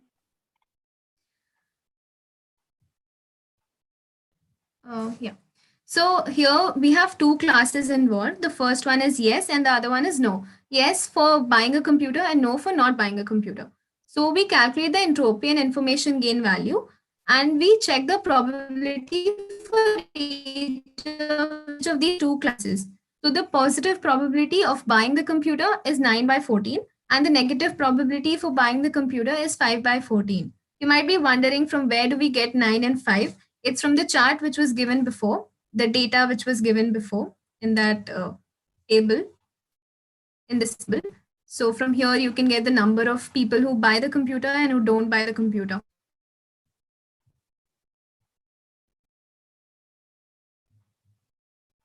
Yeah, so after calculating the probabilities of buying and not buying, we can put these values in the formula which was given before. That is, the information gain you will get is 0.940 after putting these two values. So entropy 0 is when the data is completely homogeneous. And entropy 1 is when the data is divided into 50-50%, as I told in the previous slide. Here we are getting an entropy of 0.940, which is into 1, which means that data set is almost impure.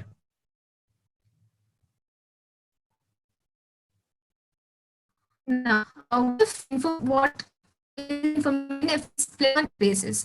We have split it into student basis and income basis. Now, what if we split it on age basis? So, for people with age 30 or less, 2 people buy the computer. And 3 people not. So, the product info is counted for these 3 categories of people, and that is represented in the last column. So, the information for age attribute. My voice is breaking.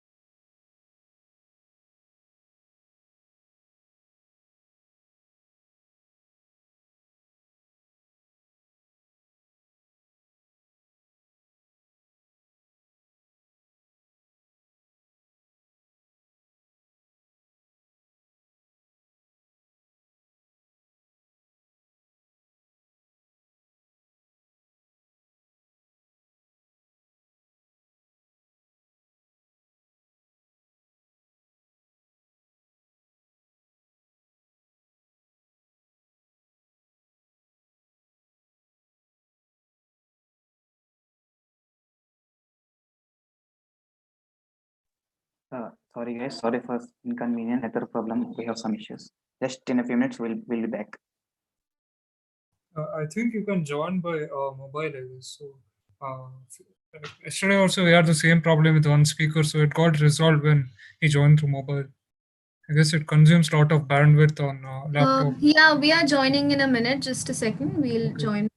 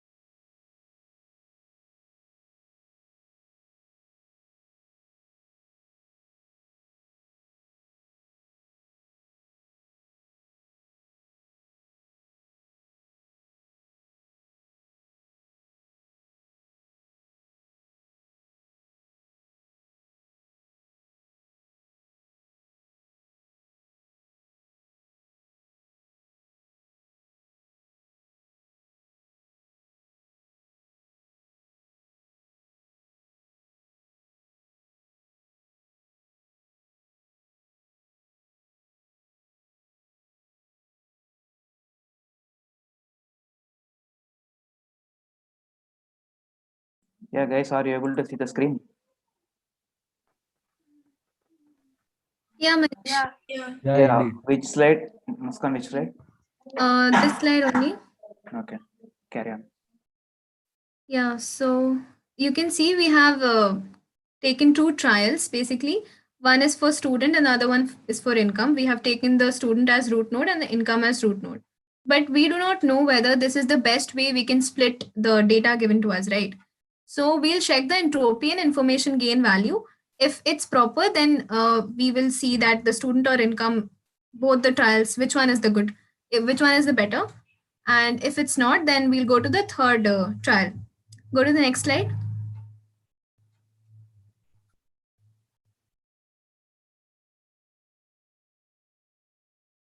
Next slide.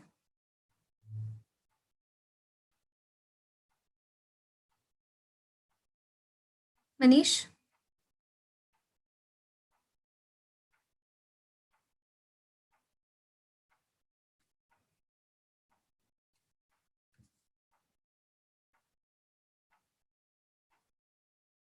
Yeah, Muskan, is this? Yeah, next slide.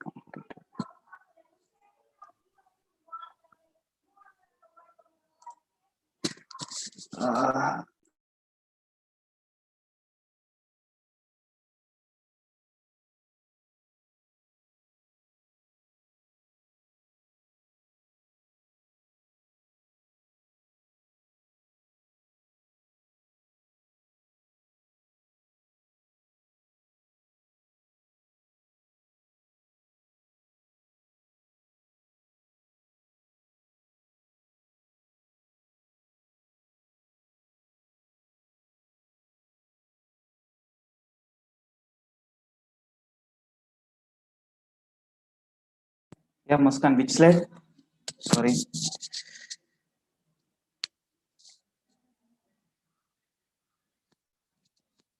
Muskan. Hello? 20th slide. Okay. Yeah.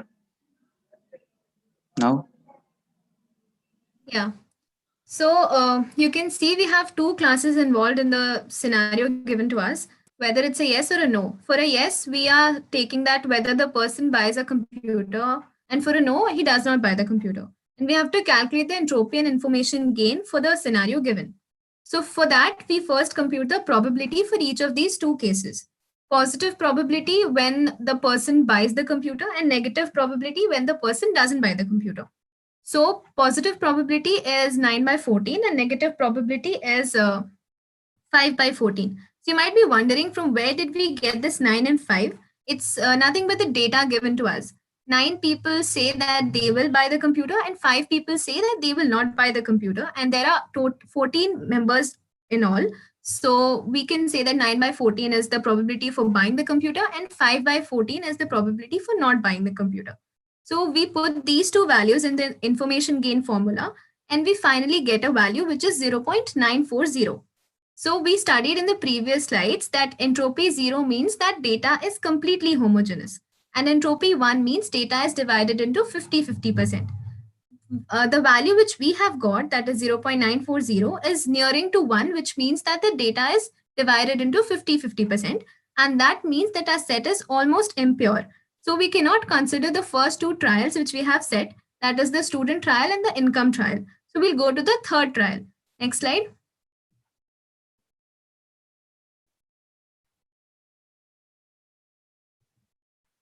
So what is the information gain if we split it on age basis? For people with age 30 or less, 2 people buy the computer and 3 people do not buy the computer. So the information gain is calculated for these 3 category of people, and that is represented in the last column. The last column of the table which was given to us in the starting, the data sets.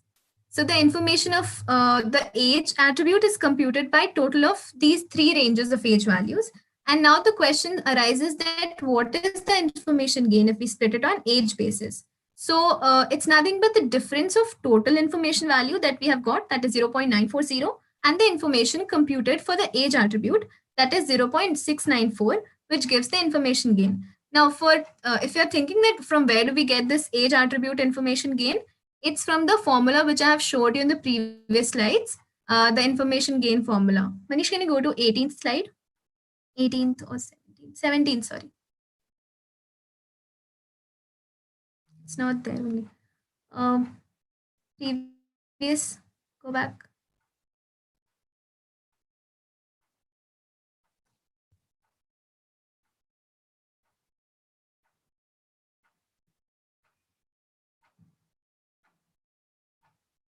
Which slide, Muskan? Go down. This 20th slide, 20th.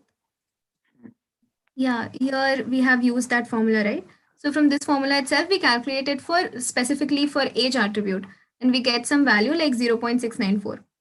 Go to the 21 slide. 21. Yeah. So we get it for age attribute, and the difference of these two values, that is the total information gain and the age attribute information gain, can be subtracted, and we'll get the information gain if we split it on age basis. Next slide. Similarly, we can calculate for all other attributes, that is income attribute, student attribute, credit rating attribute, and the maximum which we are getting is age attribute. So it's certain that if we split it on age basis, we'll get the highest value. And as I told you in the previous slides, that if the information gain is the highest, the node is split it according to that only. So if the age splitting is the highest value of information gain, then it's obvious that by splitting it in age basis, we'll get the good decision, and thus splitting at age is a good decision. So the optimal tree can be shown as follows. Next slide.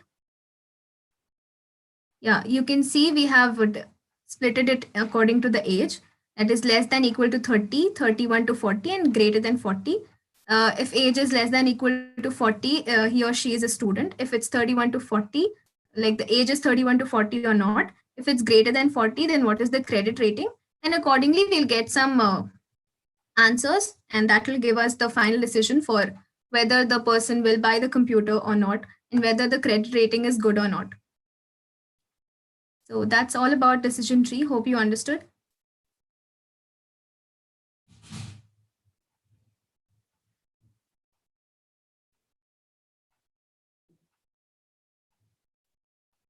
And I'm really sorry for the inconvenience caused because of my internet. Actually, there is some problem here in my state. So Yeah, up to now you have listened like 2 types of algorithms, and again decision tree, introduction and demo, everything. Now let's go to the hands-on session on the decision tree. Let's have a small break now.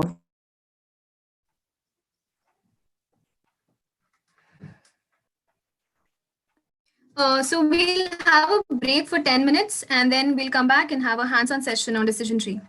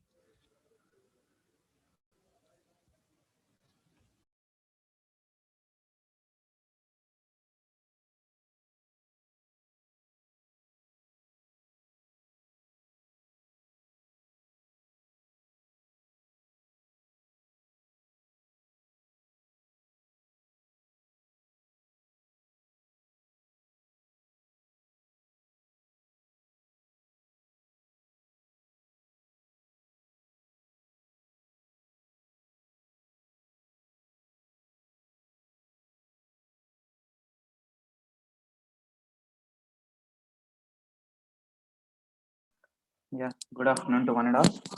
This is Manish Kumar, CSE third year. Before that, we have seen that two types of algorithm, KNN algorithm, and my friend explained about the decision tree. Now we will see the coding part, like hands-on session on the decision tree.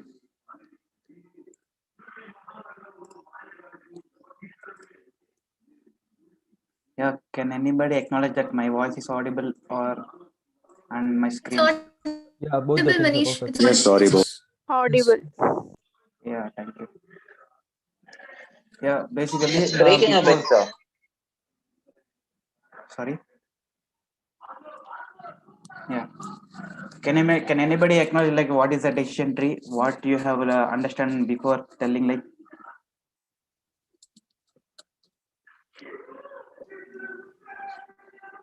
Okay. Okay. Basically, the decision tree is like an algorithm which we can useful for the classification, regression, etc. For that.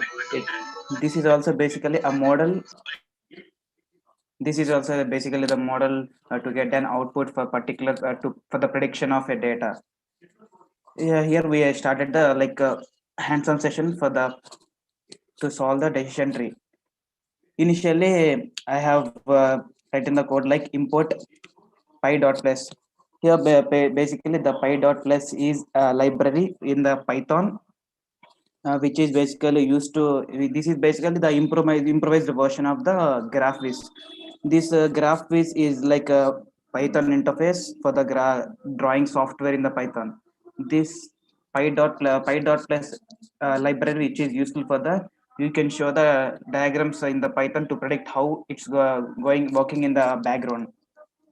Initially, we are importing the libraries from py.plus. Then next, we are starting from sklearn.datasets, import load iris. Here, basically, sklearn.datasets is basically the framework which is like inbuilt in. From this inbuilt framework, we are getting the datasets. Like now, I am using the iris dataset. Basically, in this iris datasets, we have types of classes of flavors and parameters which involved in it, and all that we can have in this dataset. Suppose if we want to get the dataset from other websites and all, we have to download the dataset and we have to store it once, and again we have to take the path of the dataset using the pandas library. We have to call the dataset and we have to run the program. Here I am taking a dataset from the sklearn.datasets. In this dataset, I am initially I am loading the dataset load iris. After, from sklearn import tree. Tree is basically the model, the decision tree. That tree is like model. I'm importing the model into the dataset. Then next, x comma y equal to load iris, return x comma y equal to 2. This is basically the syntax of the parameters which we are giving to the dataset to run the code. X comma y are the basic parameters for the code. And again here x is basically the variable which is like we can tell as train the model, and y is target. For training, we are giving inputs to the x, and here y is basically the target point. CLF is equals to train dot decision tree classifier. Here basically the CLF is the name of the function which we are storing the our data into the function, and we are calling that. Here we have seen that tree dot decision tree classifier. Basically the decision tree classifier is like we are storing all the data, and we are comparing with the model into the tree is basically the model. Decision tree classifier is the framework, and CLF equal to CLF dot fit. CLF dot fit is basically the we are training the model and we are sending all the parameters, and fit is basically the training. From the fit function, we are giving all the parameters x comma y, and we are storing all this into CLF variable. Okay. Then next, tree dot plot tree of CLF. We are calling this function, and we are giving in the output we can see that all the data which available in this, and again the decision tree. If we run this code, we can get to know. Yeah, I think you all are able to see that all the data set available in this, and again some one diagram here. Yeah, basically these all the data like we are in the iris data set. You have seen like so these are all the sum of the parameters for the flower and some classes of the flowers. I think you are not able to understand all these data sets. Means we need some ordered thing like which class belongs to which data type and which class belongs to which value. Like that we. Manish, Yes. you can just have a pause and look at the chat box for any queries. Like you can ask Sure, them sure. if they have any doubts. Sure, ma'am.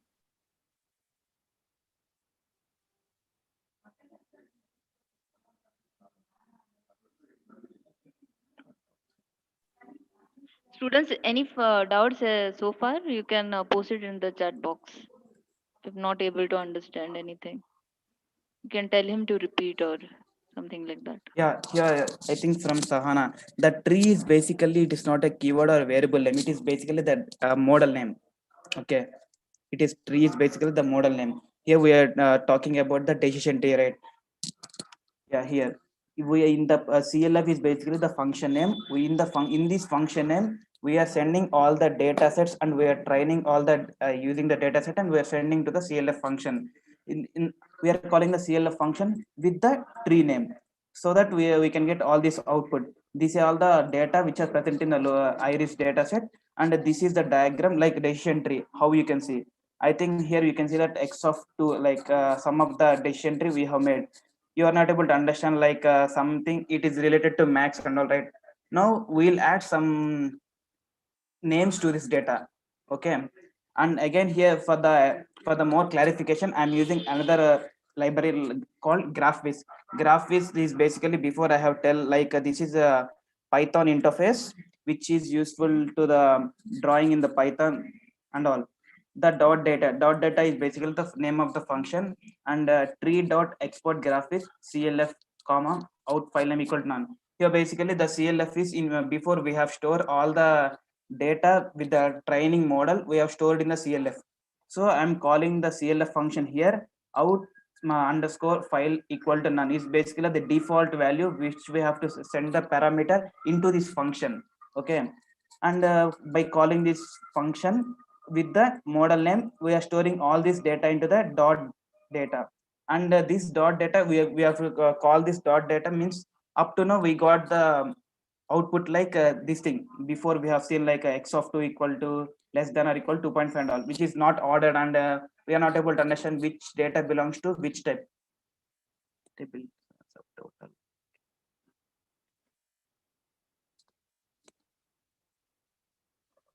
Yeah, here in this graph we are storing all the data type, and using this GraphViz library we are showing the data into the feature names and class names and all.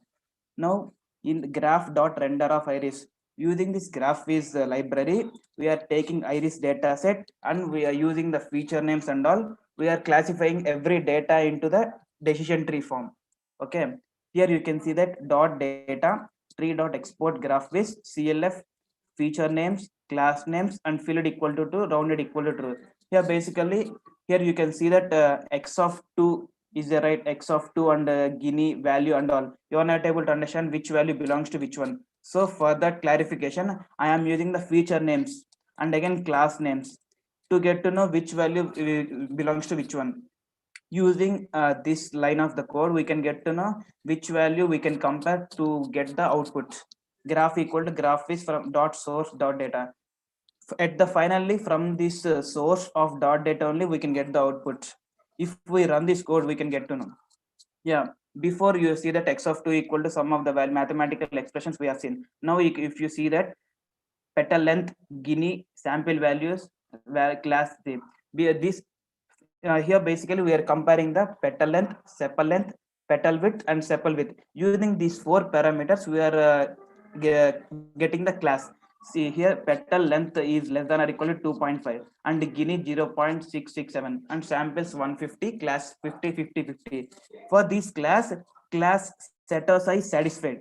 So by in the class for the class setters these parameters are satisfied, so we got the output. If suppose it is true, Guinea is 0, samples 50, value is 0, so here it is satisfied. For the class setters all these parameters satisfied. Suppose if we change the petal width, if for this petal length we are satisfied with the setosa. If we change next petal width, will go petal width is less than or equal to 1.75, and again Guinea 0.5, and something, some of the values we have given here. For these respective values, we got the class versicolor. If suppose this versicolor is true, then we'll go the petal length is equals to 4.95. Like this, we are changing the parameters, and we will get the class names like versicolor, setosa, virginica. If suppose the petal width is less than or equal to, if suppose we have given the petal length as for less than or equal to 4.95, if we give this 4.95 initially only, then we'll get directly versicolor. I think you understand. If suppose petal length is less than 2.5, we got setosa. If we given the 4.95 exactly, if it is true, we can get setosa, and the right side we can get versicolor at a time. So yeah, by the giving value, by comparing values only, we can get the output.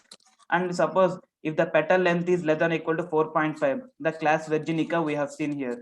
For the class virginica, petal length less than or equal to 4.5 is satisfied. So the Guinea is 0 and sample value is 43 and values, and class virginica is satisfied. If suppose it is false, then we'll go to the next parameter like sample width.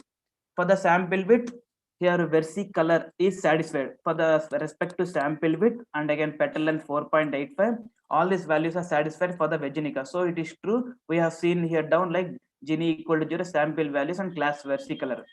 And again, if suppose the sepal width is not satisfied also, we'll go to the another parameter like sepal length. Okay, and if you see here, petal width is less than or equal to 1.55. If suppose if it is satisfied, we can get the class virginica. If it is not satisfied, we'll go to other parameter like petal length. In the petal length, we can take that 5.45. Like that, up to satisfaction of the particular class, we should change the parameters and we have to check. Okay, this is basically the decision tree. For every particular parameter, we have separate classes. If we want to see the particular data set, you can go to the GitHub link of the sklearn and we can see the data sets. Okay, I think up to now you understand. Suppose if we want to know deeply into the thing, like how it is working background and all, initially we have seen how the briefly about the how the data sets look like, and again how it is dividing. Then next we have added the feature name, class names, and we have seen like what parameters it's taking and what classes it's giving. These are the some thing we have went to the deep. If suppose if we went too deep, like we need every single detail about how it is dividing and all. Now let's go to another one. Here I am using the two types of libraries like NumPy, Matplotlib. Basically this NumPy is, I think everybody knows, like NumPy is basically the library which is written the coordinates matrices from the coordinate vectors. This is related to some max related stuff. And matplotlib.pyplot, this is also the one type of library which is useful for the mathematical extensions, and it can provide object oriented APIs for embedded plots into applications. And we can use this general purpose GUI also, these toolkits and all. If we import these two types, we can get all the graphs, and again some of the colors we can add into that. By importing these two libraries, we'll start the coding. Yeah, and again first initially we have to take the libraries and import the data sets, and for the data set we have to add the model, decision tree classifier model. For the here we are plotting the tree. Under clock collab extension, second example. Yeah, in this only you can do. You don't have any other extension like that. In this only you can do.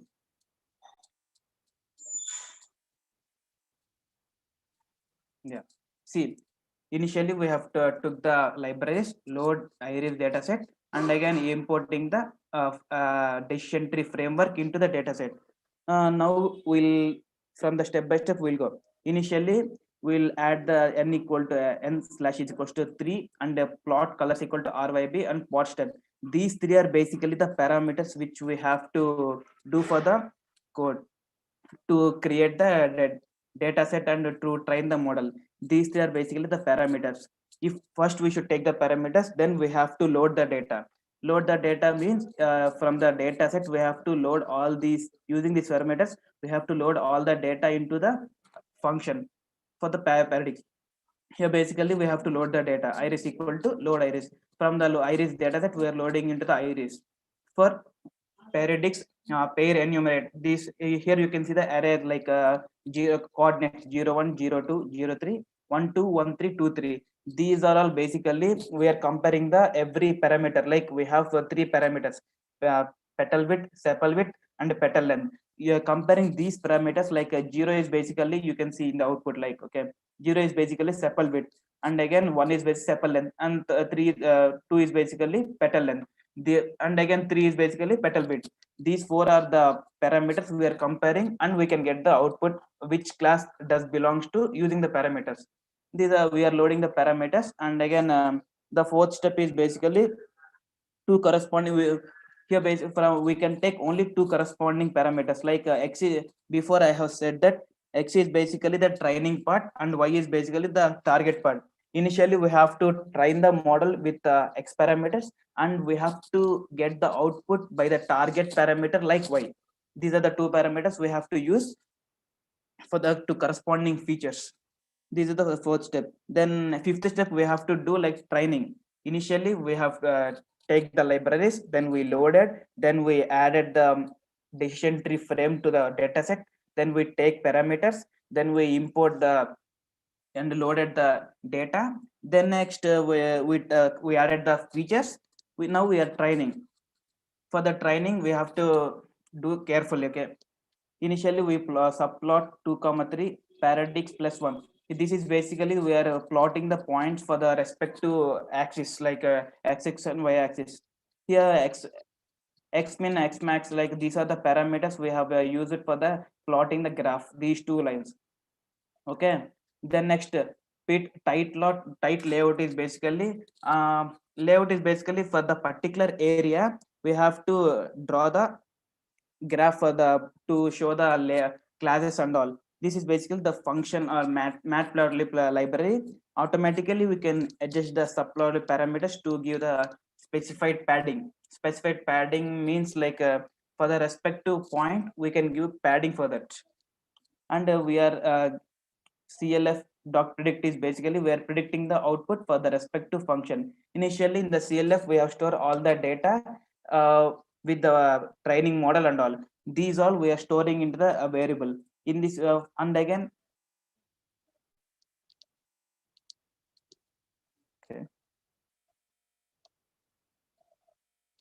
sure. Can anybody acknowledge, like, are you understanding or not? Like it is boring or not? Is it boring? Yes. Oh, sorry. Okay. I think up to now you understand, like initially we have to do all these 4 to 5 steps. Now we are training the model. Okay. Yeah. Now initially now we have 2 axes, like x-axis and y-axis. X-axis is basically we have to take the feature names, and the y-axis is basically feature names and pair. In the x-axis we have to take all the parameters, and y-axis we have to show all the target points. In here we are pointing those 2 labels in the axis. Thank you, Rohan. Yeah. The next step we have to do is plot the decision boundary. Here plot the decision boundary means like by using the parameters we can get to know the which class does the flower belongs to, like using sepal width, sepal length, and petal width.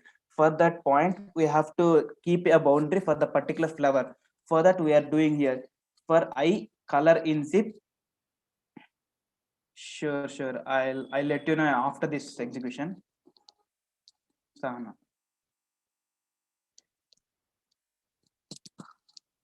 Okay. Yeah.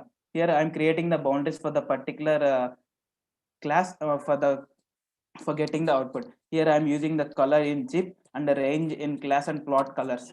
Here I'm using some colors to define particular class and particular thing. Okay. And plot subtitle, and I'm giving like titles like to show the graph and all. The plt.legend. Plt.legend is basically It is also the Python library to show the padding and margins for the particular graph, and we can sure I'll rerun. Yeah, and again plot dot axis height. This basically here we can show that height is basically in the particular area how many types of classes we can see for the particular parameters and all. PLT dot figure we can this is basically the output figure we can see. CLF dot decision tree classifier, iris data, iris target. CLF is like the function which can give all the parameters. Using parameters we can get the adding with the mainframe like decision tree to the iris data set. PLT dot tree CLF. This is these two statements are we can get how output looks like. I'll run this. You can get to know. Yeah, here you can see the two diagrams are there. You can see, yeah. Here I have used the 6 diagrams, okay. Sepal width and sepal length. Using these two parameters with some particular centimeters, I have, you can see the 3 types of dots here. Basically, in my data set, I have used 3 types of flowers like setosa, vesicolor, and virginica. For the particular sepal width and sepal length, we have got the at what position all the setosa flowers and vesicolor flowers and virginica flowers are there. I am here basically using these particular parameters we can get to know the particular flowers where they are. And again the next thing I have used like petal length and sepal length. Using these two parameters with some particular values, we got the at what place the flowers belongs to, at what parameters the flowers are came. And these are the all 6 type of parameters we can use to how can we define the particular flower with some extra parameters and with these parameters like this is basically the graphing thing. If we we can understand some part. If we want to understand like completely deeper, you can see in this using graph base we can understand, because in this graph base we have used the class names, feature names and all. Suppose if we have see here they have used like x of 2 and values and all, means there is no define like we don't know for what value we are defining what flavor. So that using graphics we can get to know for these particular values we can get to know what type of flavor and what type of etc for that. See using petal length what type of class we can define, like using width what type of class we can define, like that all we can do.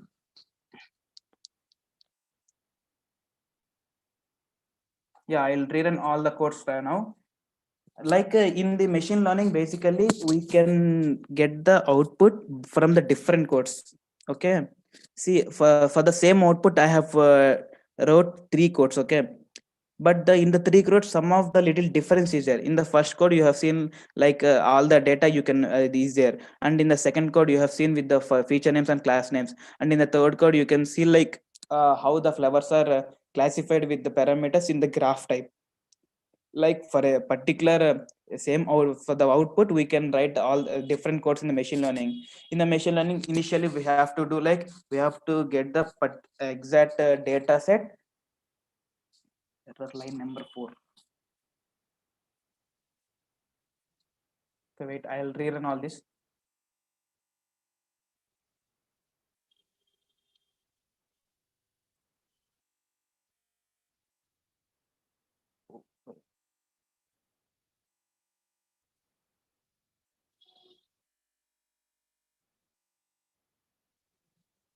Yeah.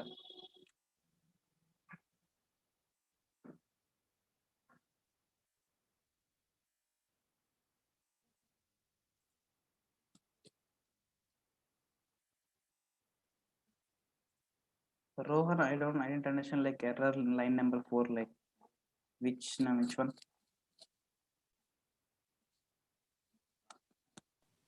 Actually, he means I guess block number 4. Okay. Is But this now as is this rerun. is this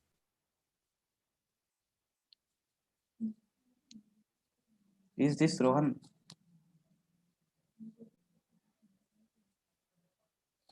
Iris is not defined. Like you have to define that type, means you have to call that. Okay.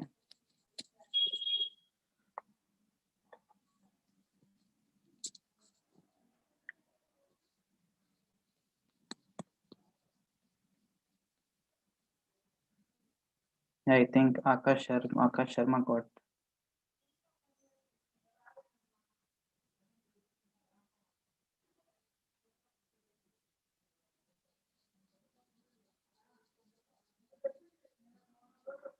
Yeah, Vedant. Yeah, you're right. To define like iris is basically not defined. It's like a data set name from the sklearn. In the sklearn data sets we have two types, like text type data set and image type data sets. I have two text type data sets to get to know all the data, all parameters, what the values for the particular class we have for now. Because this is like beginner thing, right? I have used a small data set, like I think 10 to 15 types of values for the different classes. Rohan, I think do you resolve the error?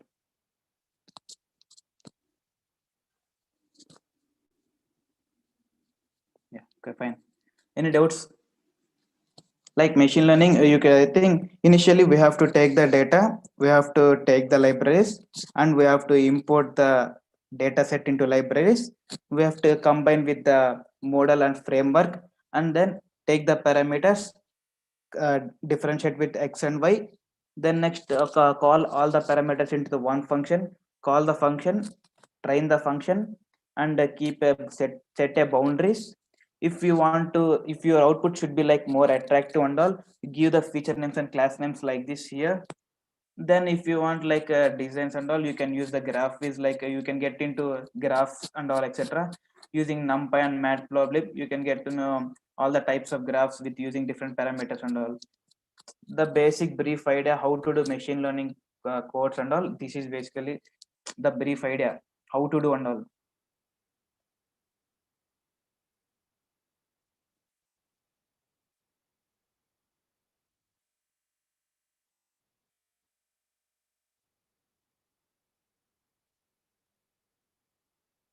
This has some disadvantages in the decision tree, because if we take some continuous values, like we can get some big decision tree and all. We are, that is one of the disadvantages. Like continuous values we can't take in decision tree, because if we take continuous value, the decision tree will become more and more, and it will take some time. The systems, my system can't run now. That's a little bit slow. Yeah, you are right, Vedant. I think you got the point.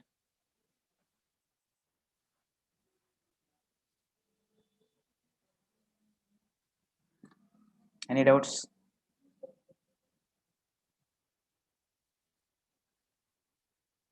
Yeah, we can use the decision tree, but the data set should be up to the mark, like only limited. Like we for the more data set we can't do the decision tree, because it will become like complex.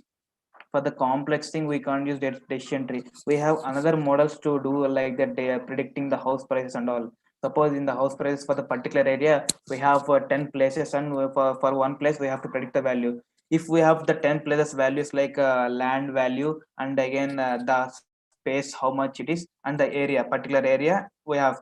Suppose if the data is the limited one, like for one particular area, one particular town or all, we can get to know. But if it is like or it is not like the more data we can get, because at that time parameters, with the respect to parameters, more differentiation will be like we can approximately we can't tell that.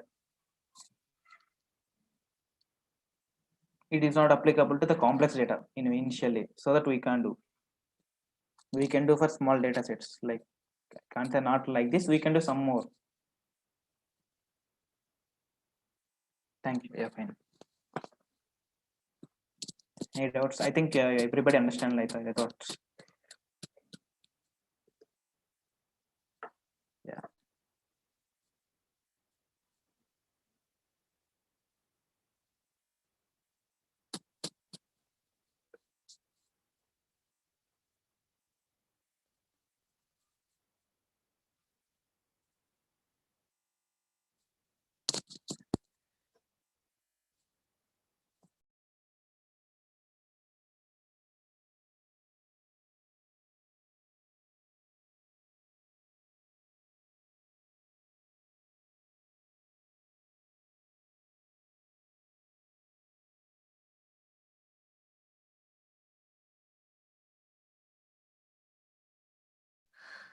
So I hope it was beneficial for you to listen to all those presentations and doing a hands-on session. And the last thing is, the last part for this whole session is I'll give you a quiz. You have to attempt that. And after that, I'll give the feedback form, which will be considered for attendance. So I'm sharing the quiz link right now. You have to attempt that quiz. It has 10 questions related to whatever we taught today.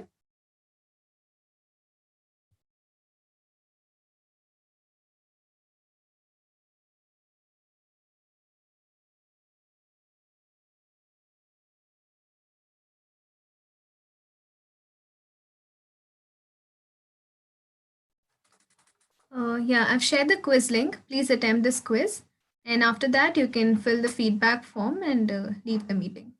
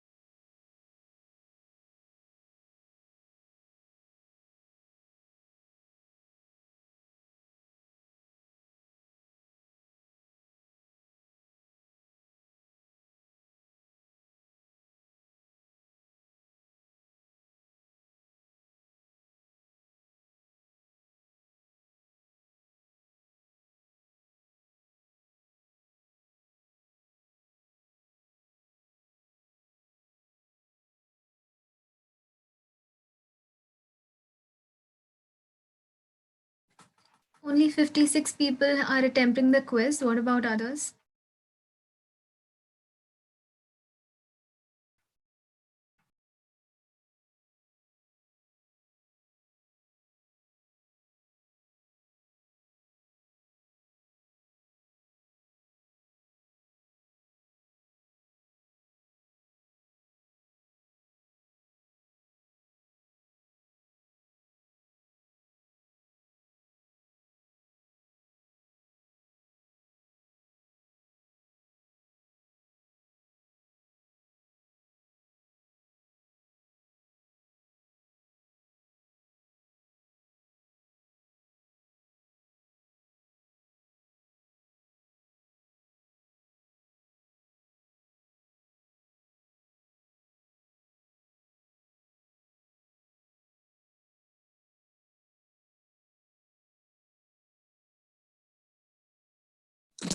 Yeah, sure. We'll share, Manoj.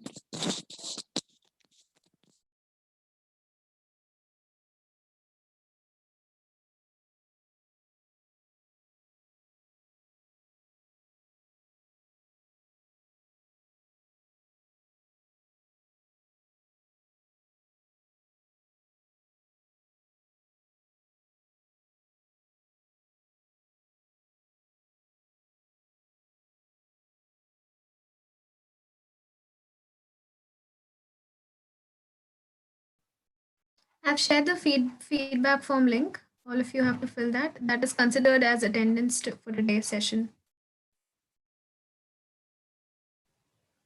After filling the feedback, can we exit, or is there a valediction something? In the next week, probably. So today, just conclude the session by filling the attendance form. Thank you. Yeah. Yeah, if you have any doubts, you can contact us. Feel free to ask, no problem.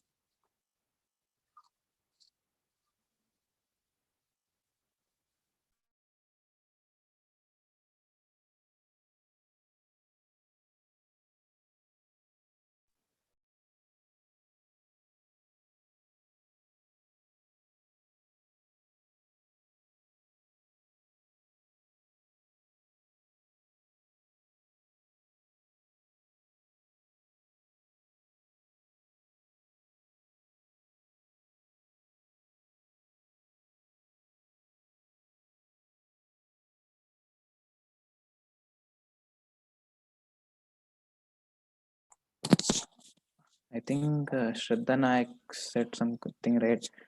Okay, That was- students, I think we are towards the end of the session, and the valedictory function and your quiz, the centralized quiz, will be most probably in the next week. So we are not having it today. So we are ending with this session as of now. And the PPTs and all have been already shared in the Google Classroom. Please refer those PPTs again, because for the quiz, which will be held in the next week, you might have some problems or something related to those PPTs. So you can go through that again. I will share more PPTs also, and in that case, if you need any links or any references for code, you can post it in the Google Classroom. Okay, and please fill the feedback form. Yeah. So thank you so much for your cooperation for 3 days long, and it was good to see you all being so enthusiastic in participating this hands-on workshop, and hoping to meet you all soon as the offline classes starts. Even during the online session, we'll try to interact as much as possible. And most importantly, I would like to thank all the volunteers who, on my request, agreed to do this workshop, and they really they put a lot of efforts. So congratulations to all the volunteers, and the newcomers, the juniors. You should really appreciate their effort and their hard work, because they have worked a lot for making this workshop happen. They are I was just there to monitor, but they are the person who have really put in all the efforts which was required to make this workshop successful. So yeah, thanks to all the volunteers and the team leads. Keep doing good work, and all the best to all of you all. Yeah, thank you. Thank you. Thank you, ma'am. Thank you, ma'am. Thank you for giving this nice Thank you, opportunity, ma'am. ma'am. Yes, Thank you, ma'am. yes. Yeah, thank you. Welcome. Thank you so much, ma'am. Bye, ma'am. Yes.